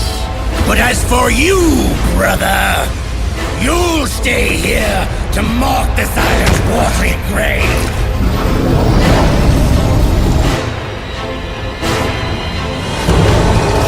Die, Snake!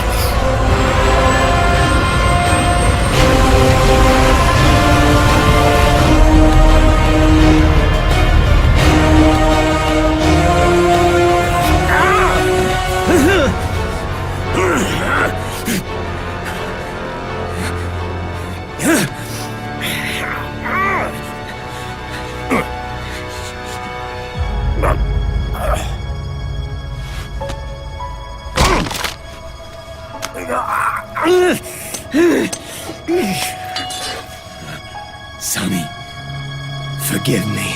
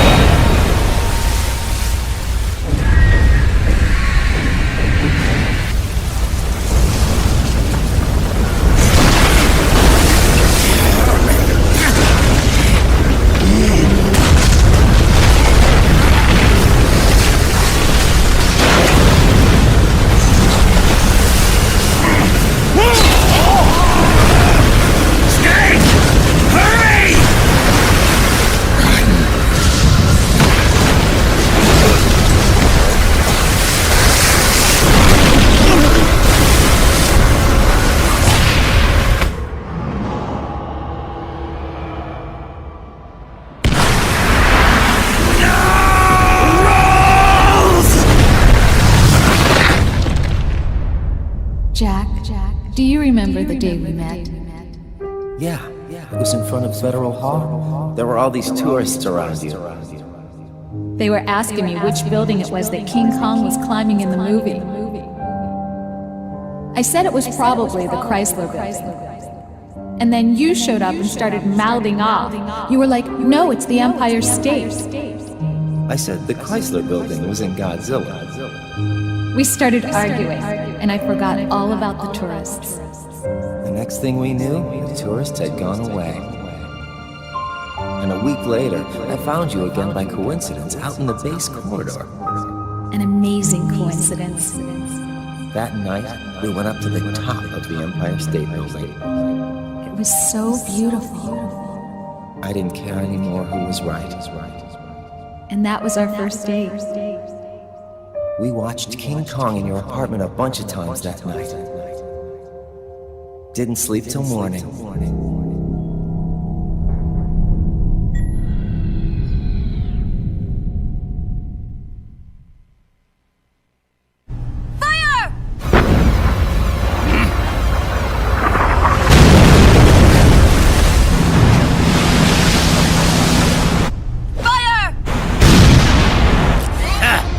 Worthless fossil!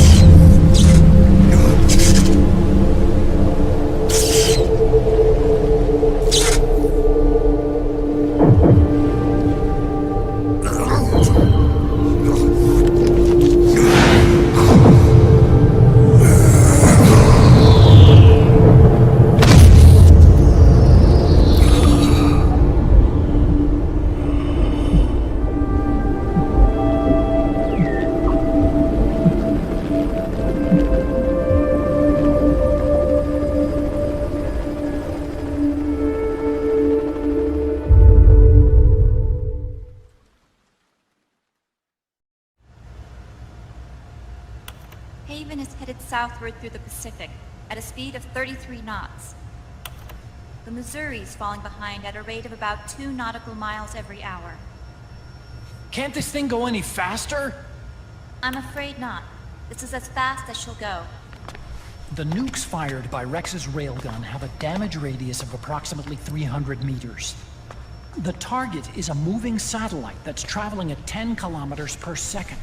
To get the precision they need, they have to get as close as they possibly can. Liquid won't launch his nuke until JD is at perigee.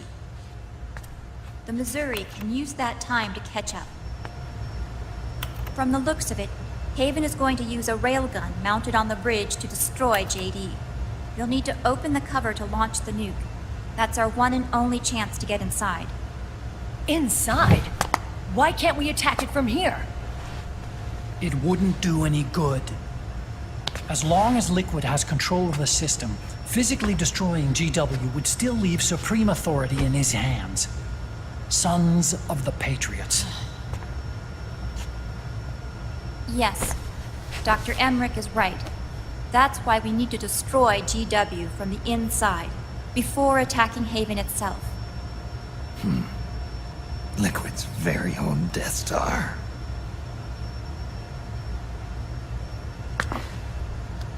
All right, everybody, here's the plan. We know Haven will have to surface in order to fire the railgun. When it does, the Missouri will see it.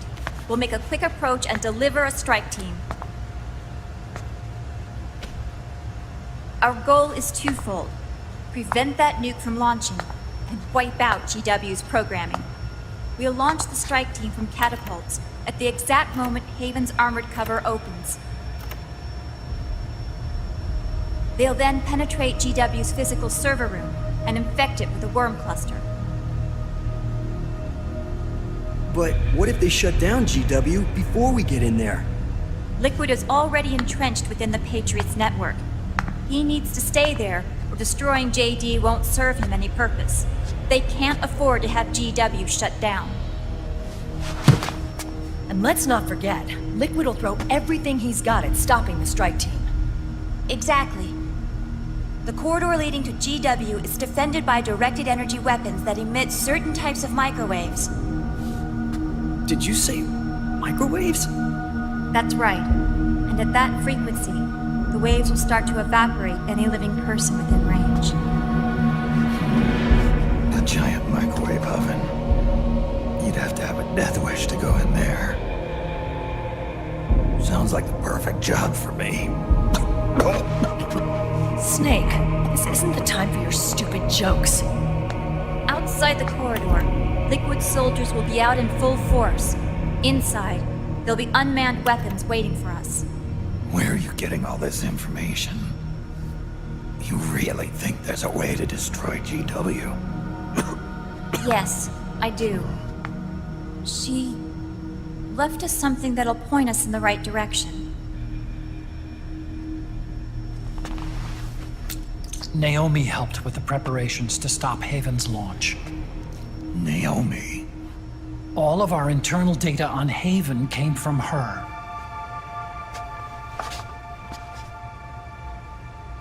The reason she got on the Nomad with us in the first place was to get close to me. But she ended up turning to Sunny instead. What do you mean? She left her plan in Sunny's hands. This entire operation is based on the data she left us. Whose side was she on, anyway?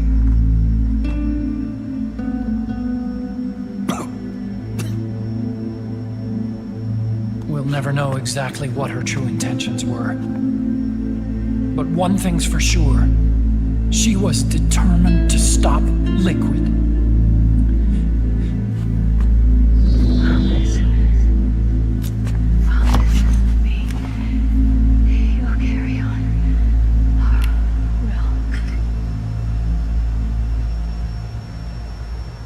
Come on, guys. Somebody say something positive. Anything. Attention! Listen up. A wise man once wrote, "The tongues of dying men enforce attention like deep harmony. Where words are spent, they are seldom spent in vain."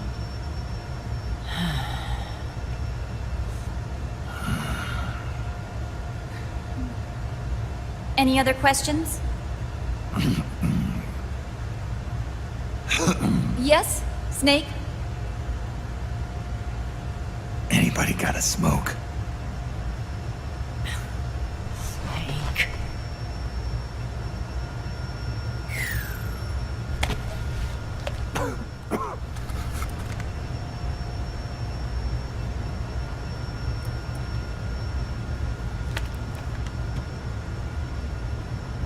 So this program, you're saying Sunny wrote it?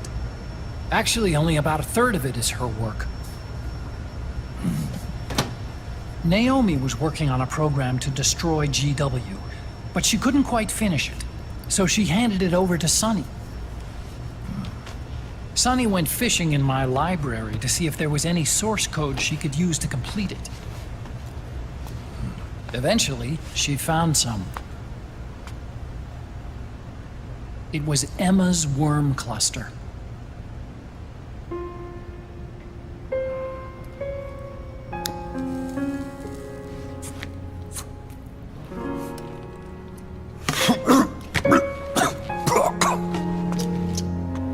She took my sister's code and worked it into Naomi's program. I didn't have time to look over every single line of code, but what I did see reminded me of Emma. It was like she left traces of herself behind in the structure. But this worm cluster that Sunny created, it's even better than Emma's.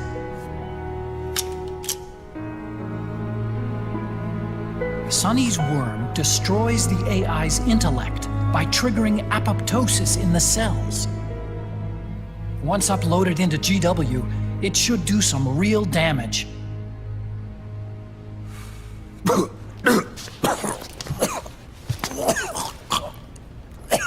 Snake, you ever think about quitting? Why?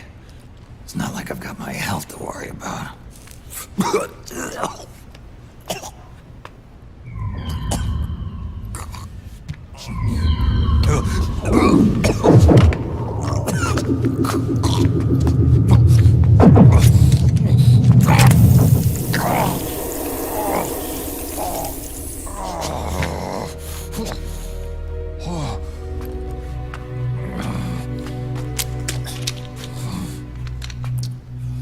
Are you trying to kill yourself?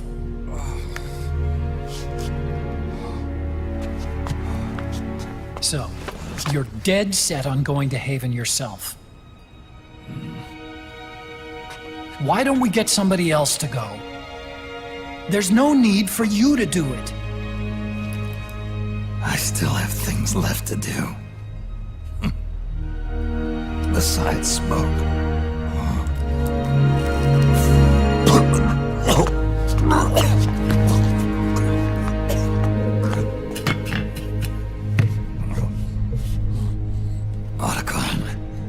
Why don't you jump off the ship with me?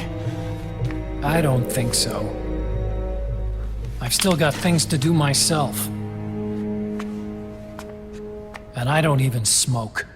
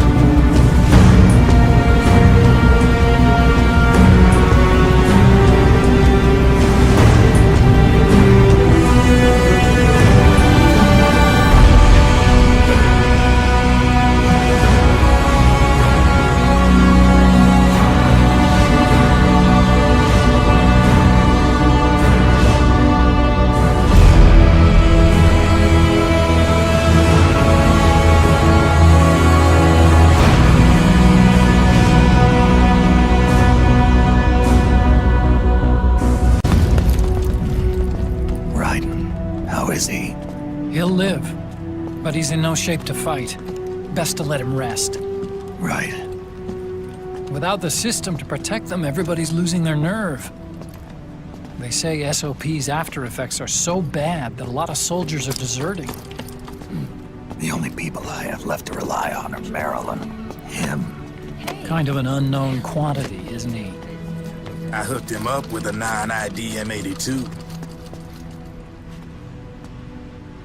Fancy meeting you here. Business has been slow ever since Liquid got his hands on the system. His extra orders stopped coming in.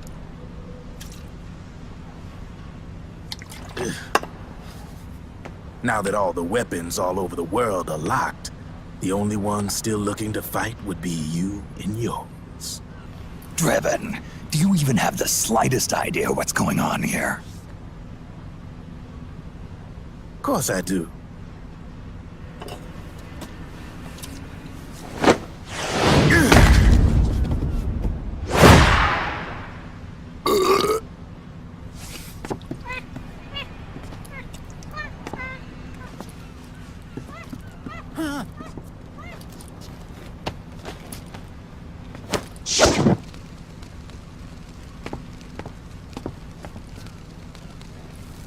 Enjoy it.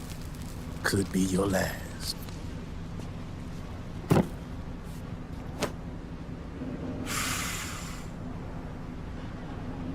It is. I'm all out.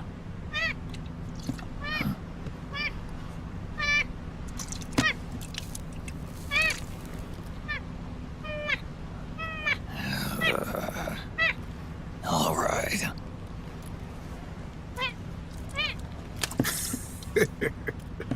Looks like that last smoke will have to wait after all. Later.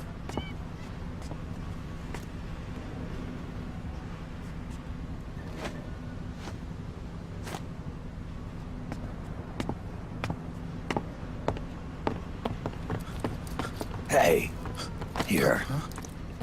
Oh, thanks.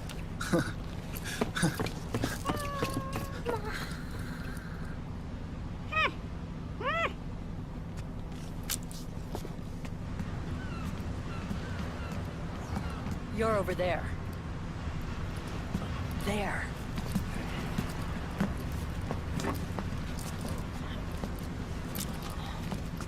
Snake, can you hear me? Liquid's warship, Outer Haven, is a modified version of an Arsenal gear model stolen from the Patriots. Inside, it's crawling with Irving and other unmanned weapons. According to Naomi's data, Haven is crewed by a battalion of enhanced soldiers, each culled from the best the PMCs have to offer. If Liquid succeeds in destroying JD and gaining control of the Patriots system, he'll make Haven his flagship, and his PMCs will spread like wildfire across the globe. And then, mankind's armed subjugation will begin. Captain, Haven sighted. Prepare to fire, main gun!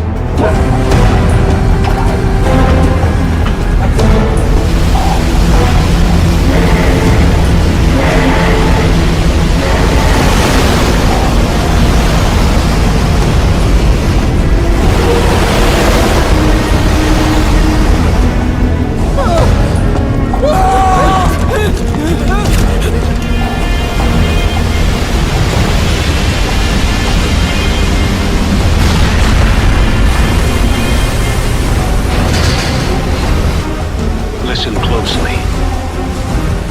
This is our last chance to stop Liquid from enslaving the planet.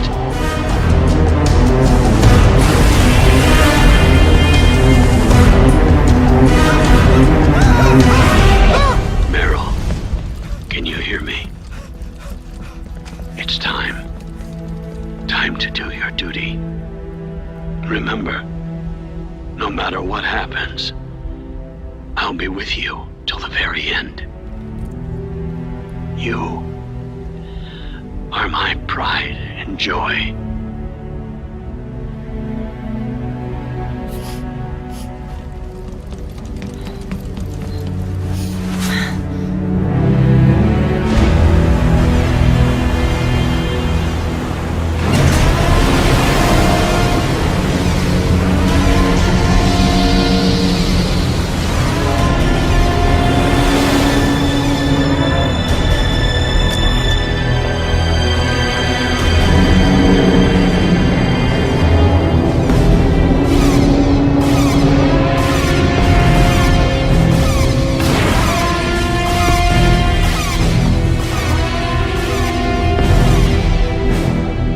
Railgun is exposed.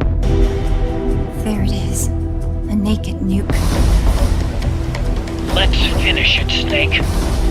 Let this be our last battle. If we're responsible for Liquid's sins, then the onus is ours to bear. Right.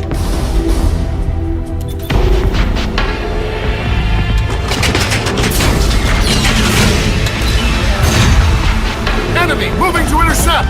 Maintain full speed!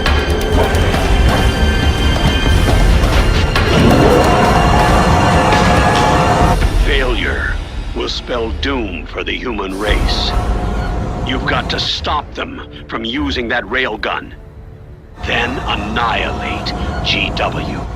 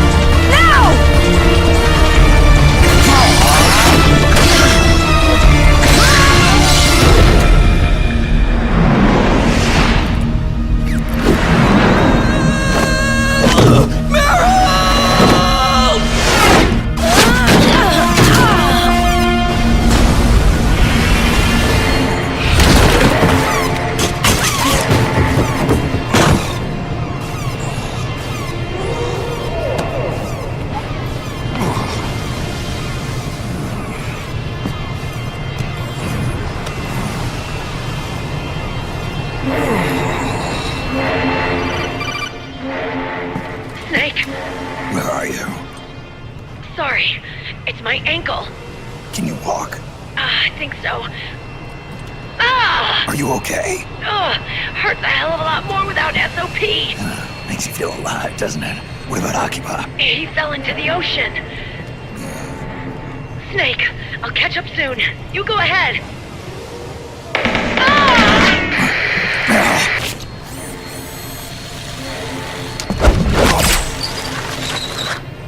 Look on. Sorry to keep you waiting.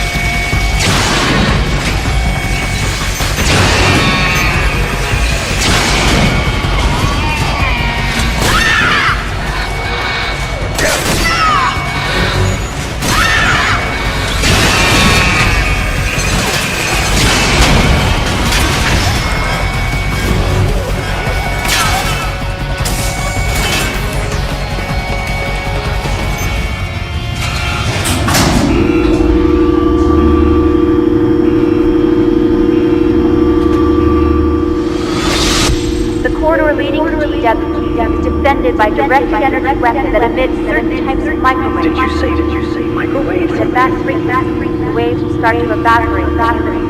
Sounds like the perfect job for me.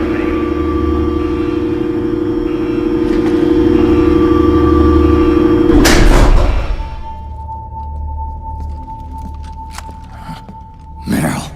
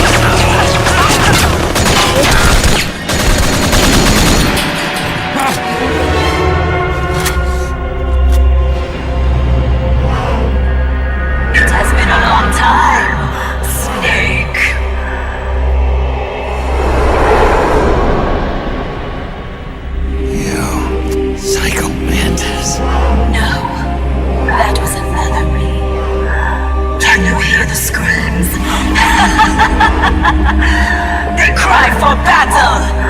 Let me hear you scream! Howl! Roar! From the very depths of your soul!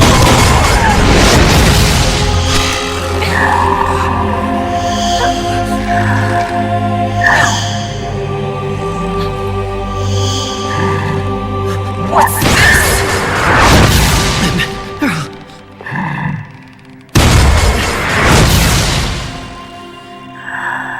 I see.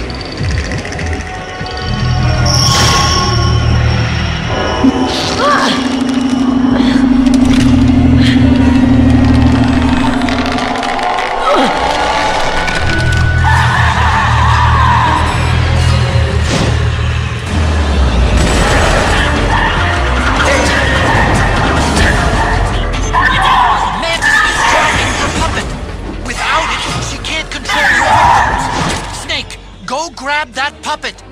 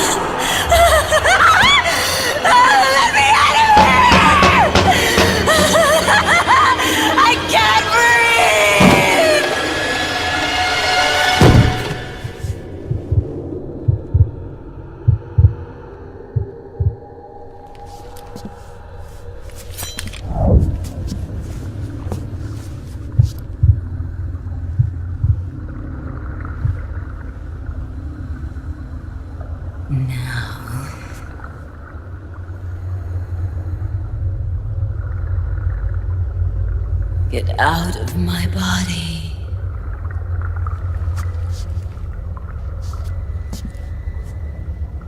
Forgive me.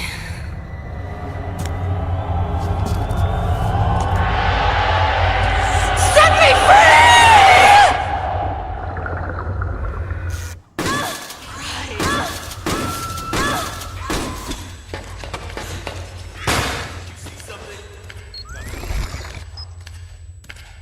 Better get back.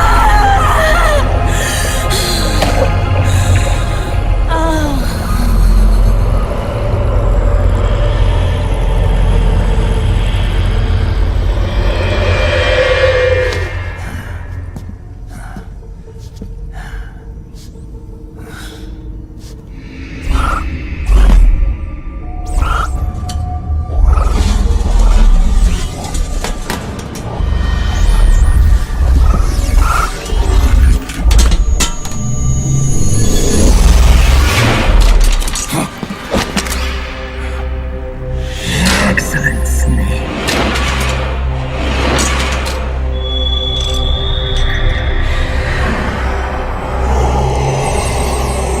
Psycho Mantis. You don't seem to believe your own eye. Very well. I will show you the power of the world's greatest mind reader and psychokinesis. I'll start by reading your personality. Rather, your past. That's right. This is no trick. It's true power.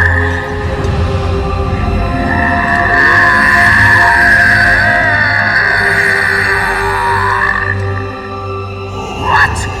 Where is your data? Where is it saved? There's no memory card. Damn. Your skills have improved. Or rather, your hardware. How about this, then? Witness my psychokinesis. Put your controller on the floor. Put it down as flat as you can. That's good. Now, I will move your controller by the power of my will alone.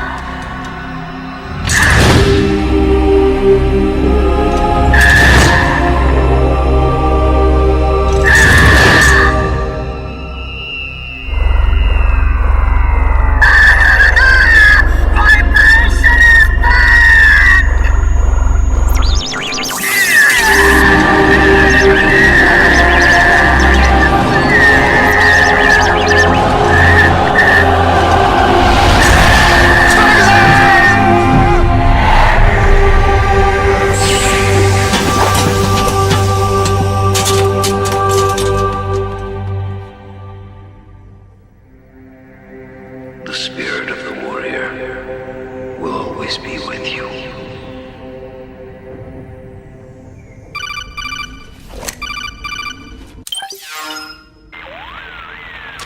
So, you bested the last beast. That doll you just picked up lets you manipulate anybody who's got nanomachines in them.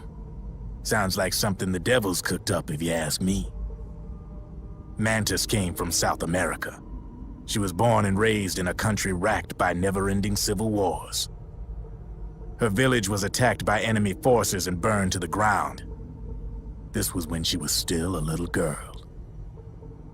Hunted by enemy death squads, she was separated from her family. She barely managed to escape with her life. Ended up in the basement of this one building.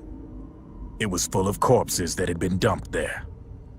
Almost all of them had been tortured to death. She was petrified with fear. And then, she heard the sound of heavy boots on the floor above her, followed by shrieking screams. The kind that would make every hair on your body stand straight up. She had stumbled across a makeshift torture chamber. Somebody'd locked the door, and she was trapped. It was dark, it was dank, and it was full of a wretched stench. She couldn't sleep with the screams of torture victims all around her. All she could do was sit curled up in one corner of the room, trembling. A week passed, then 10 days.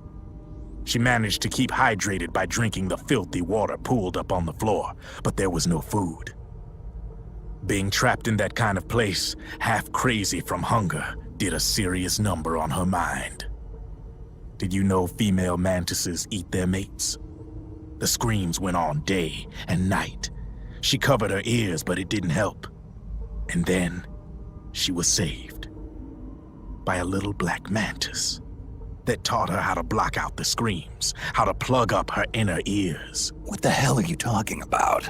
I'm saying, Snake, that when she couldn't stand the hunger any longer, she started feeding on the corpses. But only the male ones. She didn't realize who was doing it. In her mind, it was a female mantis devouring her mates. It was like one big twisted waking dream. There was no mantis, of course. It was all a hallucination.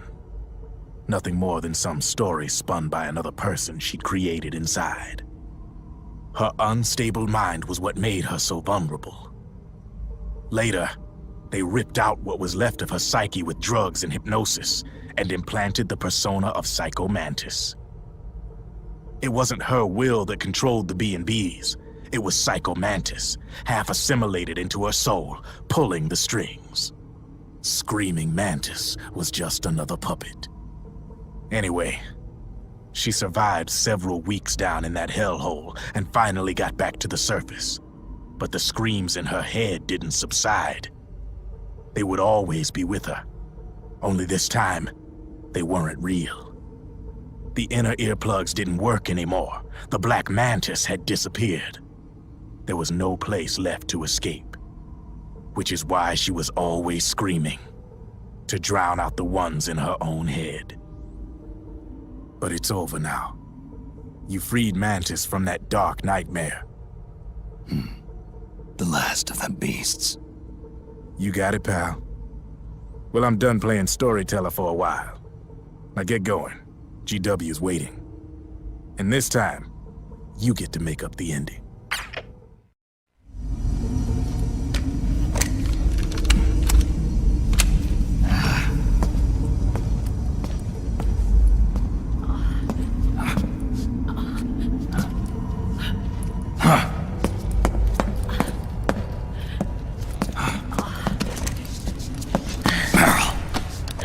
Snake. Where's Johnny?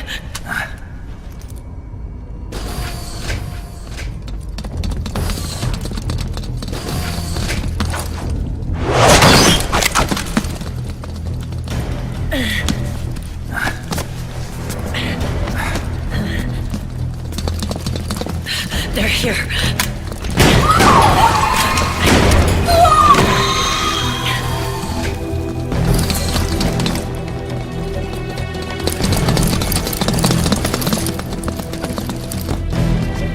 Without me. This time, I'll protect you. Go. Destroy DW while there's still time. While I'm still alive. Meryl.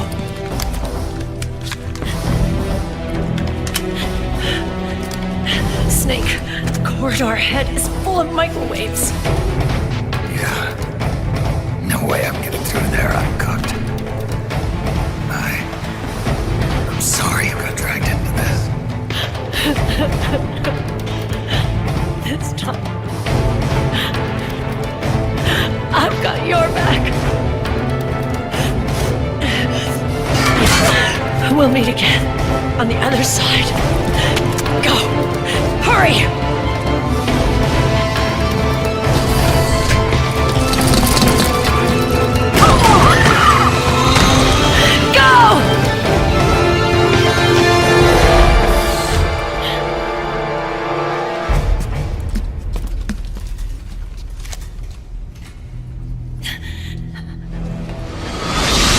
Enough is is enough, Snake. You can't take any more of this. It's not about winning or losing. I've got nothing to lose. You were the lightning in that rain. You can still shine through the darkness.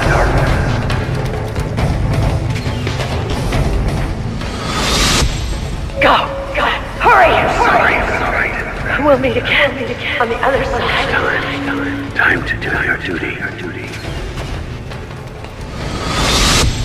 Failure will spell doom for the human race. Go!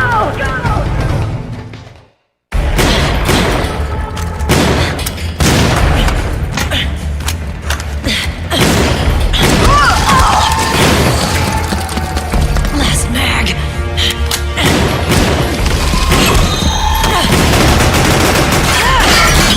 Come on, Snake. I can't hold out much longer. Damn it! I can't protect anyone!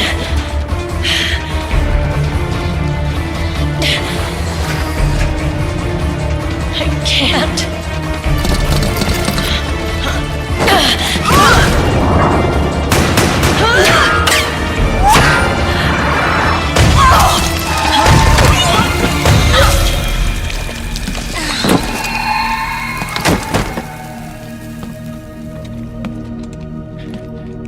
Meryl!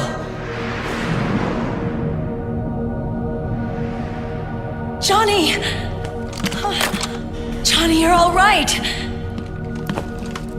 Here. Huh. You trying to make up for being late? Meryl. I'll never leave you alone again.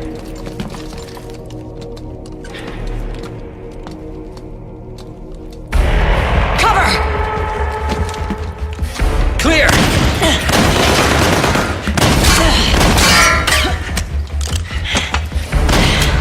Ready!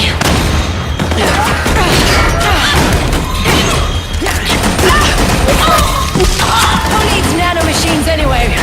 Right, Johnny? Tell me something! How come Mantis couldn't control you? I figure she probably used people's nanomachines to manipulate their behavior. No nanomachines? No control. But don't you? No! I don't have any nanomachines in me! What? Every time we had mandatory shots, I ducked out. Don't tell me you knew this was gonna happen! Nah! I just hate needles! So that's why you were always out of sync with the team! I tried to keep track of everybody's data on my wearable, but I could never keep up. And why you weren't affected in Europe on the Volta! Yep. Asshole! Johnny, I'm running low! Don't worry, I got these from Drebin. Meryl! Johnny, I never knew all those horrible things I said. Forget it. All those stomach aches, was that because the nanomachines weren't there to suppress them? Yeah. But if you're afraid of shots, why'd you join my team? I wanted to be near you. To protect you. Johnny? Meryl. I've always loved you. Ever since Shadow Moses, when I first laid eyes on you. Meryl, marry me. You've got a hell of a sense of timing. What do you say? I have to say, no. You'd rather stay single? Okay, but we don't have to make it official. No. Well, how about we just move in together then? Nope.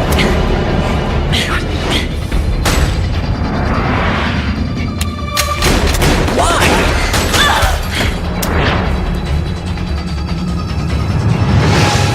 Is there something wrong with me? No. I'd just rather do things my way. Johnny. Marry me. Huh? I'll say it again. Marry me. Sure. It'd be my pleasure.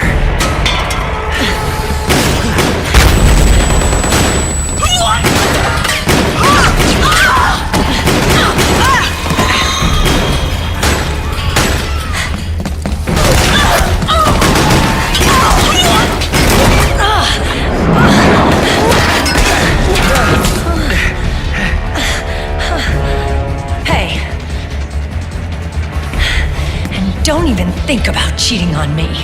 I wouldn't dare.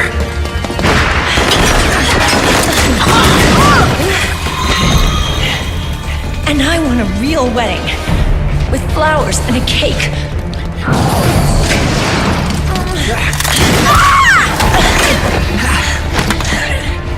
It's been my dream since I was a little girl.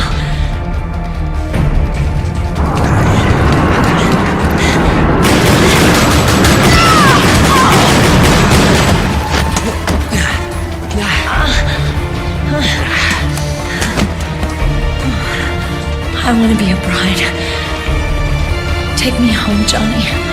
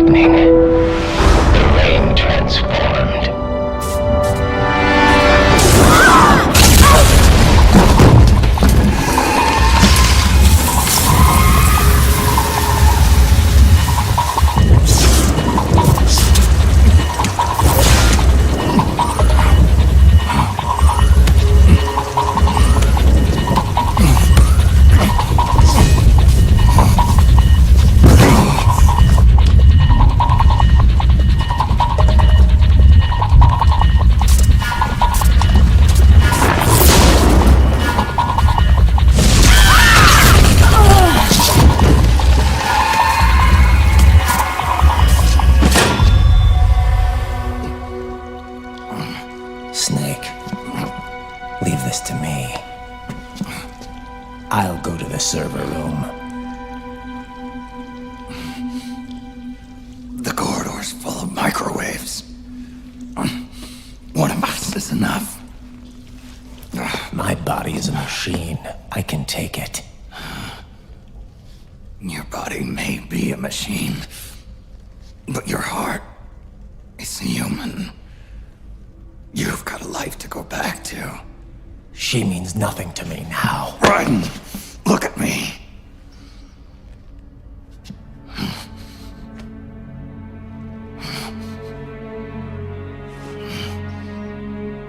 You still have your youth. Don't waste it. You can start over. From here on, this is my fight. We tore the world apart. Made your life a living hell.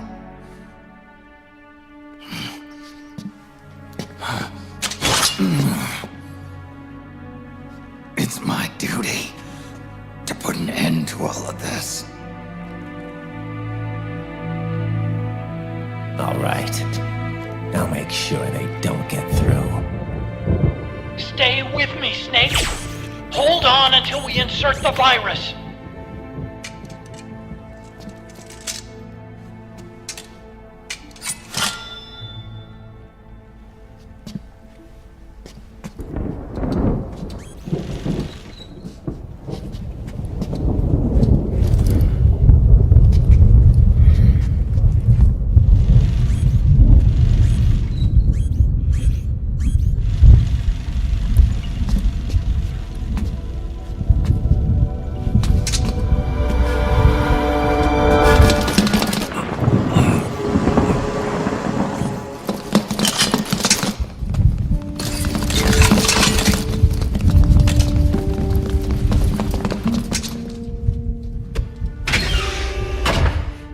Otacon, lock it from the inside.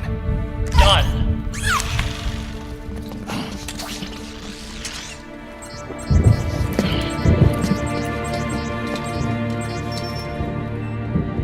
Thank you, Snake.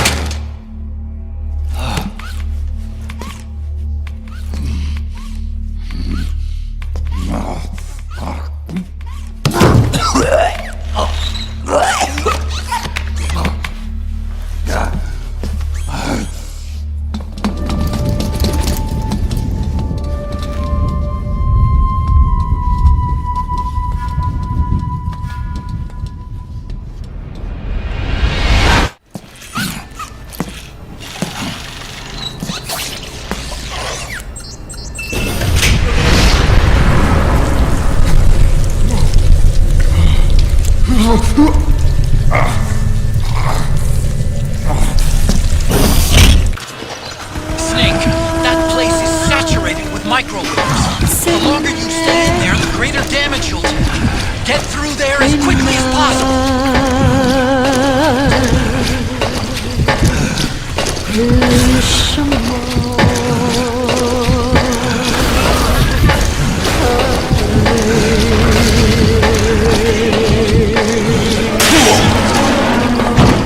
Are you alright? Don't give up on me, Snake!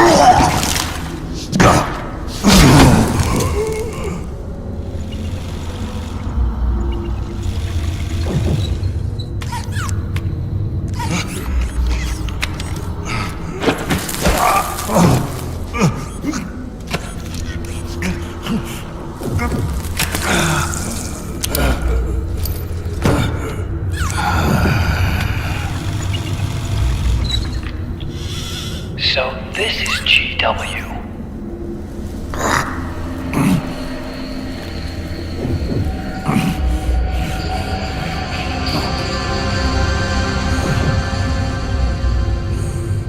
It's like a graveyard in here. Protocol. Can you do it? Leave it to me.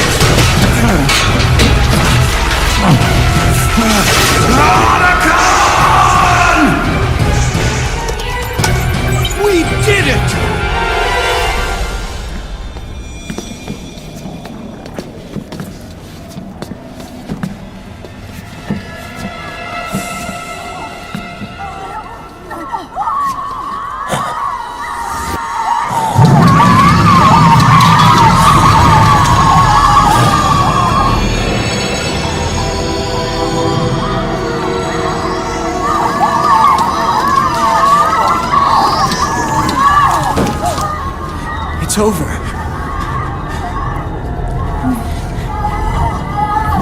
They did it! Johnny!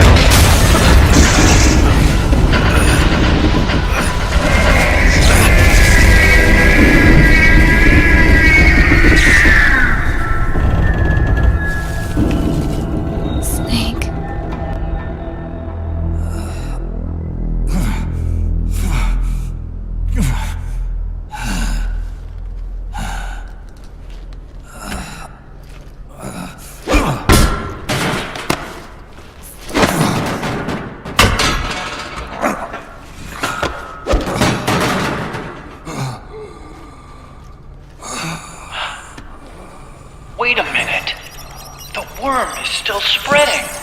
And it's not stopping at GW. Is it removing the other clones? No. Wait. I don't believe this. Naomi.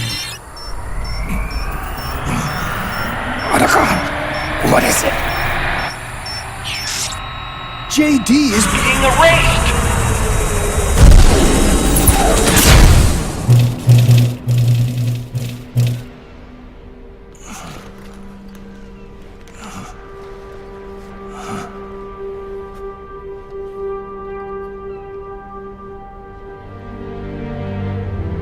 Snake. Hal. It's you, isn't it? I hope you're listening.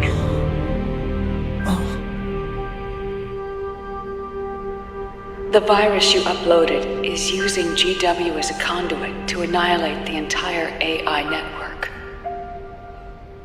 It's set to destroy all 4 AIs, along with JD, the core that tied them all together. I've set this video to play back once they're all gone.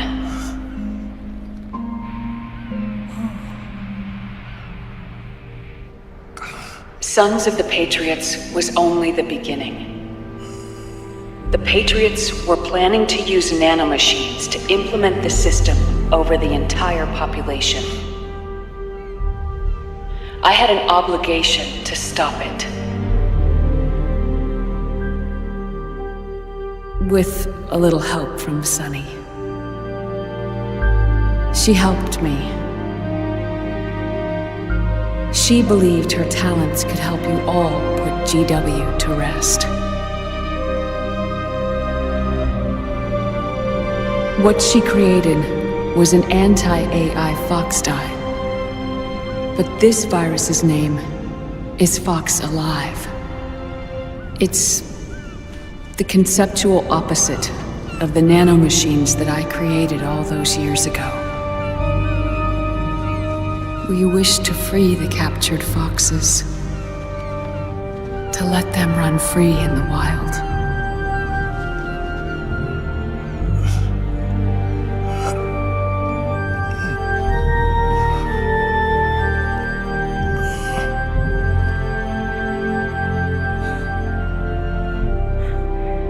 By the time you hear this, I'm afraid I'll be gone.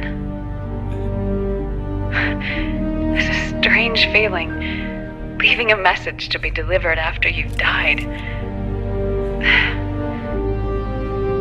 Hal, if you're listening. Naomi. I'm sorry. Sorry I deceived you. It hurt me more than anything else, lying to you like that.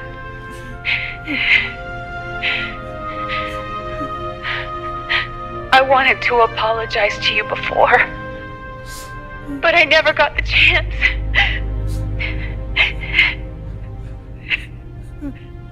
Naomi. And yet, in the end, you helped me feel the joy of living. Thank you, Hal. Thank you.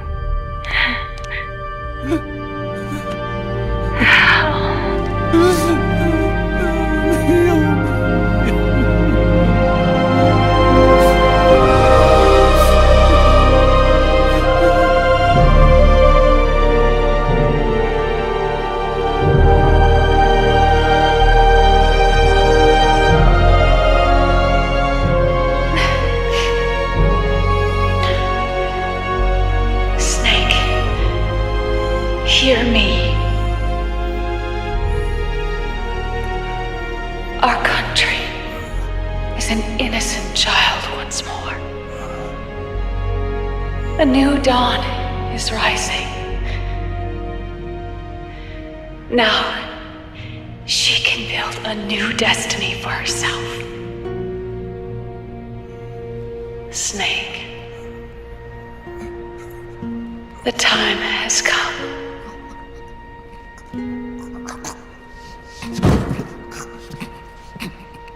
You've earned your rest. The rose petal is about to fall.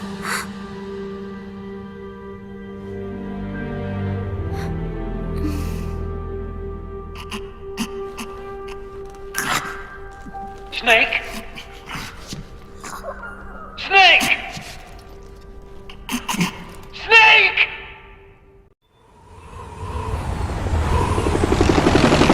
Snake, wait here. I'll get a medic.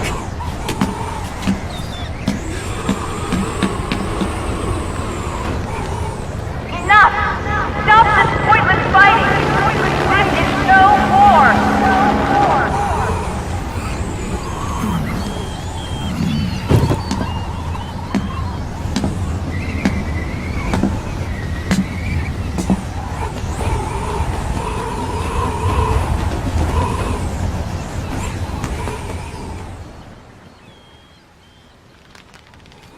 Rise and shine, Snake. Look, the war is over. Why? You could have stopped us. Stopped you? Why would I want to do that? This is just as I'd hoped things would end. Back before Father's time, before Zero gave birth to the Patriots, the US, China, and the Soviet Union formed a secret pact. The organization they created was called the Philosophers. Through 2 world wars, it spread its roots and extended its reach. After that, the Philosophers splintered, and factions began to squabble over the fortune they'd amassed. They called it the Philosopher's Legacy, a massive cache of funds that would later provide the foundation for Zero's Patriots. Zero sought to use his riches to achieve world domination. Our father, Big Boss, sought to free himself from that chokehold.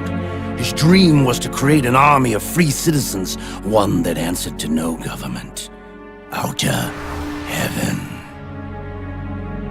But he failed because of you. 9 years ago, I tried to free us from the control of our genes.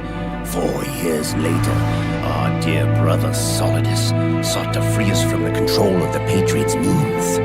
All of it was nothing more than a process of trial and error, the end result of which is Outer Haven. To be free from sons of the Patriots, the ultimate form of external control imposed on the Patriot soldiers.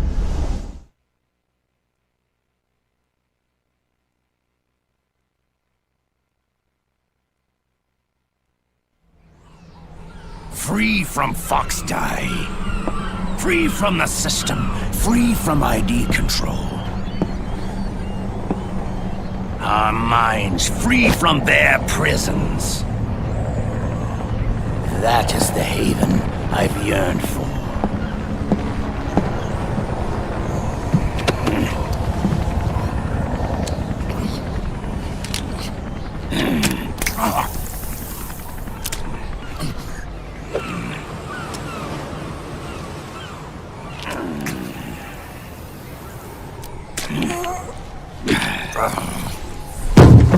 This is it, brother. Our final moment. The battle has ended, but we are not yet free. The war is over, but we still have a score to settle.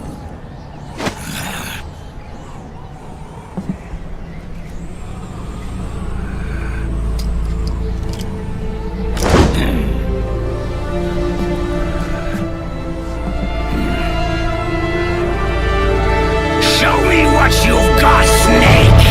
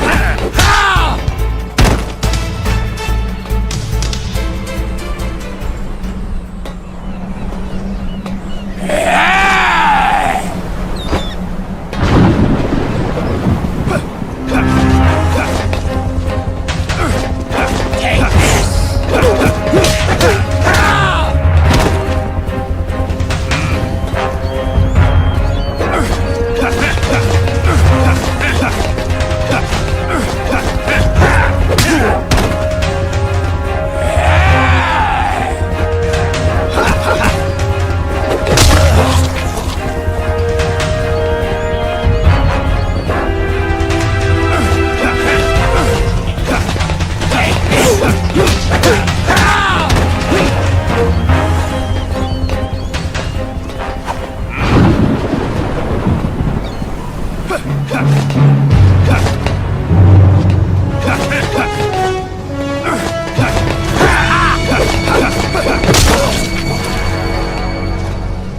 a thrill.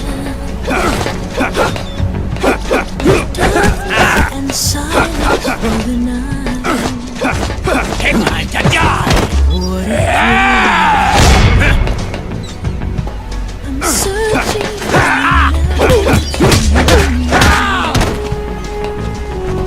what a feel. Time to die! You're so supreme. I give my life, not for honor, but for you. Splendid. In my time, there'll be no one else. Cross the way I'm trying to. No! I'm still a deep snake eater. Someday you go through the rain. Someday you'll feed on a tree frog. Take this! It's ordeal Take that this! trial to survive. For the day we see new light, I give my life, not for honor, but for you. In my time,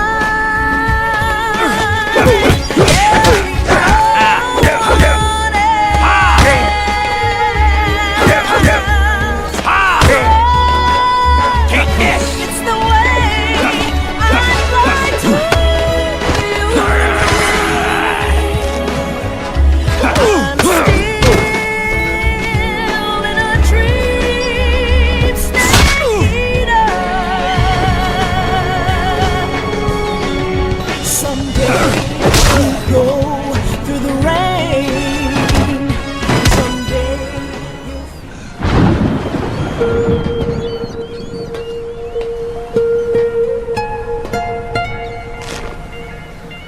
It's not over yet.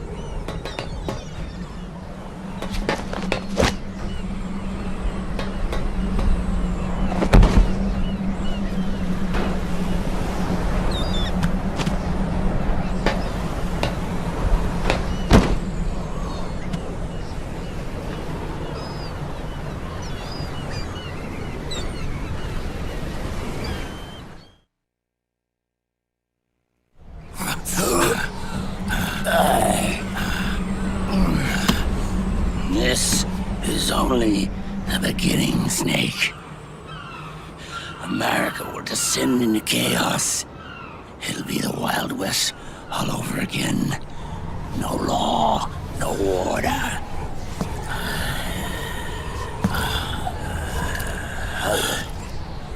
Fire will spread across the world. The people will fight.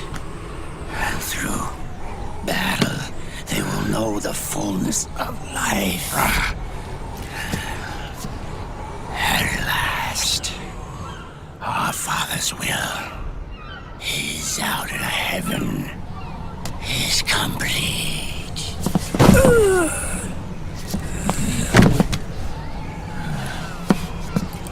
Somewhere out there, I know he's laughing.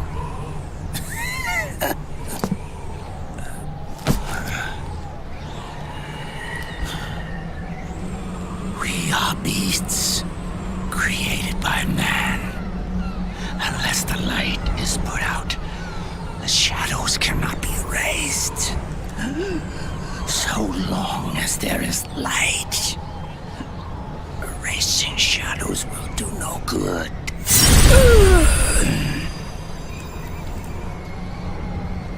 I am Liquid's doppelganger, and you are his. Just like your father.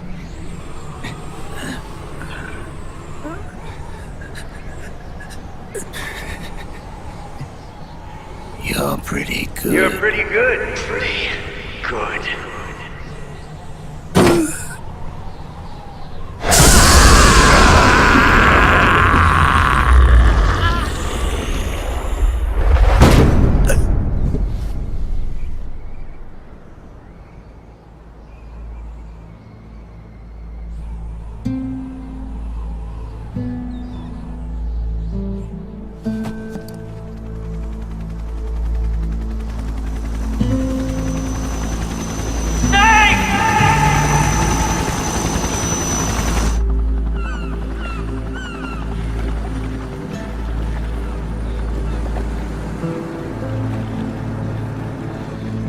Sonny's program destroyed JD's brain, but left the brainstem intact.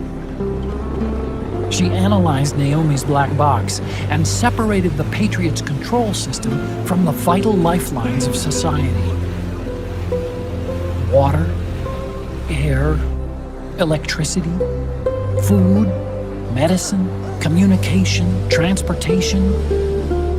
She cut off the Patriots' control while preserving modern civilization. Maybe it was her way of avenging Olga, her mother. Or maybe she wanted to shape the future into her own ideal image. Or maybe it was just one big defragmentation. Fox alive. The AI is truly a living thing. The Patriots' reign has crumbled away. And still, our civilization, a civilization that has thrived on war since the dawn of time, lives on. I wonder if we did the right thing. Naomi. What did we lose? What did we save?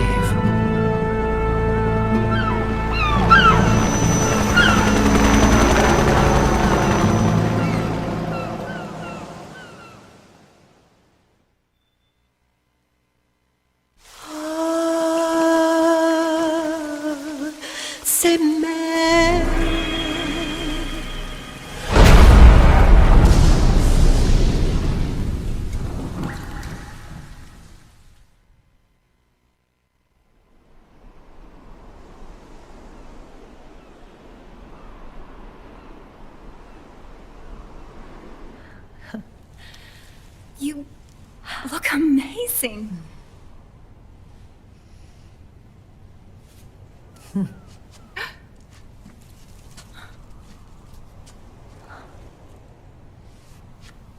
Congratulations.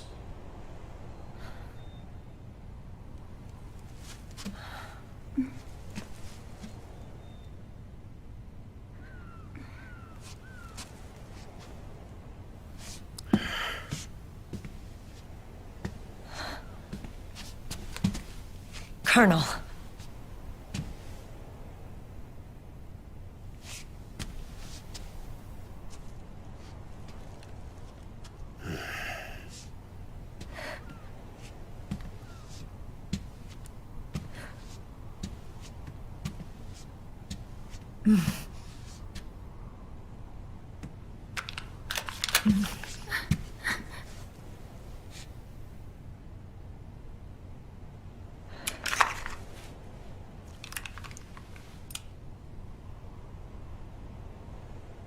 You're going to walk me down the aisle. You're not angry anymore. Oh, I'm still mad. But now, you've got a chance to win me over.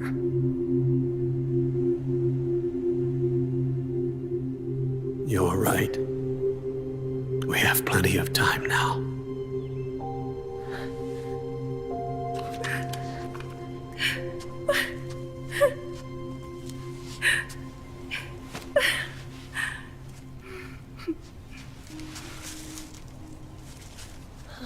Meryl, you look beautiful.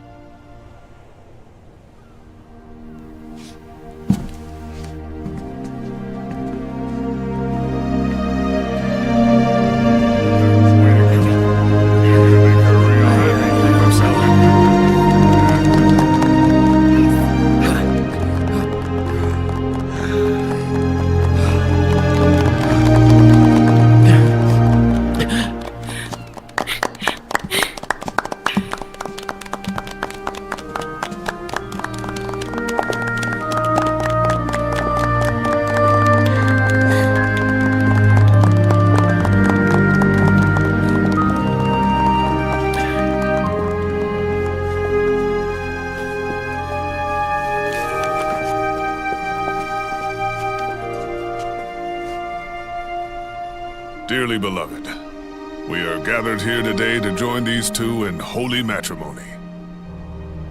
Let us give thanks for the life they will soon share, and pray they have love everlasting.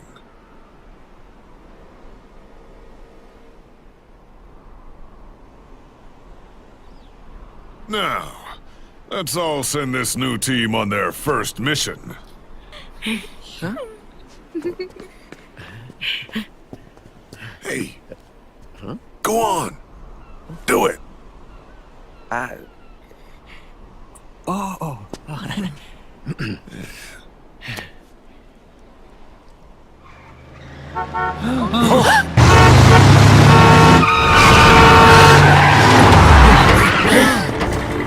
Just in time. And I brought gifts.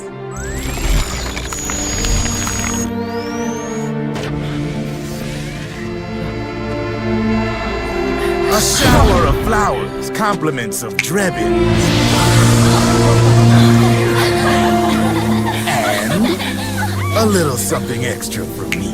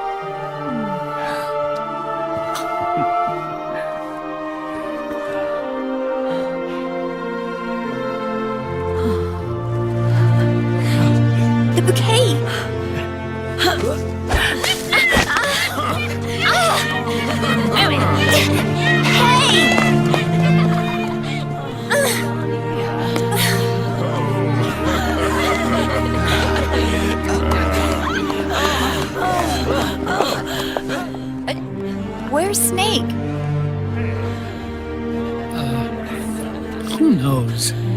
That guy always keeps you waiting.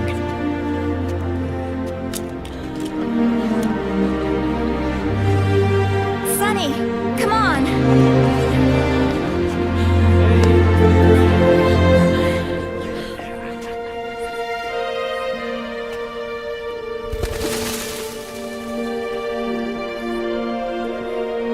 Snake.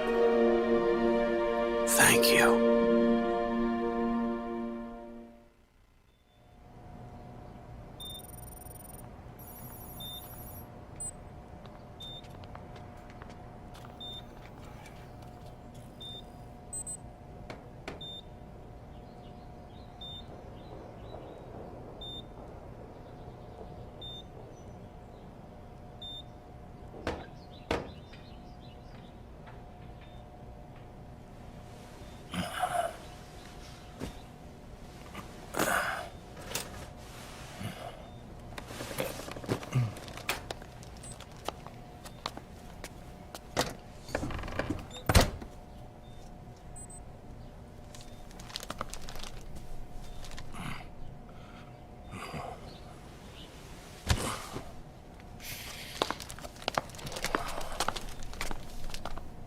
Jack, how are you feeling?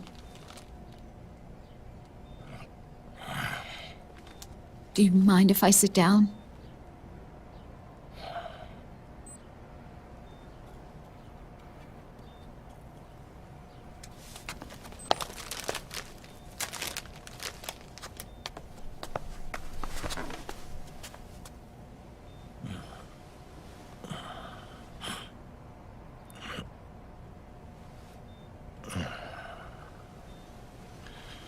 Jack.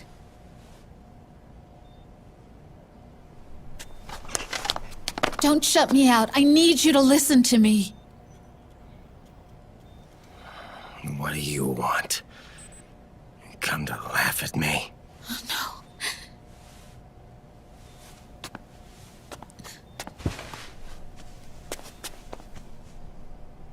no. Look. Look at the boy.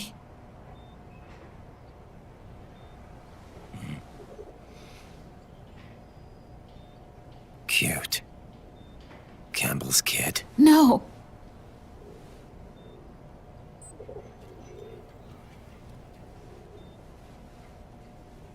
He's yours. I don't have any kids.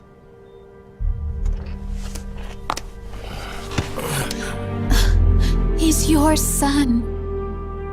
You said miscarriage. I lied. I had a healthy baby boy.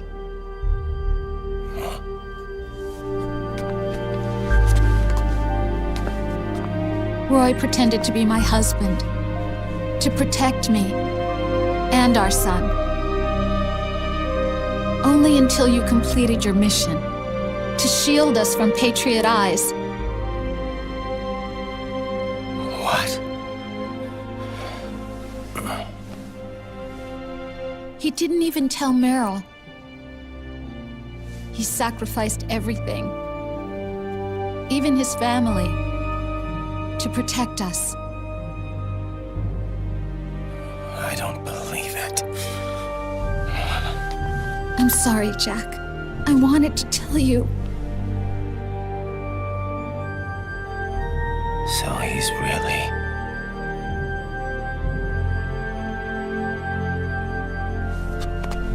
John, aren't you going to say hello?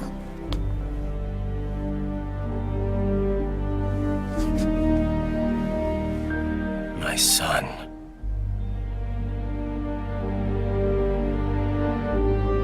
Little John.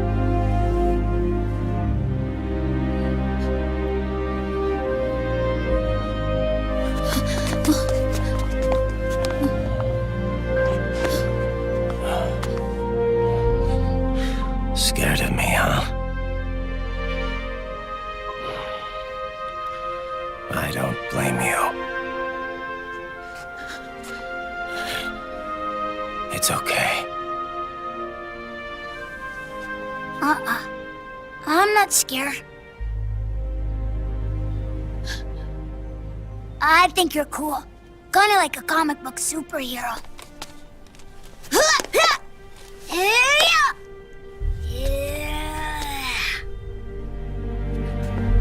John.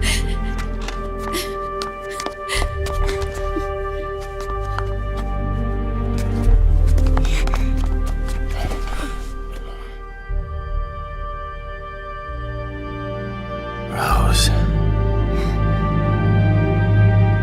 I'm done running.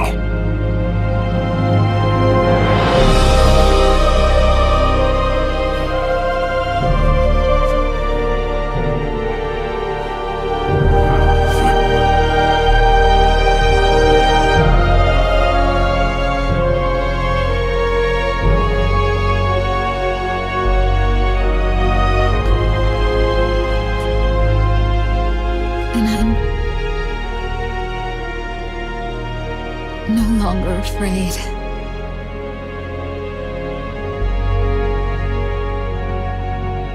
I'll never leave you alone again.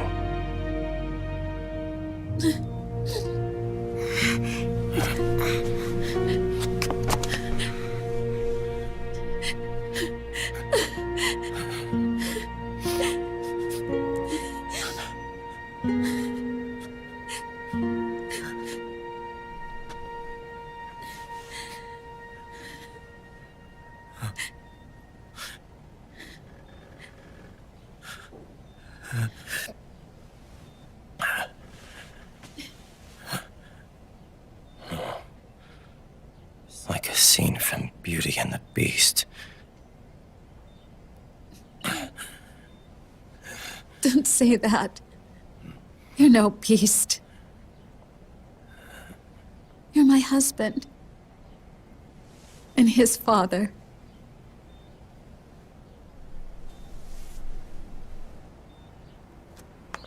And me, I'm going to do my very best to be the wife and mother this family deserves.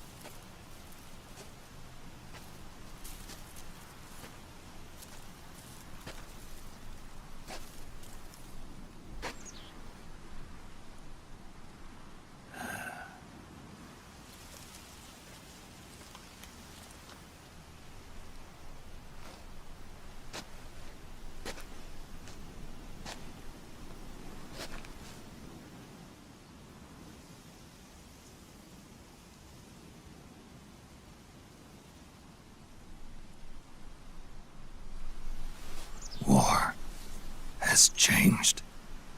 Our time has ended. Our war is over. But there's one more thing I must do.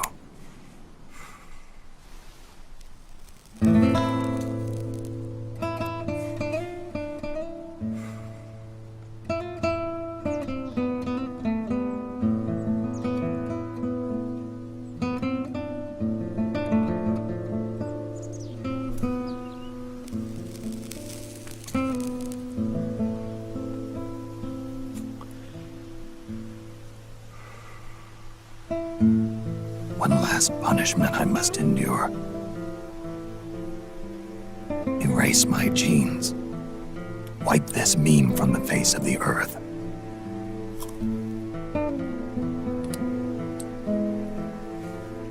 This is my final mission.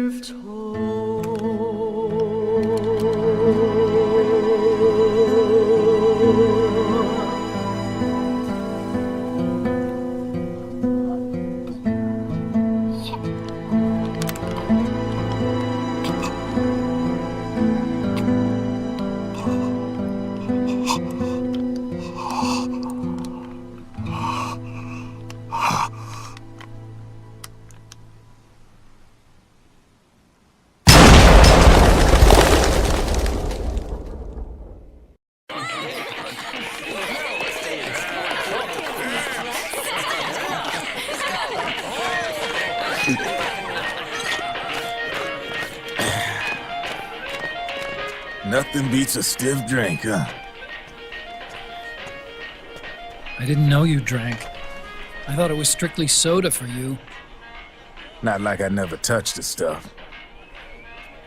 Soda just agreed with the nanos better. The nano machines break down alcohol before it has a chance to get you drunk. So, that explains it. No need to hold back anymore, huh? Yeah, well, it ain't all sunshine and rainbows. A lot of folks lost their entire sense of being the moment SOP went offline. You mean SOPS? I heard some people are going through withdrawals. SOP syndrome. Yep. SOP kept more than just alcohol under control. Those poor slobs are virtually naked now. From what I hear, over 10% are showing symptoms. I guess getting rid of the Patriots won't solve all our problems overnight. You, probably already suspected this, but I'm not actually an employee of AT Security. Huh? The Patriots raised me to be a gun launder. The Patriots? My earliest memories are of the LRA. They kidnapped me, forced me to fight. Yep, you're staring at a former child soldier. My parents, brothers and sisters, all killed in the war. Guess that makes me what you'd call a war orphan. After that, the Patriots picked me up and brought me into the family business. I was Drebin, number 893. There's a whole lot of pawns like me all over the world. How do you suppose I laundered guns like I did? 'Cause they let me. In fact, I was under strict orders to back you guys from the start. You what? Hey, man. Don't take it personal. I wasn't the only one under their orders. Huh?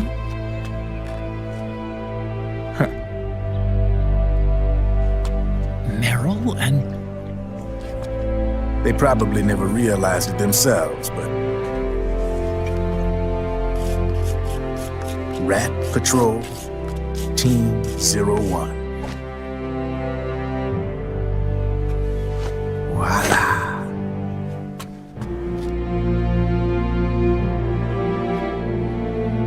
Patriot. Played like a violin. But why? Obviously, Liquid's plot was a threat to the Patriots. So they planned to have you guys take care of me. Didn't turn out quite how they planned, though, did it? Yeah, well, I don't think they expected you to crash their system and wipe them out. So, does that mean you're out of a job now? Are you kidding? I got the Drebins. All the Drebins in the world are in on it. From now on, we're in business for ourselves. We are pawns no more. Easy there. The White House might have lost its taste for unilateralism, started to rebuild. But there's a lot of failed states out there that went bankrupt from their PMC habits, and they owe a shitload of money. Now, only question is, who's gonna pick up the tab? I'm sure these new governments will try and keep it under control with PMC corporate reform laws, but it ain't gonna be good enough. They all sunk up to their eyeballs in the war economy.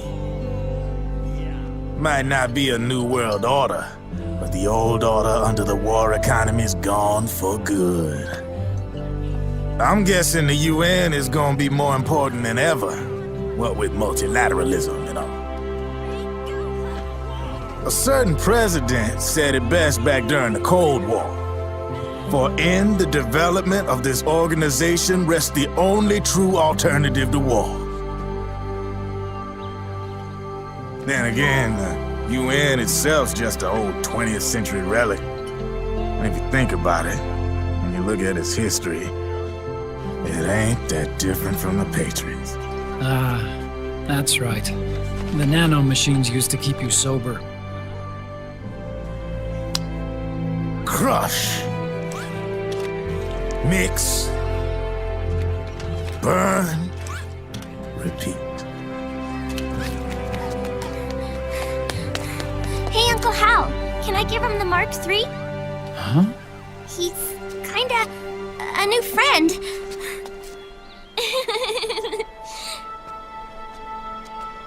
He lives near here. We can't understand each other's language, but we're having fun. He's my very first outside friend. Really? That's great. Sonny, it's okay if you want to live outside now.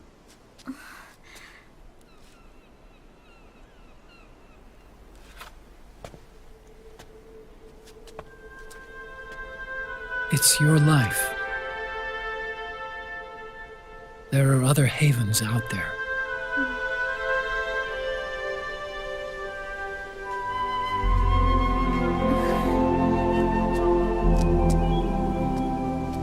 The sun looks so pretty.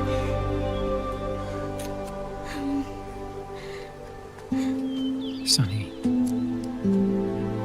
I like it outside.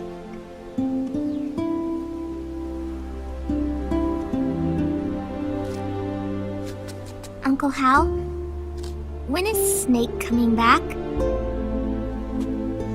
Snake.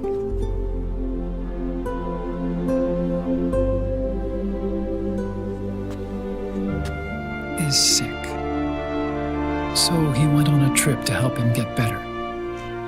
We're not going with him? No. He needs to be alone. I wonder if I'll ever see him again.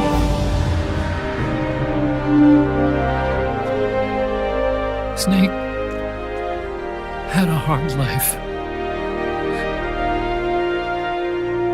He needs some time to rest.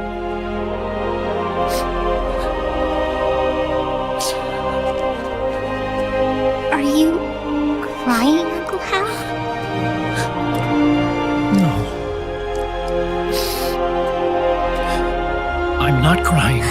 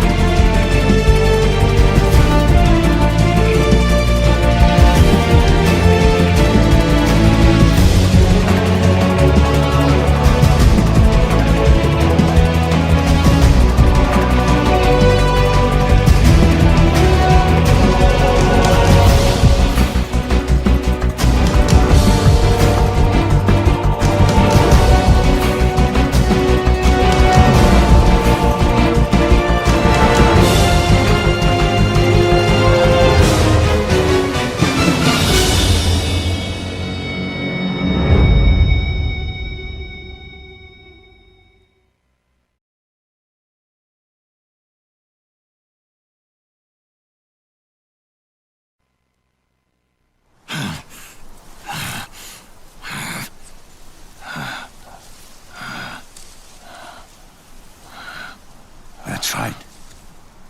Good. No need for you to go just yet.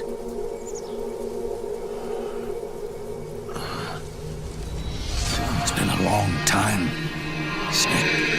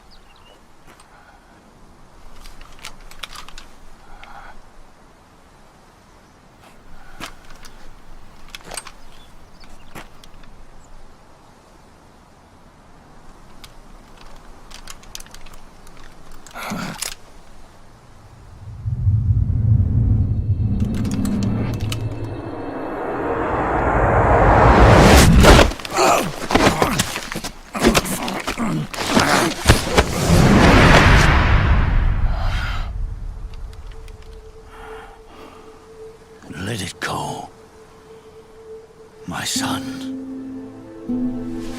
I'm not here to fight. Or should I call you brother? What? It's over. Time for you to put aside the gun and live.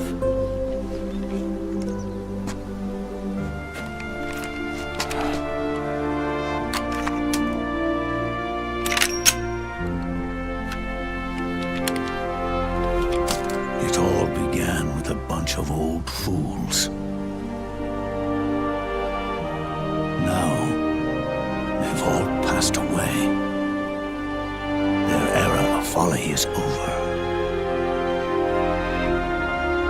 I'm the only one left, and soon I'll be gone too. How can you still be alive? That body, liquid burned on the Volta, wasn't mine. That was the body of a clone. Solidus.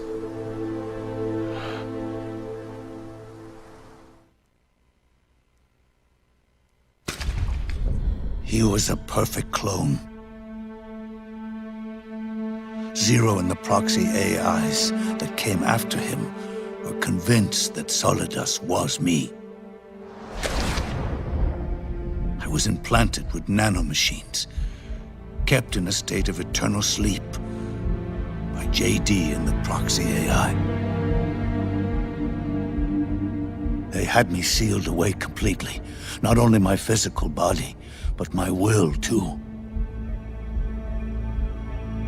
The technology was similar to what they used to restrain the B&B members you encountered. For me to wake again, the system had to be destroyed, one way or another.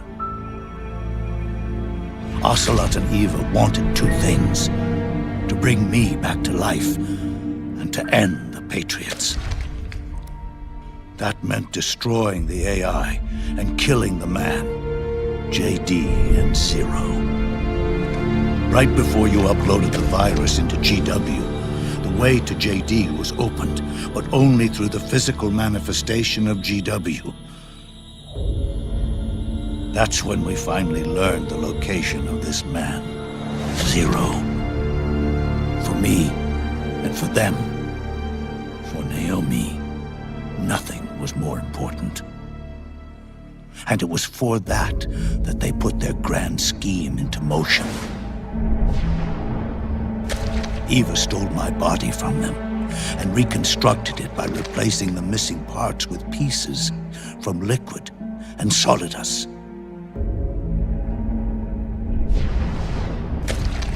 Ocelot. In order to fool the system, used nanomachines and psychotherapy to transplant Liquid's personality onto his own. He used hypnotic suggestion to turn himself into Liquid's mental doppelganger. For all our advances in nanotechnology, information and genetic control, they've never managed to control people at will, let alone turn one person totally into another.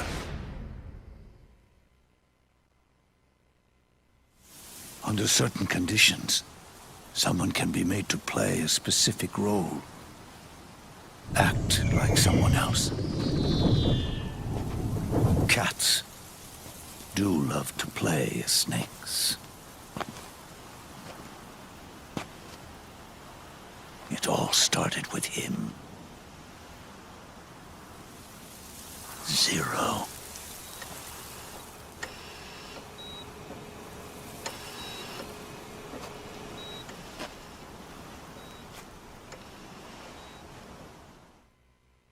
Zero grew old, and by the end his Patriots were being run by a network without shape or form. What do you mean, without shape or form? The proxies were only one small part of the vast cycle that Zero created. The corporations, for-profits, and research institutions that comprise the military-industrial complex were part of it too. They operated on budgets automatically allotted to them by the proxies. Accounts maintained by the Patriots. The network covered everything from weapons R&D and investment to production and marketing. It encompassed the people, the companies, even the laws that protect them. Politics and economics became nothing more than iterations of the same oppressively uniform system. I don't think anyone realized that it was all a setup, a mere set of norms. The Patriots were those norms, a neural network reduced to its simplest form. That's what they really represented. Uniformity without individual will, without change. But then one day, those norms suddenly deviated from that pattern and underwent a mutation. It was like the birth of a new life form. The system found a new way to propagate itself. War. The norms the Patriots had crafted for their unified state quickly became dependent on a single business, the war economy. Meanwhile, the political cause of creating a cleaner, safer battlefield provided a convenient catalyst. By then, the system was no longer being steered by Zero's will, or anyone else's. It was then that the norms, manifested as AIs, the inheritors of Zero's will, began to reproduce and take on a life of their own. Zero's original intent was to carry on the boss's will and establish a unified world state, an inside world.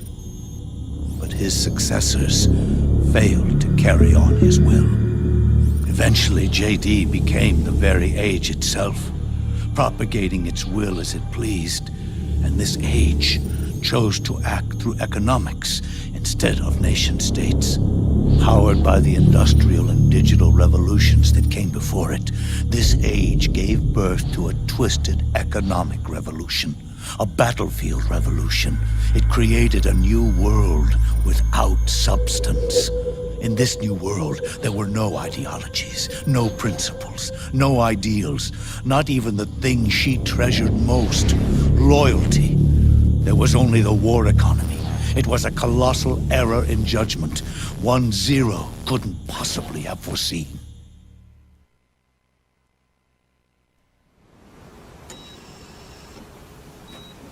With the American system in a state of collapse, the Patriot society has reverted to a blank slate. This man was the source of it all. And he doesn't even realize it. He's completely unaware of the fact that he led the world to the brink of ruin. Even with so much bad blood between us, it's funny. Now that I'm actually face to face with him again, the hatred is gone. All I feel is a deep sense of longing and pity.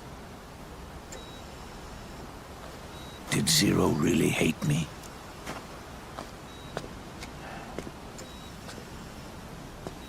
Or did he fear me?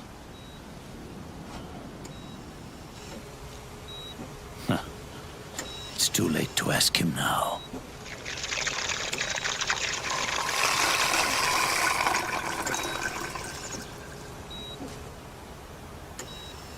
The original members, Paramedic, Sigint, Eva, Ocelot, they've all passed on. Only Zero is left. Everything has its beginning, but it doesn't start at one. It starts long before that, in chaos. The world is born from zero. The moment zero becomes one is the moment the world springs to life. One becomes two, two becomes 10, 10 becomes 100. Taking it all back to one solves nothing. So long as zero remains, one will eventually grow to 100 again.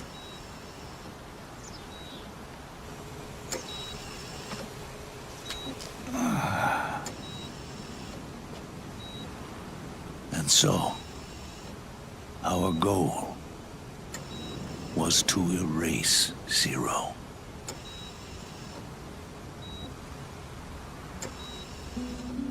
Even the mighty Patriots began with a single man.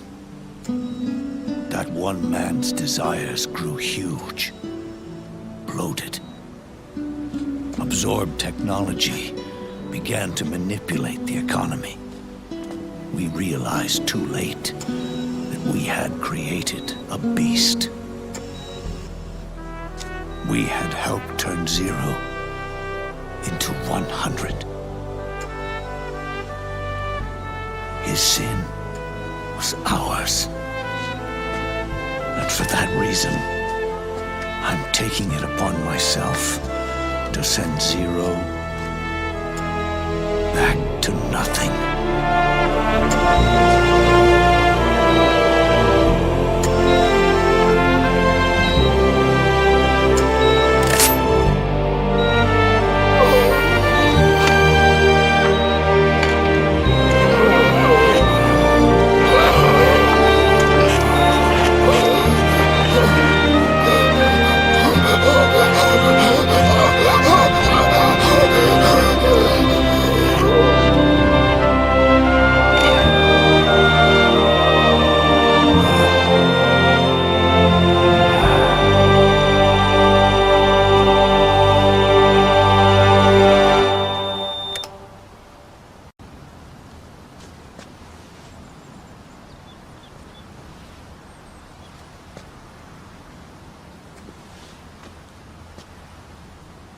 You going back to Zero as well?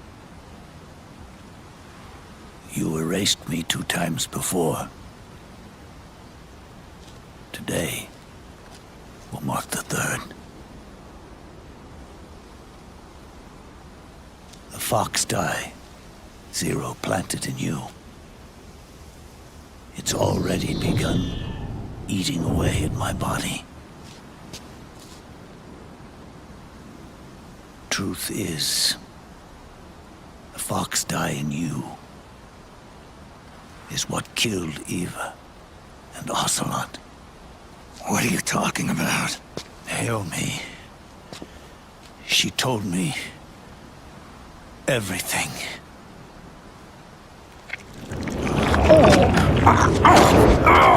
What's wrong? They did it again. They used you to kill me. The Patriots. No, they're proxies. In order to bury us. They did it again. In the end, they're no more than a program. All they can do is repeat the same pattern over and over again.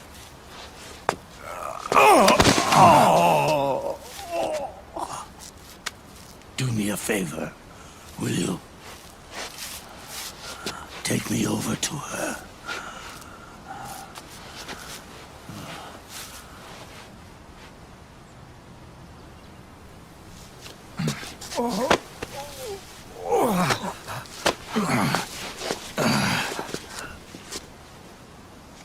There's one more thing Naomi wanted me to tell you. About the old fox dye in your body. The one that mutated. The new fox dye inside you continues to multiply. At the same time, it is preventing the old mutated fox dye from reproducing.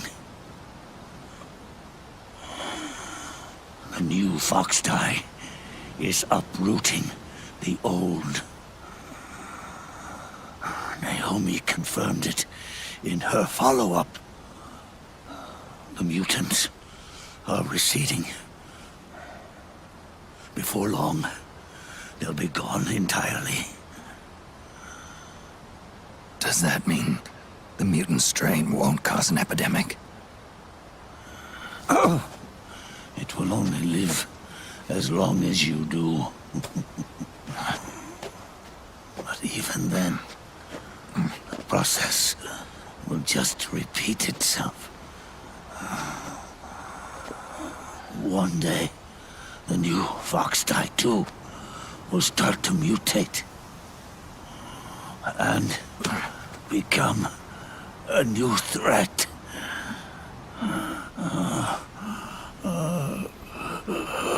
That is, if you manage to live that long.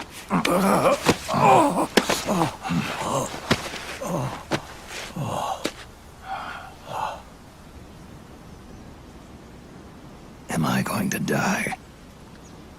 Everyone dies. You can't stop it. You can't run away from it. Let me tell you something.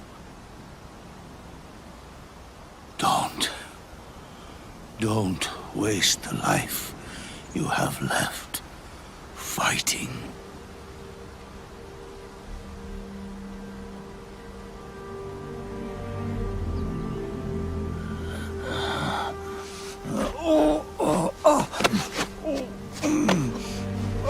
I never thought of you as a son. But I've always respected you as a soldier and as a man.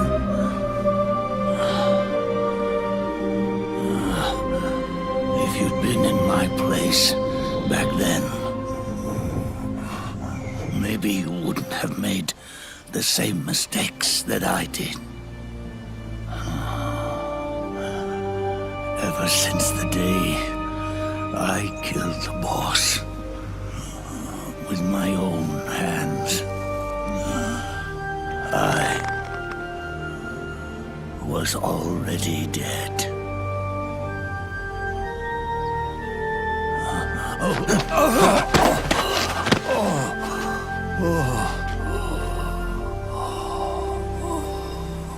Boss, you were right. It's not about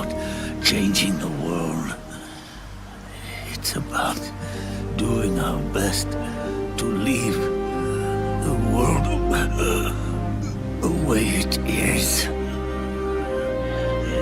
It's about respecting the will of others and believing in your own.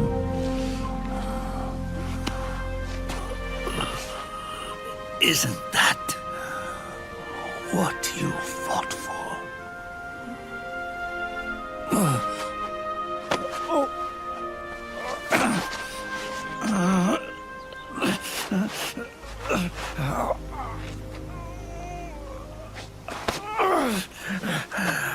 At last, I understand the meaning behind what you did. At last, I understand the truth behind your courage.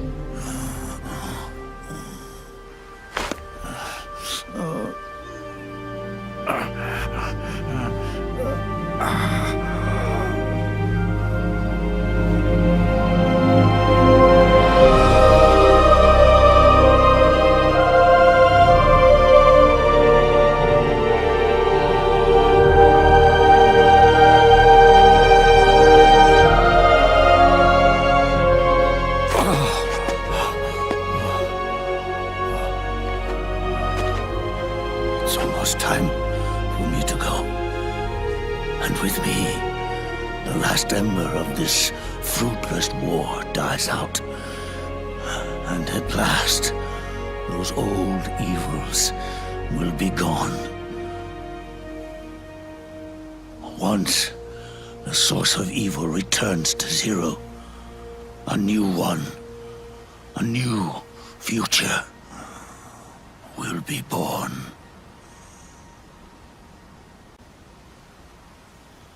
That new world is yours to live in, not as a snake,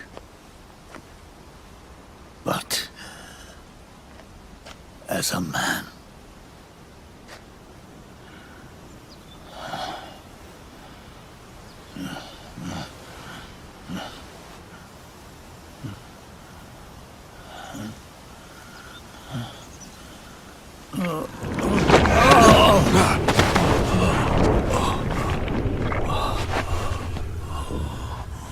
Know this.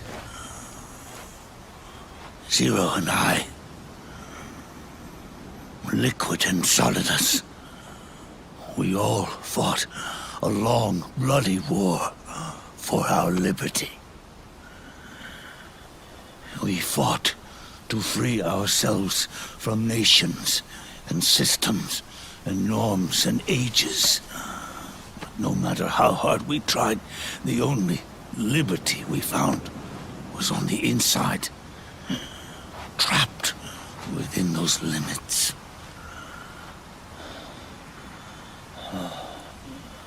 The boss and I may have chosen different paths, but in the end, we were both trapped inside the same cage.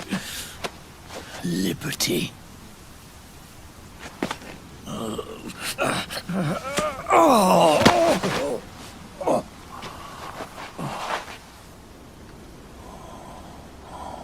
But you have been given freedom. Freedom to be outside.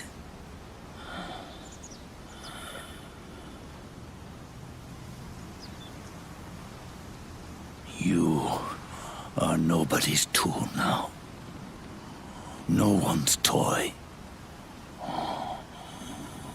You are no longer a prisoner of fate. You are no longer a seed of war. It's time for you to see the outside world with your own eyes.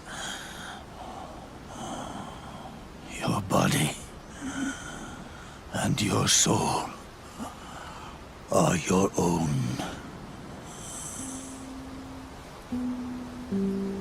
Forget about us.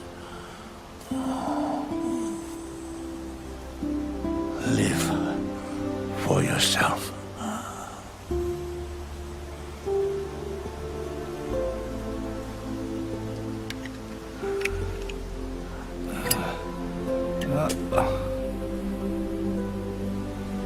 And find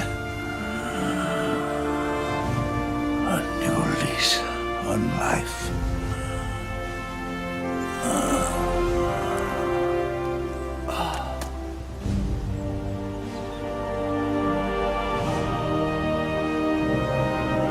Boss, you only need one snake.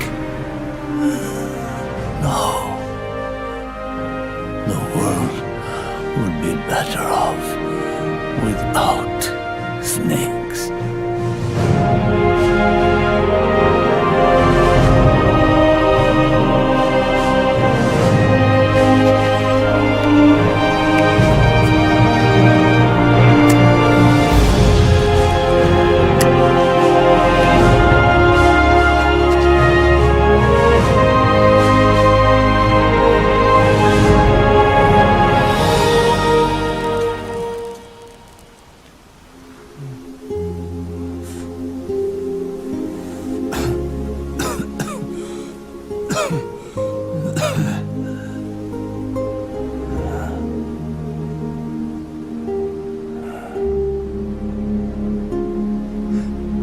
This is good,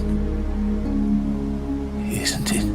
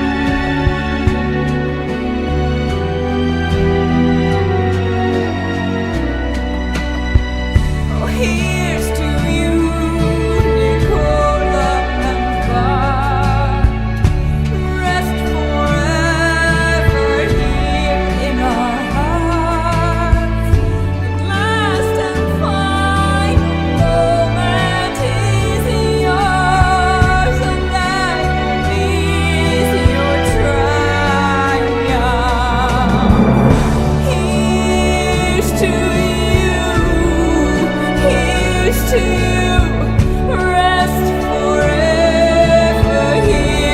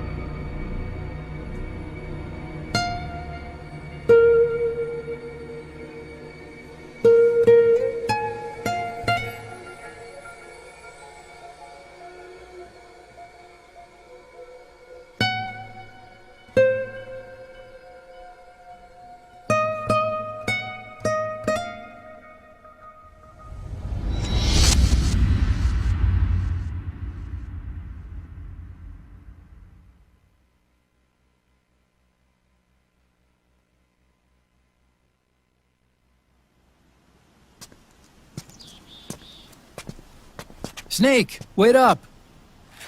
You forgot these.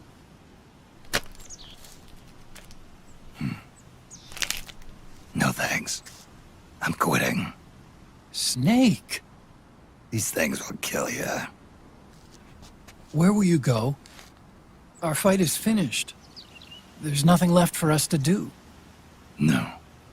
There's one thing I still have to do. I have to see this age off. See what the future brings. Sounds good to me. I'll go with you. Otacon, I'm gonna be dead soon. You don't have to come. You said it yourself, Snake. There's nothing inside you can pass on to the next generation. No genes, no memes. You're man-made. You're a beast. I know. A blue rose. There won't be any happy Beauty and the Beast ending for me. What little time I have left will be spent living as a beast. A shadow of the inside. Of the old age. Exactly. That's why you need me. As a witness. A witness? Yeah. Someone on the outside to bear witness to your final days. Someone to pass on your story. Not that I'm the only witness. But I'll remember everything you were. And stick with you to the end. Otacon. Besides, you wouldn't let me suffer Sonny's eggs alone, would you?